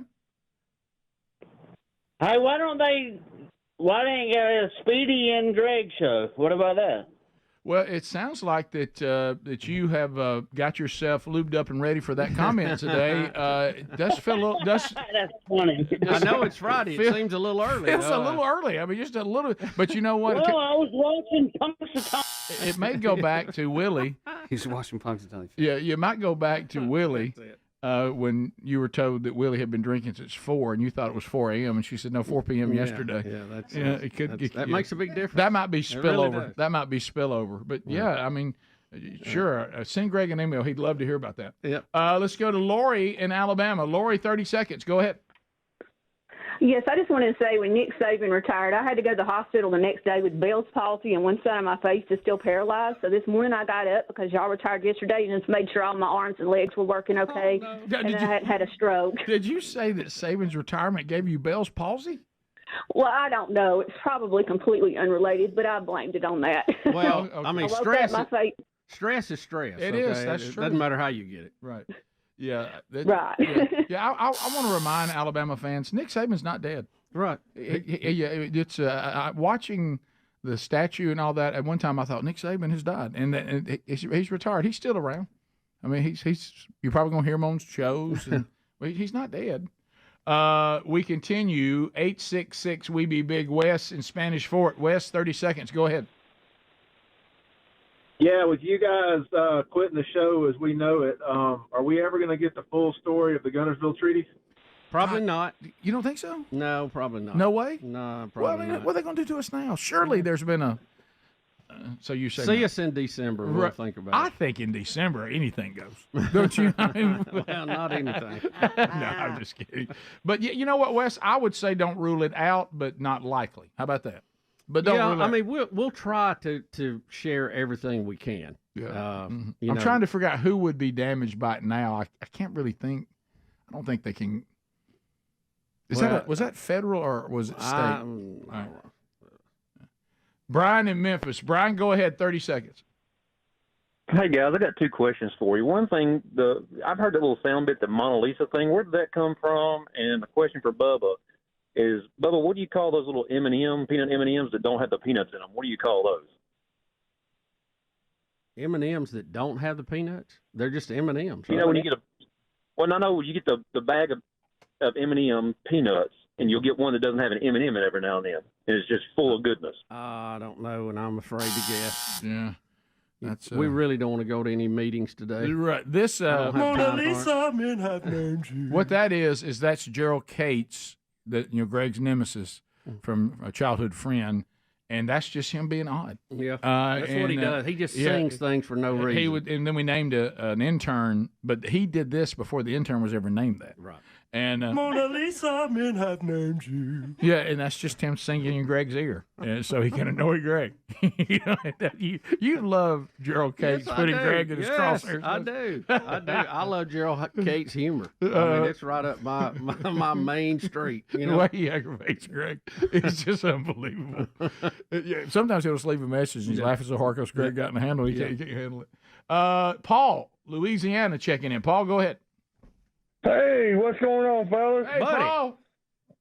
I was there in Nashville at the Shoney's. I was the waste management driver. I was trying to get Bubba to come down there and check me out. I had the roll-off truck down there and met you way back then. But I've got a new solution and something to take over for the show, and I think it's called Greg and Betty. Can you imagine? Oh, my goodness. I tell you, if they could get another 30, we'd be in good shape, wouldn't we? Amen. Let's go to Jon out of Augusta, Georgia. Jon, welcome in. Good morning, Rick. Good morning, Bubba. Jon, a voice from the past. Good to hear from you, buddy. How's it going, gentlemen? 30 years of pulling the wool over everybody's eyes. The jig is up. Hey, Rick, we know why. Your daddy's gone to glory, and he's standing next to Jesus saying, he's been lying to me for 30 years, saying he worked hard. Oh, gosh. Jon still bringing the energy, I say. I'll tell you. Let's go to Alan in Birmingham. Listen to ZZK. Alan, go ahead. Me. Rick, I just wanted to tell you real quick. My brother had lunch with you about a month or two ago, and he was wondering about his religion. Yep. And I wanted to just call and give you an update. I want to tell you thank you so much for having a meeting with him. Sure. He found his way to the Lord, and he got saved about 2 weeks ago. Praise God for that. Thank you very much. Oh, man, that is great news. Thank you very much. And, you just hope I was praying that I was able to answer some of the questions that he had. And he was very, I give him credit. He was in pursuit. And if you're in pursuit, I mean, God's going to get you, and he was wanting a few things clarified and wanting some books to help him too. So that is outstanding news. Thank you for that, buddy. It is. All right, if you're wrapping up, enjoy the weekend. Don't forget Rick and Bubba University, the podcast. Bern Lundquist is our guest. You'll enjoy that conversation. So find that wherever you get podcasts. You got more Rick and Bubba, top of the hour. We'll be back. Rick and Bubba, Rick and Bubba. I usually don't watch it, but this year I'm a little more interested because we, at times we live in this area, we have connections to some of the people, but we know the family of one of these better than we've known the previous one. So, I'm kind of pulling for Madison P here a little bit on this one. So then you know this family? Yeah, we met them this summer. The Pruitts, very nice folks. Okay. Hunter, I met him through Hunter. Actually, he went to church with them. Okay. And we met him and Chad, the dad, is an assistant basketball coach at Auburn. So we've got to know him pretty well. And we're pulling for Madison P. We're on Madison P's team all the way. Wasn't there some? Didn't you tell me there's like 3 different people? There's another girl from Birmingham. I think there's I know there's one from Knoxville.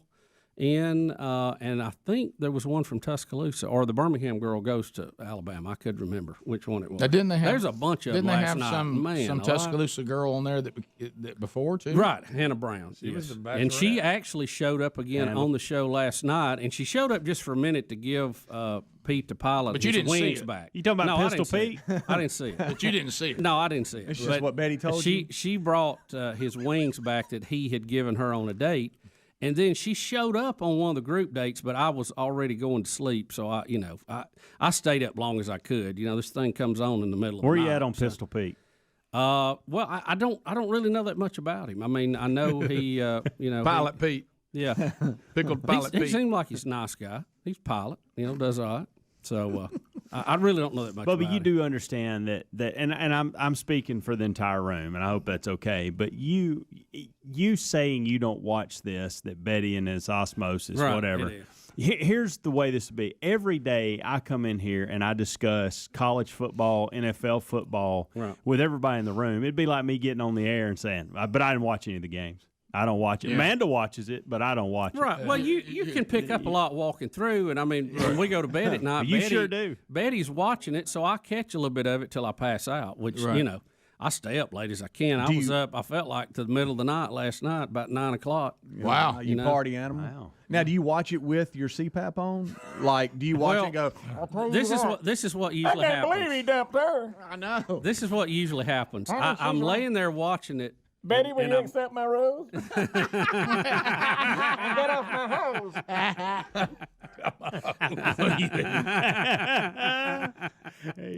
So I'm usually sitting there watching it, and then I will probably doze off and start to snore.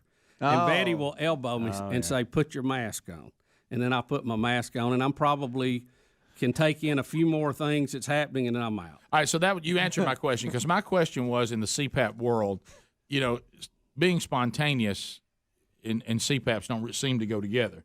So I was thinking, if you're going to watch something in your bedroom and then go to sleep, a lot of people go to sleep watching something. They say you shouldn't do that because you don't, your mind is not at rest. But a lot of people do it. Yeah. But what I'm saying is, you just answered it. I was wondering, because to me, when you put the CPAP on, it's I over. mean, it's Checkmate. It's time to go. It's So over. what happens? You're not going to make it long. You after fall that. asleep, kind of in a fluid, organic situation, but then Betty hears the snoring, and then you put the CPAP That's on. usually how it goes. Okay. That Or makes sense. sometimes I know I'm getting sleepy, and so I'll just reach up there and get it.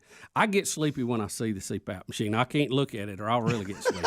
I'm so trained. I'm like Pavlov's dog. Sit still.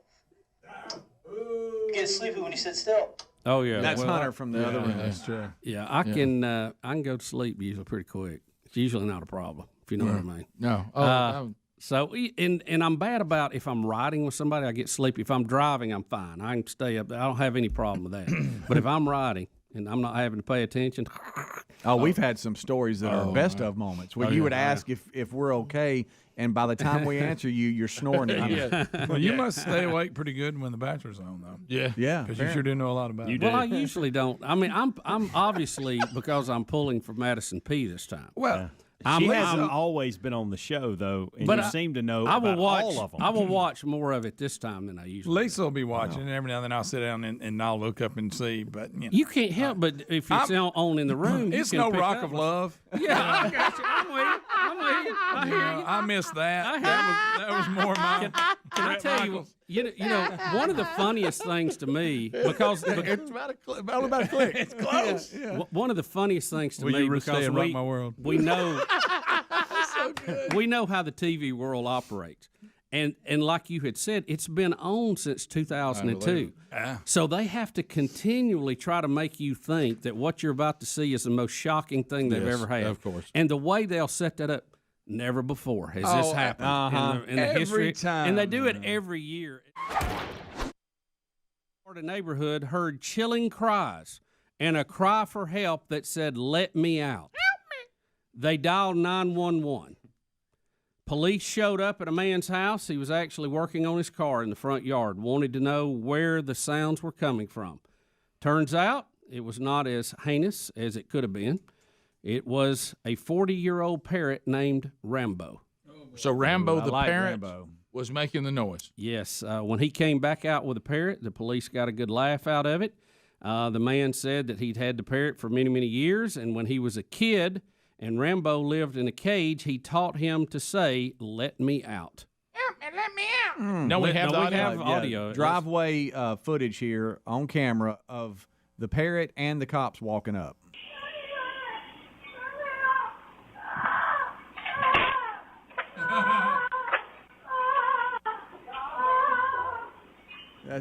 Now, he's working on his car. This is just in the background. Because he's heard him do that all so many times. What a bip. Look, here's the law coming up. Rambo. He's calling for Rambo now. He's going to go get him. dog too. He's got a dog. Watch the dog. Yeah, here we go. Look, they're already starting to laugh. Now he's about to produce the parrot. Here. All right, 4 officers responded, by the way. Yeah.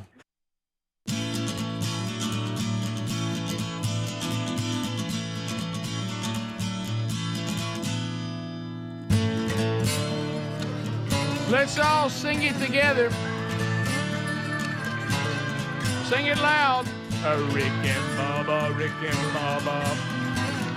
From the Big Boy Studio, out on the bleeding edge of technology, from Sweet Home Alabama to the world. Golden ticket seat guests today, hanging out with us from all over Rick and Bubba land. Shadowing high school student Trevor Julick today. The real Greg Burgess here. Coach Helms is gone. He's coaching today.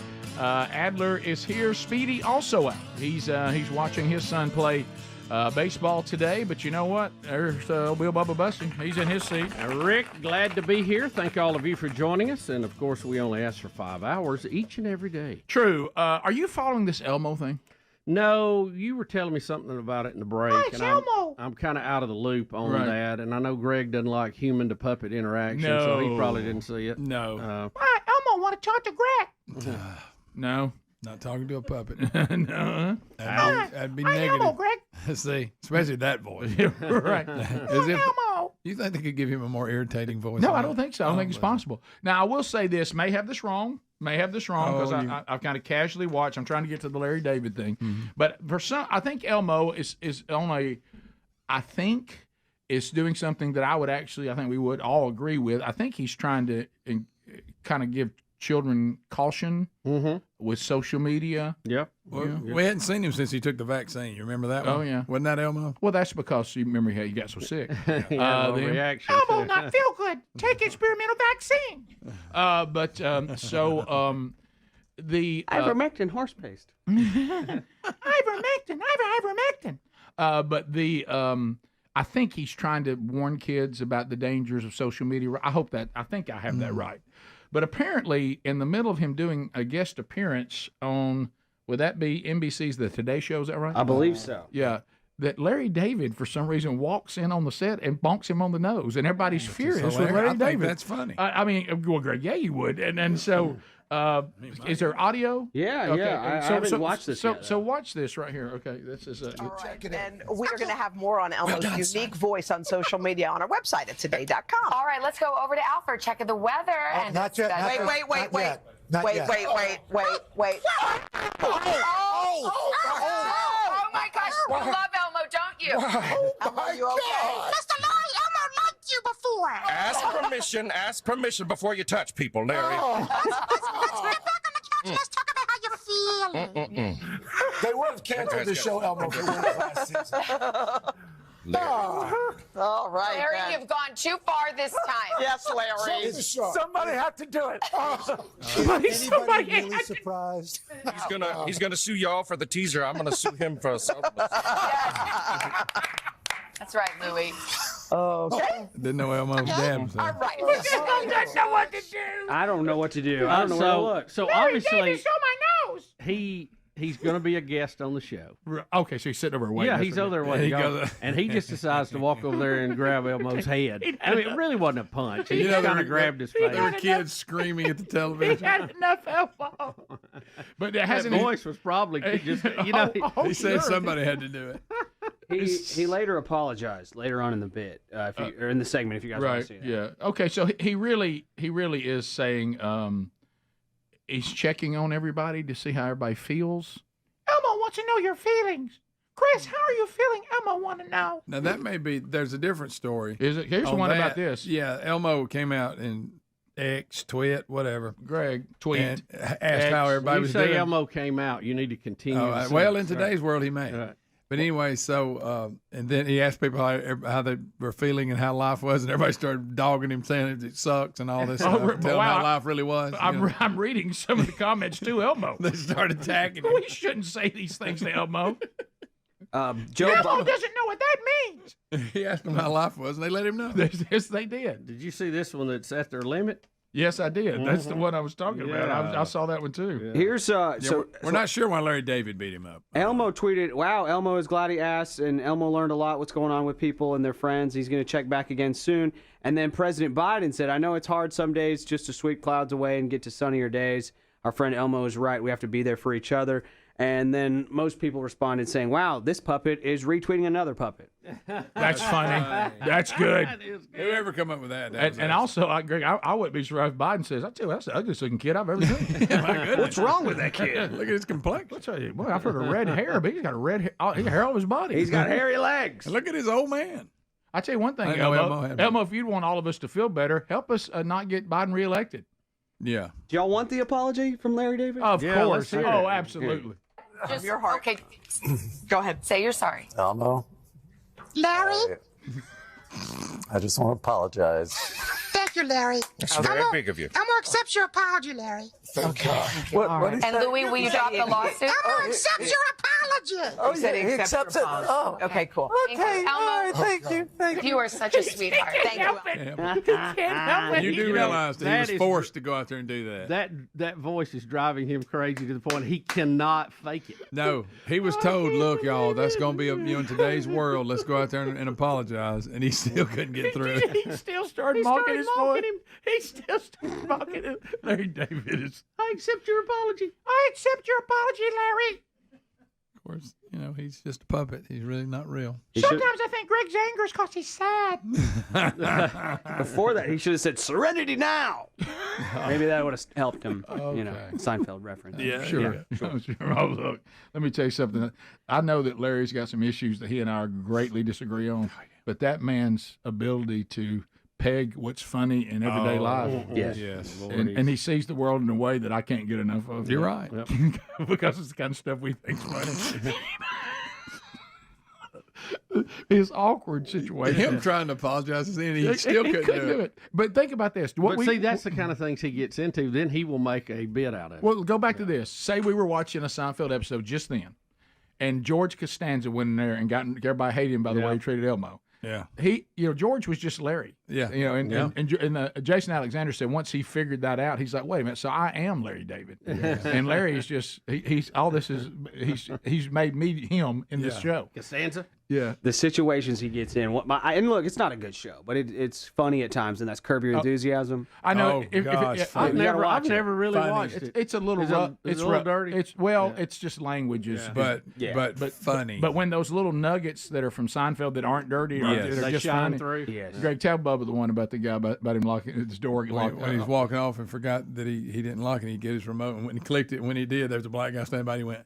You think I'm gonna trust you to your car? He's like, no, I was just trying to lock my car. And then it happens awkward, And then it happens again later in the episode with Wanda Sykes. He's like walking past, and Wanda Sykes walks past him. He's like, "Oh yeah, I forgot to lock my car." He locks the car, and Wanda Sykes like, "What the Larry? Why, Larry?" She's like, funny no. Oh, it's great. Look, Larry it's like the little kid falling down in the store and start crying, and you're the one closest to it, and it looks like you pushed him. Larry David's life is is standing there by that kid. Yes.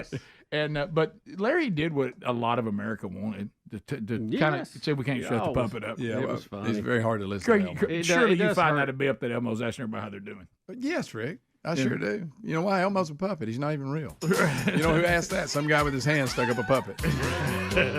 There is no real Elmo. So that's the only kind of human to puppet interaction you're okay with, Greg? Yeah, when the human's beating the puppet up. Greg, don't be like that. I'm good with that. Oh, that's not very nice to say, Greg. Elmo doesn't like it. Makes Elmo sad. Elmo tried to get attitude about accepting his apology. I accept it, Larry. The way his eyes move, too. I'm going to come out there and take a poke at you. Rick and Bubba, Rick and Bubba. It's on him. I wish the dog would stop barking. I think I'd rather hear the parrot. The dog really needs to be quiet. Right. The dog's ruining the video for me. Yeah, I can't. The dog's ruining the video for me. He's finally tell the dog to hush. Okay. All right, I can't listen to the dog. Gosh. I can't listen to the dog, but there he Tell is. Chloe to be quiet. Rambo was apparently loose in the backyard. He was? Yeah. No, it looks like he went So he didn't go to get him. He didn't go get him out of a cage? I don't know if he's in a cage or You talking not. about- He said when he was little, when he was a kid, and Rambo lived in a cage is when he taught him to say that. Right. So, I mean, the way he's implying that he doesn't live in a cage now, but you wouldn't leave a parrot outside. No, I think what he's just saying, when he was a kid, he taught him. Yeah, to do it. don't know why. I've got to ask a question. If you heard this sound right here, Coming and you're from the, a you're the neighbor's neighbor's house. house right here. Are you a 911 guy, or are you I'm going to walk over there by myself and ask, hey, is everything all right, or what's going on? Yeah, you go by yourself though, you might end up being the next guy hollering for help. You don't know. So I guess you're a 911 guy, and I know Helmsy. No, I think you I call think 911 I would quarterly. walk over there with help. You know, I go out. Would you go? I go. What I do is I go out into my yard and I go, dude, who's crying in the backyard? into my yard first, and just kind of give the look around. And You'll if I look over the and if fence I like this. and if I see the guy working, then I ask him, hey man, is somebody hollering they need help? And then that guy says, oh, it's just my parrot, and then I'm good. Now, at that point, I begin to do everything I can do to remove the parrot, because I don't want to live next to that. I don't want to hear that. Right. I don't want to hear that. I don't want to hear his dog yap. I don't hear any of that. I know Adler's 911 guy. I know that. Oh, well, he'd be all over. Oh, yeah. Adler'd be over there, He'd tell him this is a family yard and they don't need to have that activity out there. That's right. That sounds a lot like a person. And he's saying, help me out, or what is it? Greg. Yeah. What's wrong with you? What is seriously? Right. Well, when I first heard it, I might have thought it was none of my business. That's what. I think I'll just mind my own business. Wow. It was you. A little much. Just saying, you can't get in everybody's business. You got to have to have more information. But if I'm in my yard and I'm hearing it, shut the window. Okay. By the way, I'm more upset. Everybody thinks, they found out it was just. I don't want to hear that parrot scream that all the time. No. Y'all want to hear that? I would want the parrot removed for good. Feed me. Because feed me. Where'd you throw feed me? I don't know. I was just being a parrot. But but when you get back to, because the thing is, this is one of those things you can probably live with when you're going through the normal stuff of the day. Yeah. But like I found this out the other day, and I don't know what this is, and I've addressed it with Sherry, and she says, and believe it or not, she says she's going to try to work on it. I don't know what it is about this thing with my wife, but if she gets up for the day or whatever, and you're still asleep, she doesn't. There seems to be very little concern about the sleeping person. Oh, Rick. I'm talking My about, wife is the loudest I know we've talked person about on this earth. before. You talking about slamming cabinets? Well, so the other. And if you did that in the morning before you left, it would be unacceptable. How many lights do you have to turn on? I'm telling you, It's amazing to me. Wow, finding it's like jewelry. their vision is not any good. You're not doing surgery. You can see to walk through that. Right. You'd probably do it with your eyes closed. You've done it so much. It happened the other night. I was sitting downstairs watching TV, and we can't keep all that stuff in our bathroom. We just can't. Not all of that's not in there. Yeah. So I've got the light off, watching TV, and she comes down to watch it with me and just flips the light on and then sits down.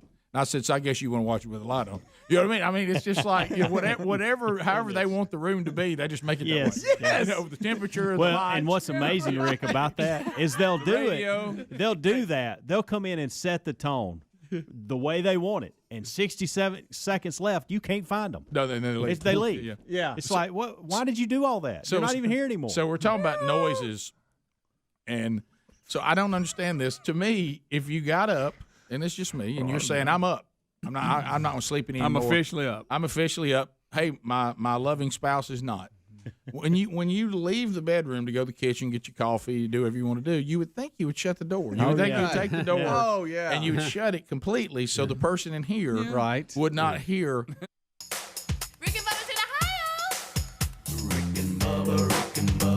Pass the gravy, please. Rick and Bubba, Rick and Bubba. Ooh, it brings me 20 minutes past the hour, the Rick and Bubba Show. 866 We Be Big is the number. And we thank you for being with us today. Bubba, looks like we may have a little technology update here. There we go.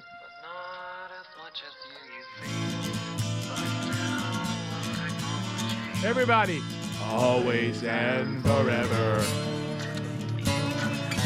Bubba, today, are we in the world of virtual reality? VR, Rick. We've got a little package here to show us some of the things going on with education in VR. Will it ever be the same? You know, the big Apple goggles are coming out. Is it today? Yeah, because it's February 2nd. I think they're coming out today or this weekend. So they're supposed to be even a step above what we've got out now. But the stuff we got now is some pretty cool things.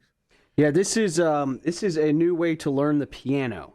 And this can be applied to, this could be applied to a whole lot of other places, other things, other, skills. But you guys remember Guitar Hero? Oh, yes. In which the notes kind of come at you down the line, down like almost like a fretboard kind of thing. Well, they're doing that, but with the piano here. And so the guy's sitting at a piano, and from his view, you can see the notes coming at him like the Guitar Hero game. And it's a brand new way to learn the piano. It's live. It stays tracked to the keys, and I thought that was pretty interesting. And I think Greg could do this. He could learn. Because I will tell you this: I wish I had learned to play the piano and the guitar, and I haven't. And is there any hope that I can do it here? Because I don't think I'm willing to go to lessons. They could map it on the neck of a guitar as well, for sure. We're using this same technology. This app is called Magic Keys. And you can see, even if you don't have a piano or you don't have a keyboard to sit down at, it can actually just make one at the desk that you're sitting on. And so now you're playing a virtual piano, and you don't even need the piano itself. So you can see the guy's just playing piano on his desk there. Pretty neat. That is neat. Greg? What do you say on that, Greg? Greg? Well, it's like playing a video game. You're not okay. Take all that away. After a month of that, can you play? I know, Greg. I think this is better than Guitar Hero, at least. Well, Guitar Hero, it had nothing to do with playing a guitar. I know. That was so frustrating to me. It was just a game, and you were just pushing Do I get credit for playing guitar that I can play a little bit with Chord Buddy? Yes. Yeah. That's more real than Guitar Hero. Yeah, Guitar Hero Straight buttons. up. Okay. There's no. I mean, it was. But I it's think the same thing. Are you ever going to be able to play without that stupid thing? It looks like it would help you to learn how to get your fingers in the right places for different chords. Serve a purpose, play a role in learning. Yeah. Are we okay with that, Then you gotta Greg? ditch it. Especially when you can just do it any time of day, sitting at your kitchen table. Totally. What about repping a little bit, Greg? But you still are on the real piano learning. What if you put this as part of your learning? Yes. How And you're about playing that? a real piano, at least. With Guitar Hero, you're not even playing a guitar. Don't make me It has get nothing to do with the guitar. Don't make me playing. get Elmo back out. I mean, it's fun. Greg, maybe if they had one that would teach you how to scratch, Oh, yeah. What if that's now you're talking?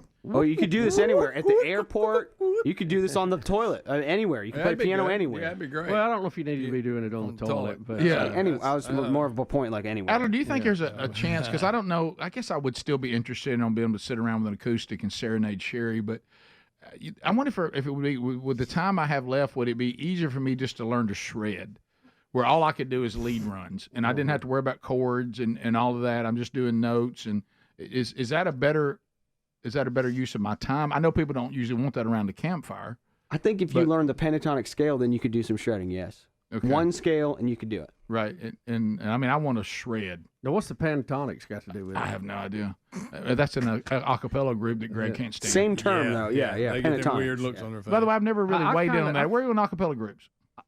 Me? Because it seems like you How wouldn't about I like 'em. kind of like I it? don't mind the kinda like sound of an Greg acapella would like 'em. group, but I don't like looking at them. No. It's the faces They they, look. make. They make weird faces. Because it's the same face they make when a band does a medley. Yes, Yeah, when they change the it's still in song. that medley thing. Same thing. Yeah. It's But now I weird love faces. hearing. As long as I can't see them, it's good. Put them behind something. But their faces. It's amazing their vocal Unbelievable. range Oh, yeah. because that's all they got. It I think doesn't they sound pay real. more attention to Yeah. it than maybe you normally Yeah. would. I don't know. Yeah. Rockapella. You guys remember Rockapella? Oh yeah. They were the coolest when I was a kid. You like that? Oh, yeah. Where Hey. in the world is coming? Okay. So let me tell you, anytime okay, Pitch all right, you know Perfect it. comes on, if I'm scrolling through TV and Pitch Perfect is on, I'm on it. Yeah, I that's will fine. not leave it. Right. Greg, are you okay? It's so good. So acapella bands, do you like that better than, say, maybe cloggers? Cloggers. There's a lot going on there, Greg. There's a lot happening with the cloggers. Yeah. But do you think the output, To be honest, the final though, I product, can watch a little clogging. So clogging doesn't bother you? No. but What the about that output- guy that But from the Tennessee? output, Greg, well, at least with the acapella groups, you have a song. Don't you rank that higher than just watching the dance, or do you? I don't know. They're pretty. I I'm not would saying rather it ain't watch the interesting. river dance. Yeah. Oh, the How you like that dance? How you like do that? How you like that guy from Tennessee when he's solo and he'll come in to Neyland Stadium just wearing it out with a smile on his face. You like him? Oh yeah, because he is funny. I like watching him. Yeah, so that doesn't get on your nerves. Not too bad. I could see where I could see an acapella bunch singing real hard at you would be problematic. See, when they're being What if they very surrounded dramatic, you? When they're dramatic with it? Oh, yeah. What if they like surrounded you and closed in on That'd be miserable. Right. I'd when close they get, my eyes and wish it would be over. they get all serious like they have a message to save the world. That hurts a little bit. It's almost like when people dance fight. You know? Yes. Who wins? So dance off, you hate that. Oh, I hate that. Look at them coming right at you, Greg. Yeah. Well, that's a nice. Is that, Right, is stop, that, Greg, is that just the stop. pentatonic group? That's the Pentatonics. Yeah. Oh, they're in a church. Just They're realized probably that. using backtracks and just act like they can sing like No, that. Greg, they can sing. Don't they try to make the claim, correct me if I'm wrong, don't they try to make the claim that there are no instruments and even the things that sound like instruments are them doing it with their voices? I think they have a beatbox guy. Do they make that claim? Because I've heard some of their recordings. I'm like, now hang on now. Yeah, I think we're dropping some stuff in I there. think- I think the they Don't do it Worry, all. Be Happy guy? You talking about like that? You remember him? How do you like I'm a human instrument? How you like that guy? That's tough on you. That's tough on me. Yeah. You know, you just Look you're at like, me. You're like Look at me. I don't need an instrument. you like the guy from what was the guy from Police Academy. I was just thinking. You're like that guy, which is amazing. But I'm just amazed how they can pull it off. Of course. And the vocal range. I mean, It's incredible. no, it is. Like as long as I don't have to look at them, it is amazing what they can do. Very talented people. Hey, y'all want a Nothing. quick I'm not snippet? taking anything away from cloggers. Quick snippet of Yeah. Pentatonics. And he's going to beatbox here right at the beginning. All right, here we go. It's coming. It's coming. Here we go. Oh, Greg, I'm sorry. Wait a minute. Here we go. One more time. Everybody's feeling fine. Okay, they're talented. They're incredibly talented. Well, I'm saying it. There it is. Yeah, but why does it bother me? Well, I know why. I don't. Because that kind of energy coming at you is. I mean, you know what I do? I It's a look little at that and dramatic. I go, that's pretty incredible, and I can acknowledge that is an unbelievable talent, but I want nothing to do with it. Where are you on show tunes? Because I hate those have show to be tunes. sung with I all hate show kinds. tunes. That takes me into musicals. Okay. You know, You don't about like musicals. So So you don't Grease is the only musical I like. Are you okay with the musical where they sing every now and then, but there's Yeah. actually dialogue going on? Like they Grease. don't sing all I'm the not dialogue. excited about it, but Right. I could if there's a chance of me watching it. That's it. The one with like Wolverine in it. He sang like Wolverine in the it. guy that played Wolverine. Logan, what's his name? I don't know what he's saying. No, Are the you guy talking that played Wolverine. You talking about Les Miserables, whatever? Yeah, whatever. Yes, Les Miserables. And the entire show. My Right. daughter talked me into watching that. I ain't never been so miserable in my life. So if we sing the whole show, you're out. So you're saying I are wouldn't you even saying it was consider Les Miserables? Very. Right. Okay. Hugh Jackman. That's what I was No, saying. not Yeah. that one. The greatest show on earth or something. That's Didn't him, Greg. That's Hugh Jackman. That's the one I'm talking about. Oh, you're talking about the show, the that movie. Oh, did they sing through that whole thing? The too? The entire Greatest thing. Showman. The Greatest Showman. About P.T. Barnum? Yeah. And they sang the whole The time? entire Yeah, it was a time. musical. That's one reason I didn't. They go see never it. gave you a break. Really? No dialogue where they just talk? None. Like I say, I can watch Grease. Grease is terrible, Greg. Every song's about you know what. Well, I didn't know it when I was a kid when I was listening to it and Well, that's singing why children should not be listening to that, it. I Greg. admit. Elmo doesn't watch Grease Lightning Grease. had a different meaning than I thought. Rick and Bubba. And so I don't know what it. My wife will crack a door. She's gonna leave it cracked no matter what. I don't know why. I don't know what that's about. I don't know why it's not that way. And like sometimes I'll wake up, because I usually go to bed first when work starts back. Not all the time, but sometimes. And I'll get up and I'll be like, I said, why is there a light in here? And there's a light coming through the now not shut door. Yeah. Right in your face. Yeah, and I'm doing so anyway. So it was this tiny little noise. She had her phone and she was going through Duolingo, the language, and it just has this tiny little tiniest of noises every time you get the word right. And so I'm sitting there and I'm thinking, man, I'm still on vacation. And I'm sleeping, and I keep hearing this noise. And so I start now. Then it gets to where Now like you're somebody has a bullhorn. Yeah. Into your so imagine if you live next to something that was really kind of noisy. Are you kidding me? Yeah, and it's so I get up, I was sleeping. I said, what noise is this? And she's like, oh, can you hear that?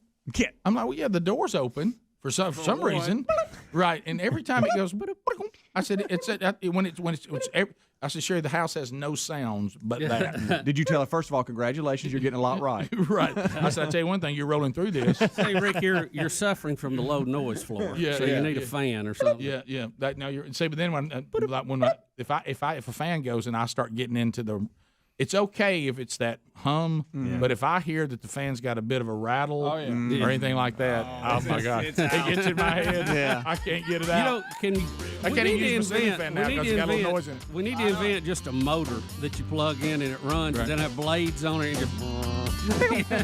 Great. You know, because at first it starts appearing in the dream. Yeah. You know, I'm sitting in there. It's me, Tom Petty, and I'm like, and a robot. And I'm asking Tom Petty, "Do you hear that?" We'll be back 16 minutes past the hour. Rick and Bubba, Rick and Bubba.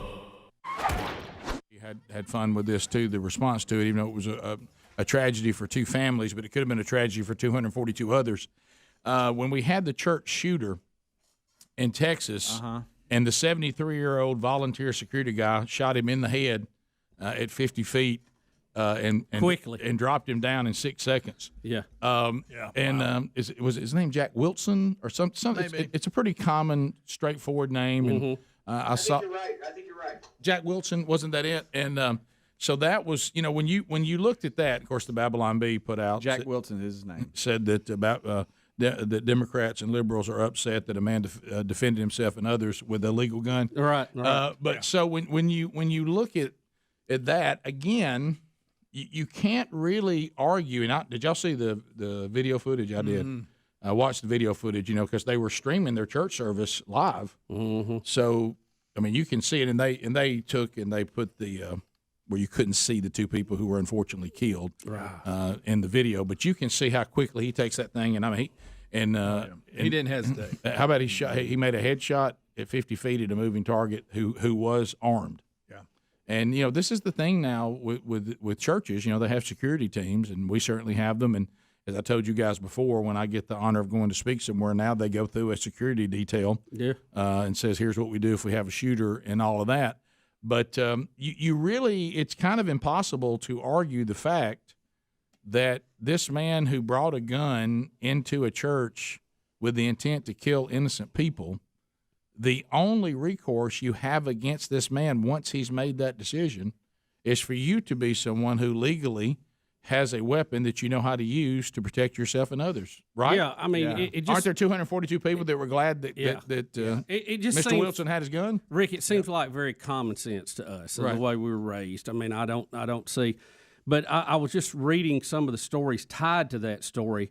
One of them says Virginia delegate introduces Jack Wilson Act to repeal state's church carry ban. So obviously in Virginia, there is a law that says you cannot carry in a church, and they're wanting to do it. There's another story here from It says Bloomberg says the average citizen like Jack Wilson shouldn't be allowed to carry guns in public.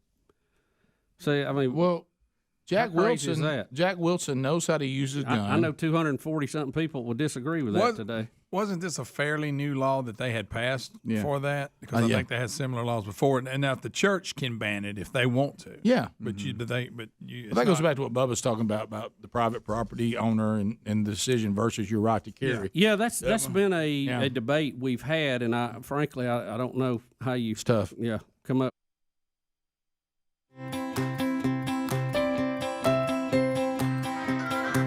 Here we go, 35 minutes past the hour. Rick and Bubba Show. 866-WE-BE-BIG is our number.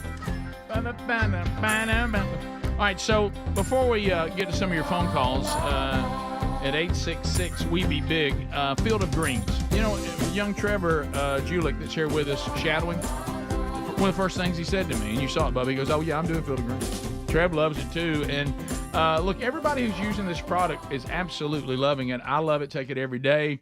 My wife's taking it now. She said, wow, you were not exaggerating. This makes a huge difference, but it really should. Why are we surprised about making a difference? Because fieldofgreens.com, when you go there, you'll discover pretty quick, looking at the research behind it, these scientists have figured out that there's certain fruits and vegetables, and the reason why you've heard we need so many servings of fruits and vegetables, but not just any fruit and vegetables, is because it's what our body needs. Our body, our vital organs need certain fruits, certain vegetables, and so they've handpicked those, scientifically proven through research that these are the ones we need for our body to work the way it's supposed to. It's the super fruit and vegetable habit. Unlike others you see out there, it's only the fruit and vegetables that literally promise better health. And they even have a guarantee. If your doctor does not comment on how much better your numbers look after Field of Greens, they'll refund your money.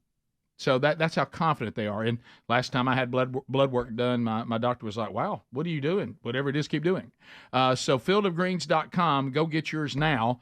Your heart, your lungs, your kidneys, your immune system will say thank you. And you can find it at rickandbubba.com under the sponsors button. We get you 15% off by using the promo code Bubba at fieldofgreens.com. So Bubba, I looked, and apparently I don't know what we have, but we'll go to the phones and see. I had somebody that I know contacted you that wanted to call, heard about the show ending this year. Right, a lot of folks. And they said they may call right now, but I don't see it. Mm-hmm. I know this person had contacted you, so if they contact you, let me know. I will. I'll keep an eye on it. We continue. Let's go to Diana in Gadsden, Alabama, listening to us on Z93. Diana, welcome to Rick and Bubba. How are you today? I'm wonderful. Thank you for taking my call. It's our pleasure. Yes, wanted to let you guys know, thank you for everything that you've done. I have truly enjoyed listening to your show all of these years. I am a lifer.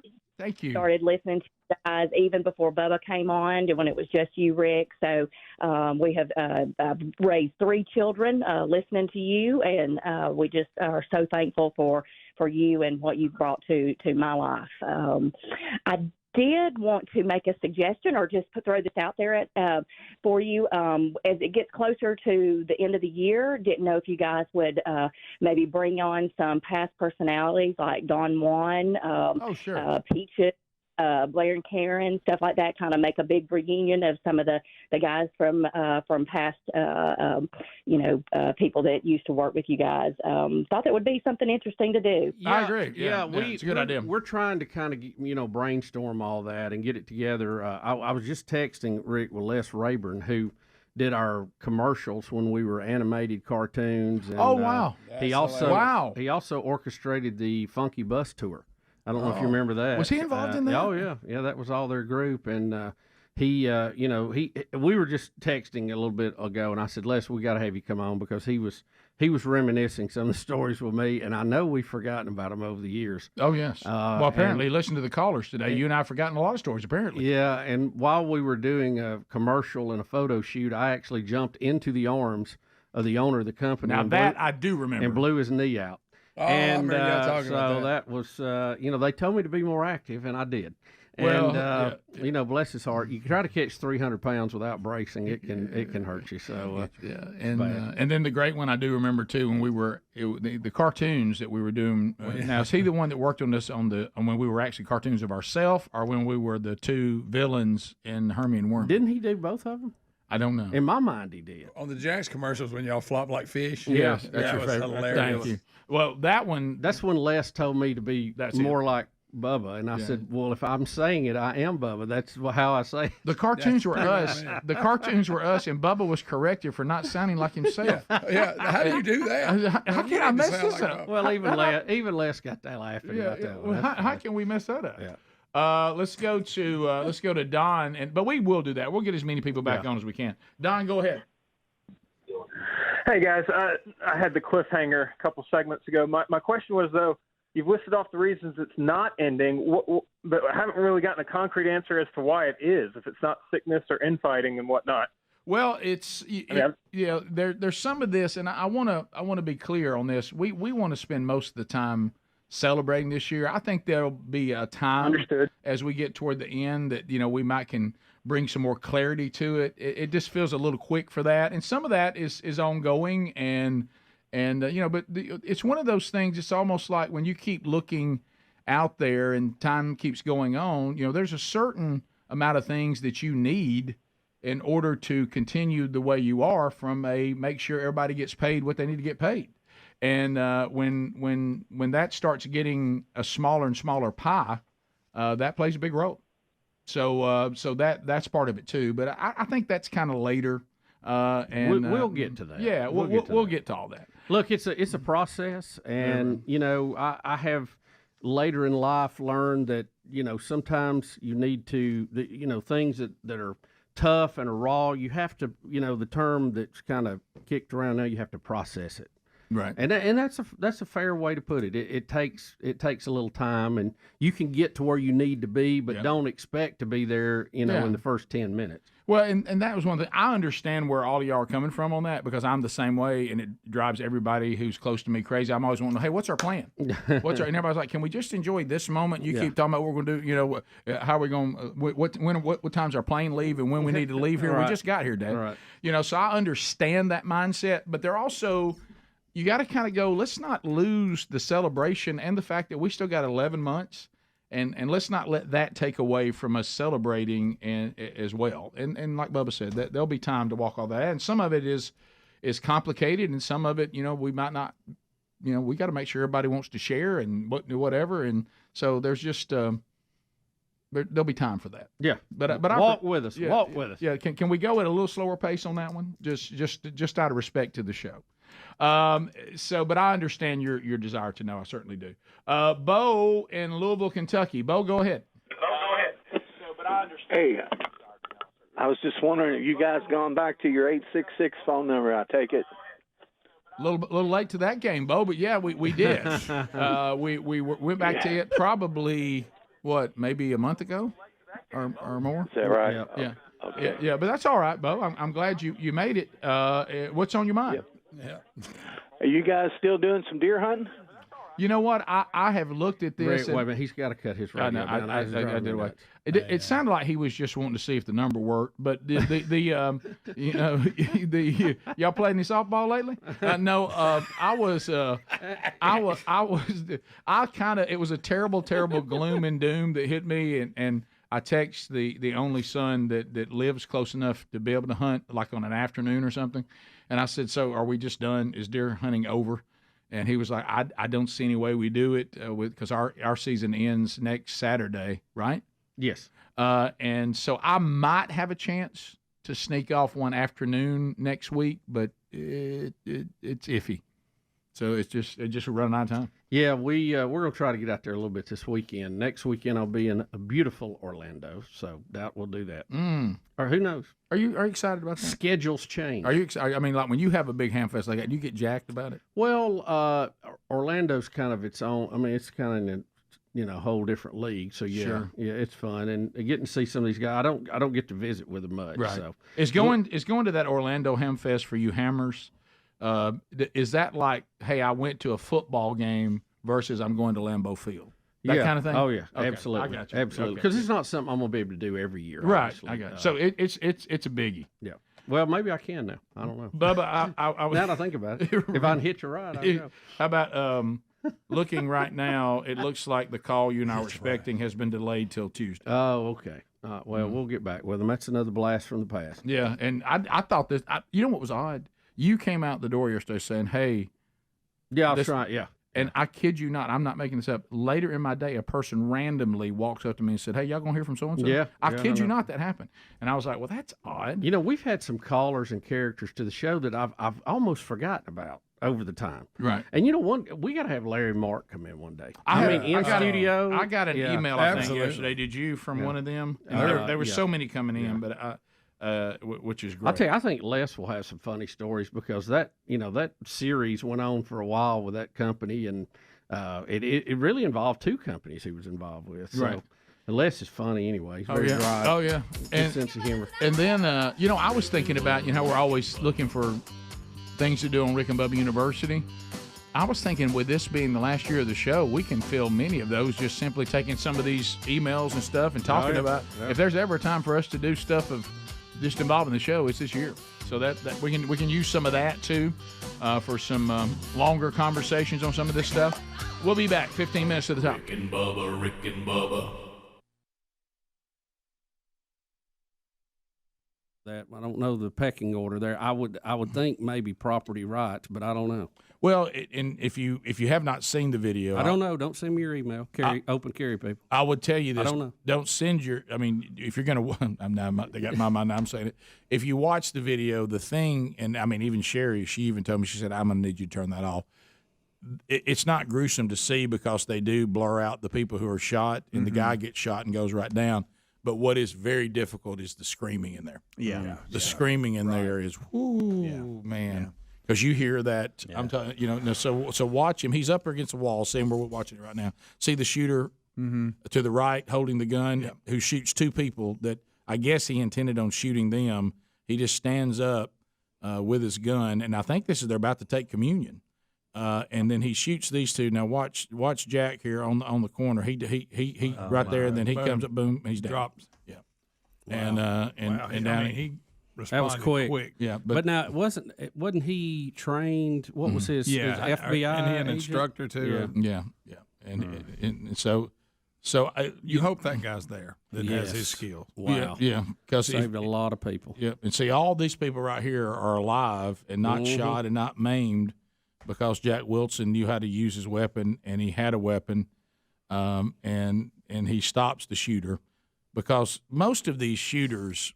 They like soft targets because they're cowards and they're wicked and they're evil, and what they don't like is for somebody to be able to shoot back. Yeah, if you mention this, I apologize. Go ahead, Greg. In this state, if you're a psycho looking for a soft target, maybe the church won't be it. Yeah, right. It used to be. In the video we were rolling from Adler just then, the amount of people after it happens that are coming with pistols. Have you seen? Yeah, I saw at least three. Well, they said three had coming from different directions. Yeah, they said they had different guys who were on the security team. It's just that Wilson was the one who got the shot first. Because you see this guy, if you is look, Wilson standing up? Yeah, already when it happened, he was in the back standing up. Yeah, they see him over here on the corner. He's over here. Yeah. Roll it back in his position. But you see this guy shoots that guy. Comes up to shoot. He shoots that guy, knocks him down, shoots that guy. one, and then he gets him. Yeah. And but now as it rolls, and for those of you on radio, now I want you to see here coming from the back center. There's one, 2, 3 over there. Right, and then here comes another one from the right. 4, here comes 5, another one. 6. All drawn pistols walking towards the action. Mm-hmm. Now it looks like. And I've never seen this part of it because when I saw those two men were blurred out that just got shot. Mm-hmm. When it looks like the first guy sees he has a gun and tries to go for his gun. It does look like and that. And he shoots him because at one time I thought, did this guy just come in to shoot these two people? But no, I think he's getting ready to shoot. Yeah, the one on the left. See, he's reaching out of his back pocket. Didn't he reach for a gun? Yeah, he went to his back and pulled out something. Yeah, of course, then Jack Wilson. I saw one of the NRA's things said, he's been this amount of time an NRA member and made a headshot at a moving target at 50 feet with a pistol and saved 242 lives. Yeah, there is a clip here. I haven't watched it yet that says that Michael Bloomberg is mad at Jack Wilson that he was carrying a firearm and was able to prevent a massacre at his own Texas church. But I haven't seen the video yet. So we'll screen that too. So what does he want to happen? I don't know. He want? I mean, if you live in a textbook world, then you probably have all kind of answers. Yeah, that's real world right there, stopping evil. Right. I guess in utopia, you never have to defend yourself against evil people. But that's not the world we live in. No, sadly not. So anyway, and it's so I think there's probably 242 members of the church or who are attending the church that are pretty thankful that Jack Wilson knew how to use his weapon and had it with him when they needed him. I believe you're right. Right? Yeah.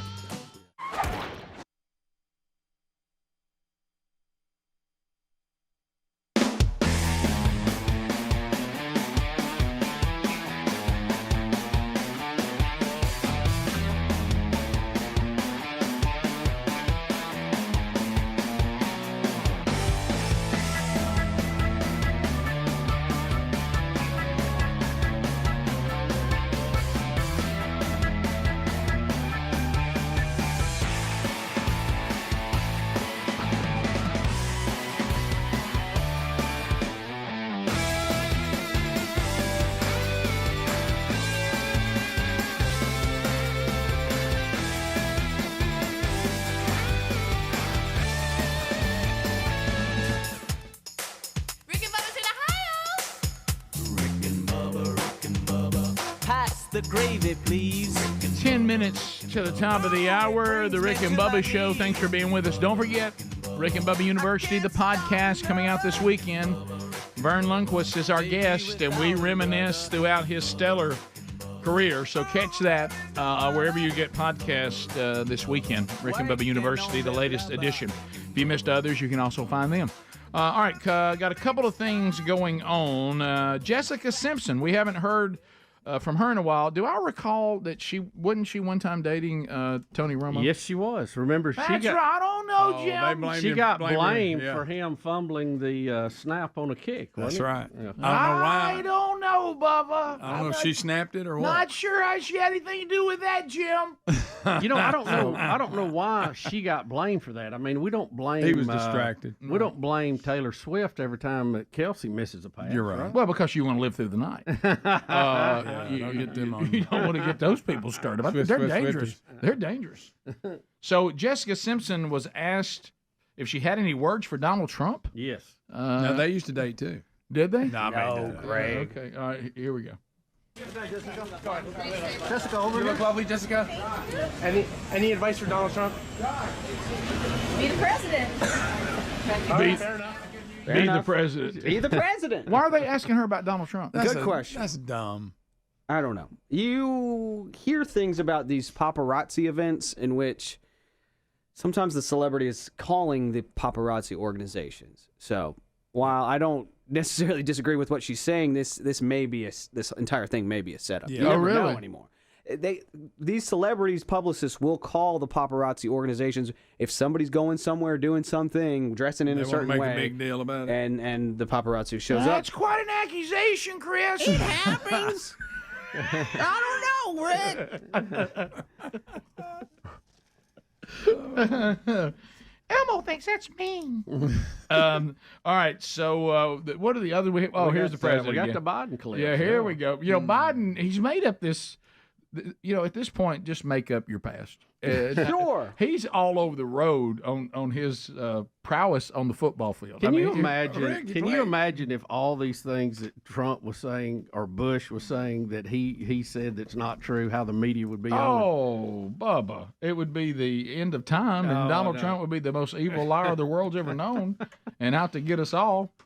Here's Biden now saying that he was the runner-up in the state championship football scoring. Yeah. You know that's What's a quick that mean? You know that's a quick look, though, right? I mean, but anyway, football they even scoring. keep scoring. Then here we go. I was runner-up in state championship football scoring when I was a kid. If I had this guy running in front of me, I could have been an All-American. All right, so let's Wait go back. a minute. He's done this before. Yes, he does it all the time. I've heard him point somebody out and claim he'd have been All-American if he'd ran Look, behind him. I understand that joke. I've used that joke. I could run behind this guy because he's big, Yeah. but I've never claimed to be the runner-up in the State high school championship. championship scoring. Well, no, Greg is really pointing out something that I'm sorry I didn't catch the first time. He's not saying he was runner-up in scoring like for his Total point. Total point. He's saying in some category called state championship football scoring. Yeah. I've never even heard of that category. So these are only people that got to a state championship and scored, and in that He bunch. did that more than anybody. And he's the runner-up. I don't even know what category that is. So now he's going to, he's been telling people not to jump. He's obsessed with telling That's people his not to jump. go-to. Maybe he realizes what he's done to our economy makes us all want to jump. But I think this time he's talking to a guy who's sitting down. Yeah, y'all see what you think. I'm sorry, Greg. Lots of people in booths. He just said don't jump. To shaking a guy's hand who's sitting down. Don't jump. The guy's sitting down. Sure. Now now it's just become something he says uncontrollably. What is that? What is that supposed to even mean? He's sitting there with his family, with his wife, or in a small child. It looks like. Y'all, that looks like a corpse. I'm not trying to be mean, but he looks like a corpse. That hair, when it gets to that point. I'm sorry. Elmo's sad. All right, so let me bring this up. I'm gonna try my best to help him. Are they in an airport and he's telling the guy not to jump out of a plane? I don't think so. I'm just trying to help. I'm trying anything. The man's sitting in a That's boat. still, that all that's the still time. outlandish, though. You don't tell people sitting in the terminal don't jump. It's a Is it- favorable You think he stretch. gets hung up and you don't know what to say, and he just always reverts back to don't jump? Yes. You know, it's like I got to pause here. I got to fill up. Yeah, it's something. like almost like a tick to him. Yeah. And Rick, we have a clip here from a PBS documentary about the January 6th committee, and listen to what they admit in this. The committee had gathered a trove of information. The challenge, what to do with it. The one thing that we knew was the information that we have is compelling. The thing we needed to do was tell that to the American people in a compelling way. So that's why we brought in a former president of ABC News. Yeah, I got a call pretty much out of the blue come from the January 6th committee. They British wanted fine, a storyteller. And while they were brilliant lawyers, storytelling for a mass audience is not what they do. To bring in a guy like this who would think outside the box really did prove to be fruitful. And it was Goldston who really began to envision this as, in a way, a kind of mini-series, that there would be, sort of 9 episodes, and that these episodes would tackle particular themes. Y'all, and you guys remember this primetime January 6th committee reality show. I do remember that. They put on. And here they are just talking about bragging. Yep, we made a storyline. We fabricated They're not stuff. even covering up. We hyped it up. You're a committee in the U.S. Congress investigating an event. You should bring the evidence forward that you have and give it to the American people. Now, what they were saying is, Rick, that would not be stimulating enough. We needed to really go and get professionals who can make this thing. And what he's implying is tell the story the way we want it to be heard to get a certain result out of it. Yeah, and that's not what an investigative thing in the Congress ought to be. Yeah, but that's what they were trying to do. Yeah, they're saying let's get somebody that can take it like these things we watch on Netflix or whatever. Yep. Let's make it a documentary that has 9 episodes. Right. That's really what they did. Yeah. It basically was an election year stunt, for lack of a better term. Let's dramatize it up. Right. Yep. So that's odd. And then the other one we have is who's MTG again? Marjorie Taylor Greene. Yeah, and so because we know that Omar had said she was a Somalian patriot, right? Yes. Yeah. Here's a quick clip from that, and she's well, listen. You need to hear what she says first. Okay, we'll do that. And Greg, you read the subtitles. Okay. Anigu waan ahay gabar Mareykanka laga doortay. I'm an American migrant in the U.S. Congress. Laakiin waxaan ahay gabar But I'm a Somali girl. Gabar idinku A jinsi girl ah, with your gabar lineage. idinku af ah, gabar A girl with idinku your diin ah, language and your religion. oo That was a young ahade child qof taken from her iyadoo country. da'yar Oh, that's what she was. wadankeedii laga kaxeeyey That misses her wiilkiisa country and oo wishes qabtay to in live there. maalin. Well, go. Yeah, so she's calling herself a Somalian patriot, and then She basically says she's going to vote in ways that'll help Somalia. Yeah, and listen to which I kind of think this is on purpose. Yes, it is hilarious. Listen to the introduction. On Who's the this elemental P? This is MTG Marjorie Taylor Greene. She's a crazy firecracker congressperson, but she says and does funny stuff sometimes. Here we go. Representative Ilhan Omar of Minnesota. Well, I mean, she said she was going to vote. You take it. You swear your oath to the Constitution of the United States. That's right. And she's violated that already by her own words. You're right. Yeah, you're right. Yep. Hey, thanks for being with us. Golden Ticket Seats, thanks for being here today. And you know what? We forgot to introduce them and give away the American Express gift card. We'll do it. Goodness. We'll do it in the break. So somebody will walk away with $50 from Thomas Dudney and the gang, an American Express gift card. We'll be right back. Rick and Bubba.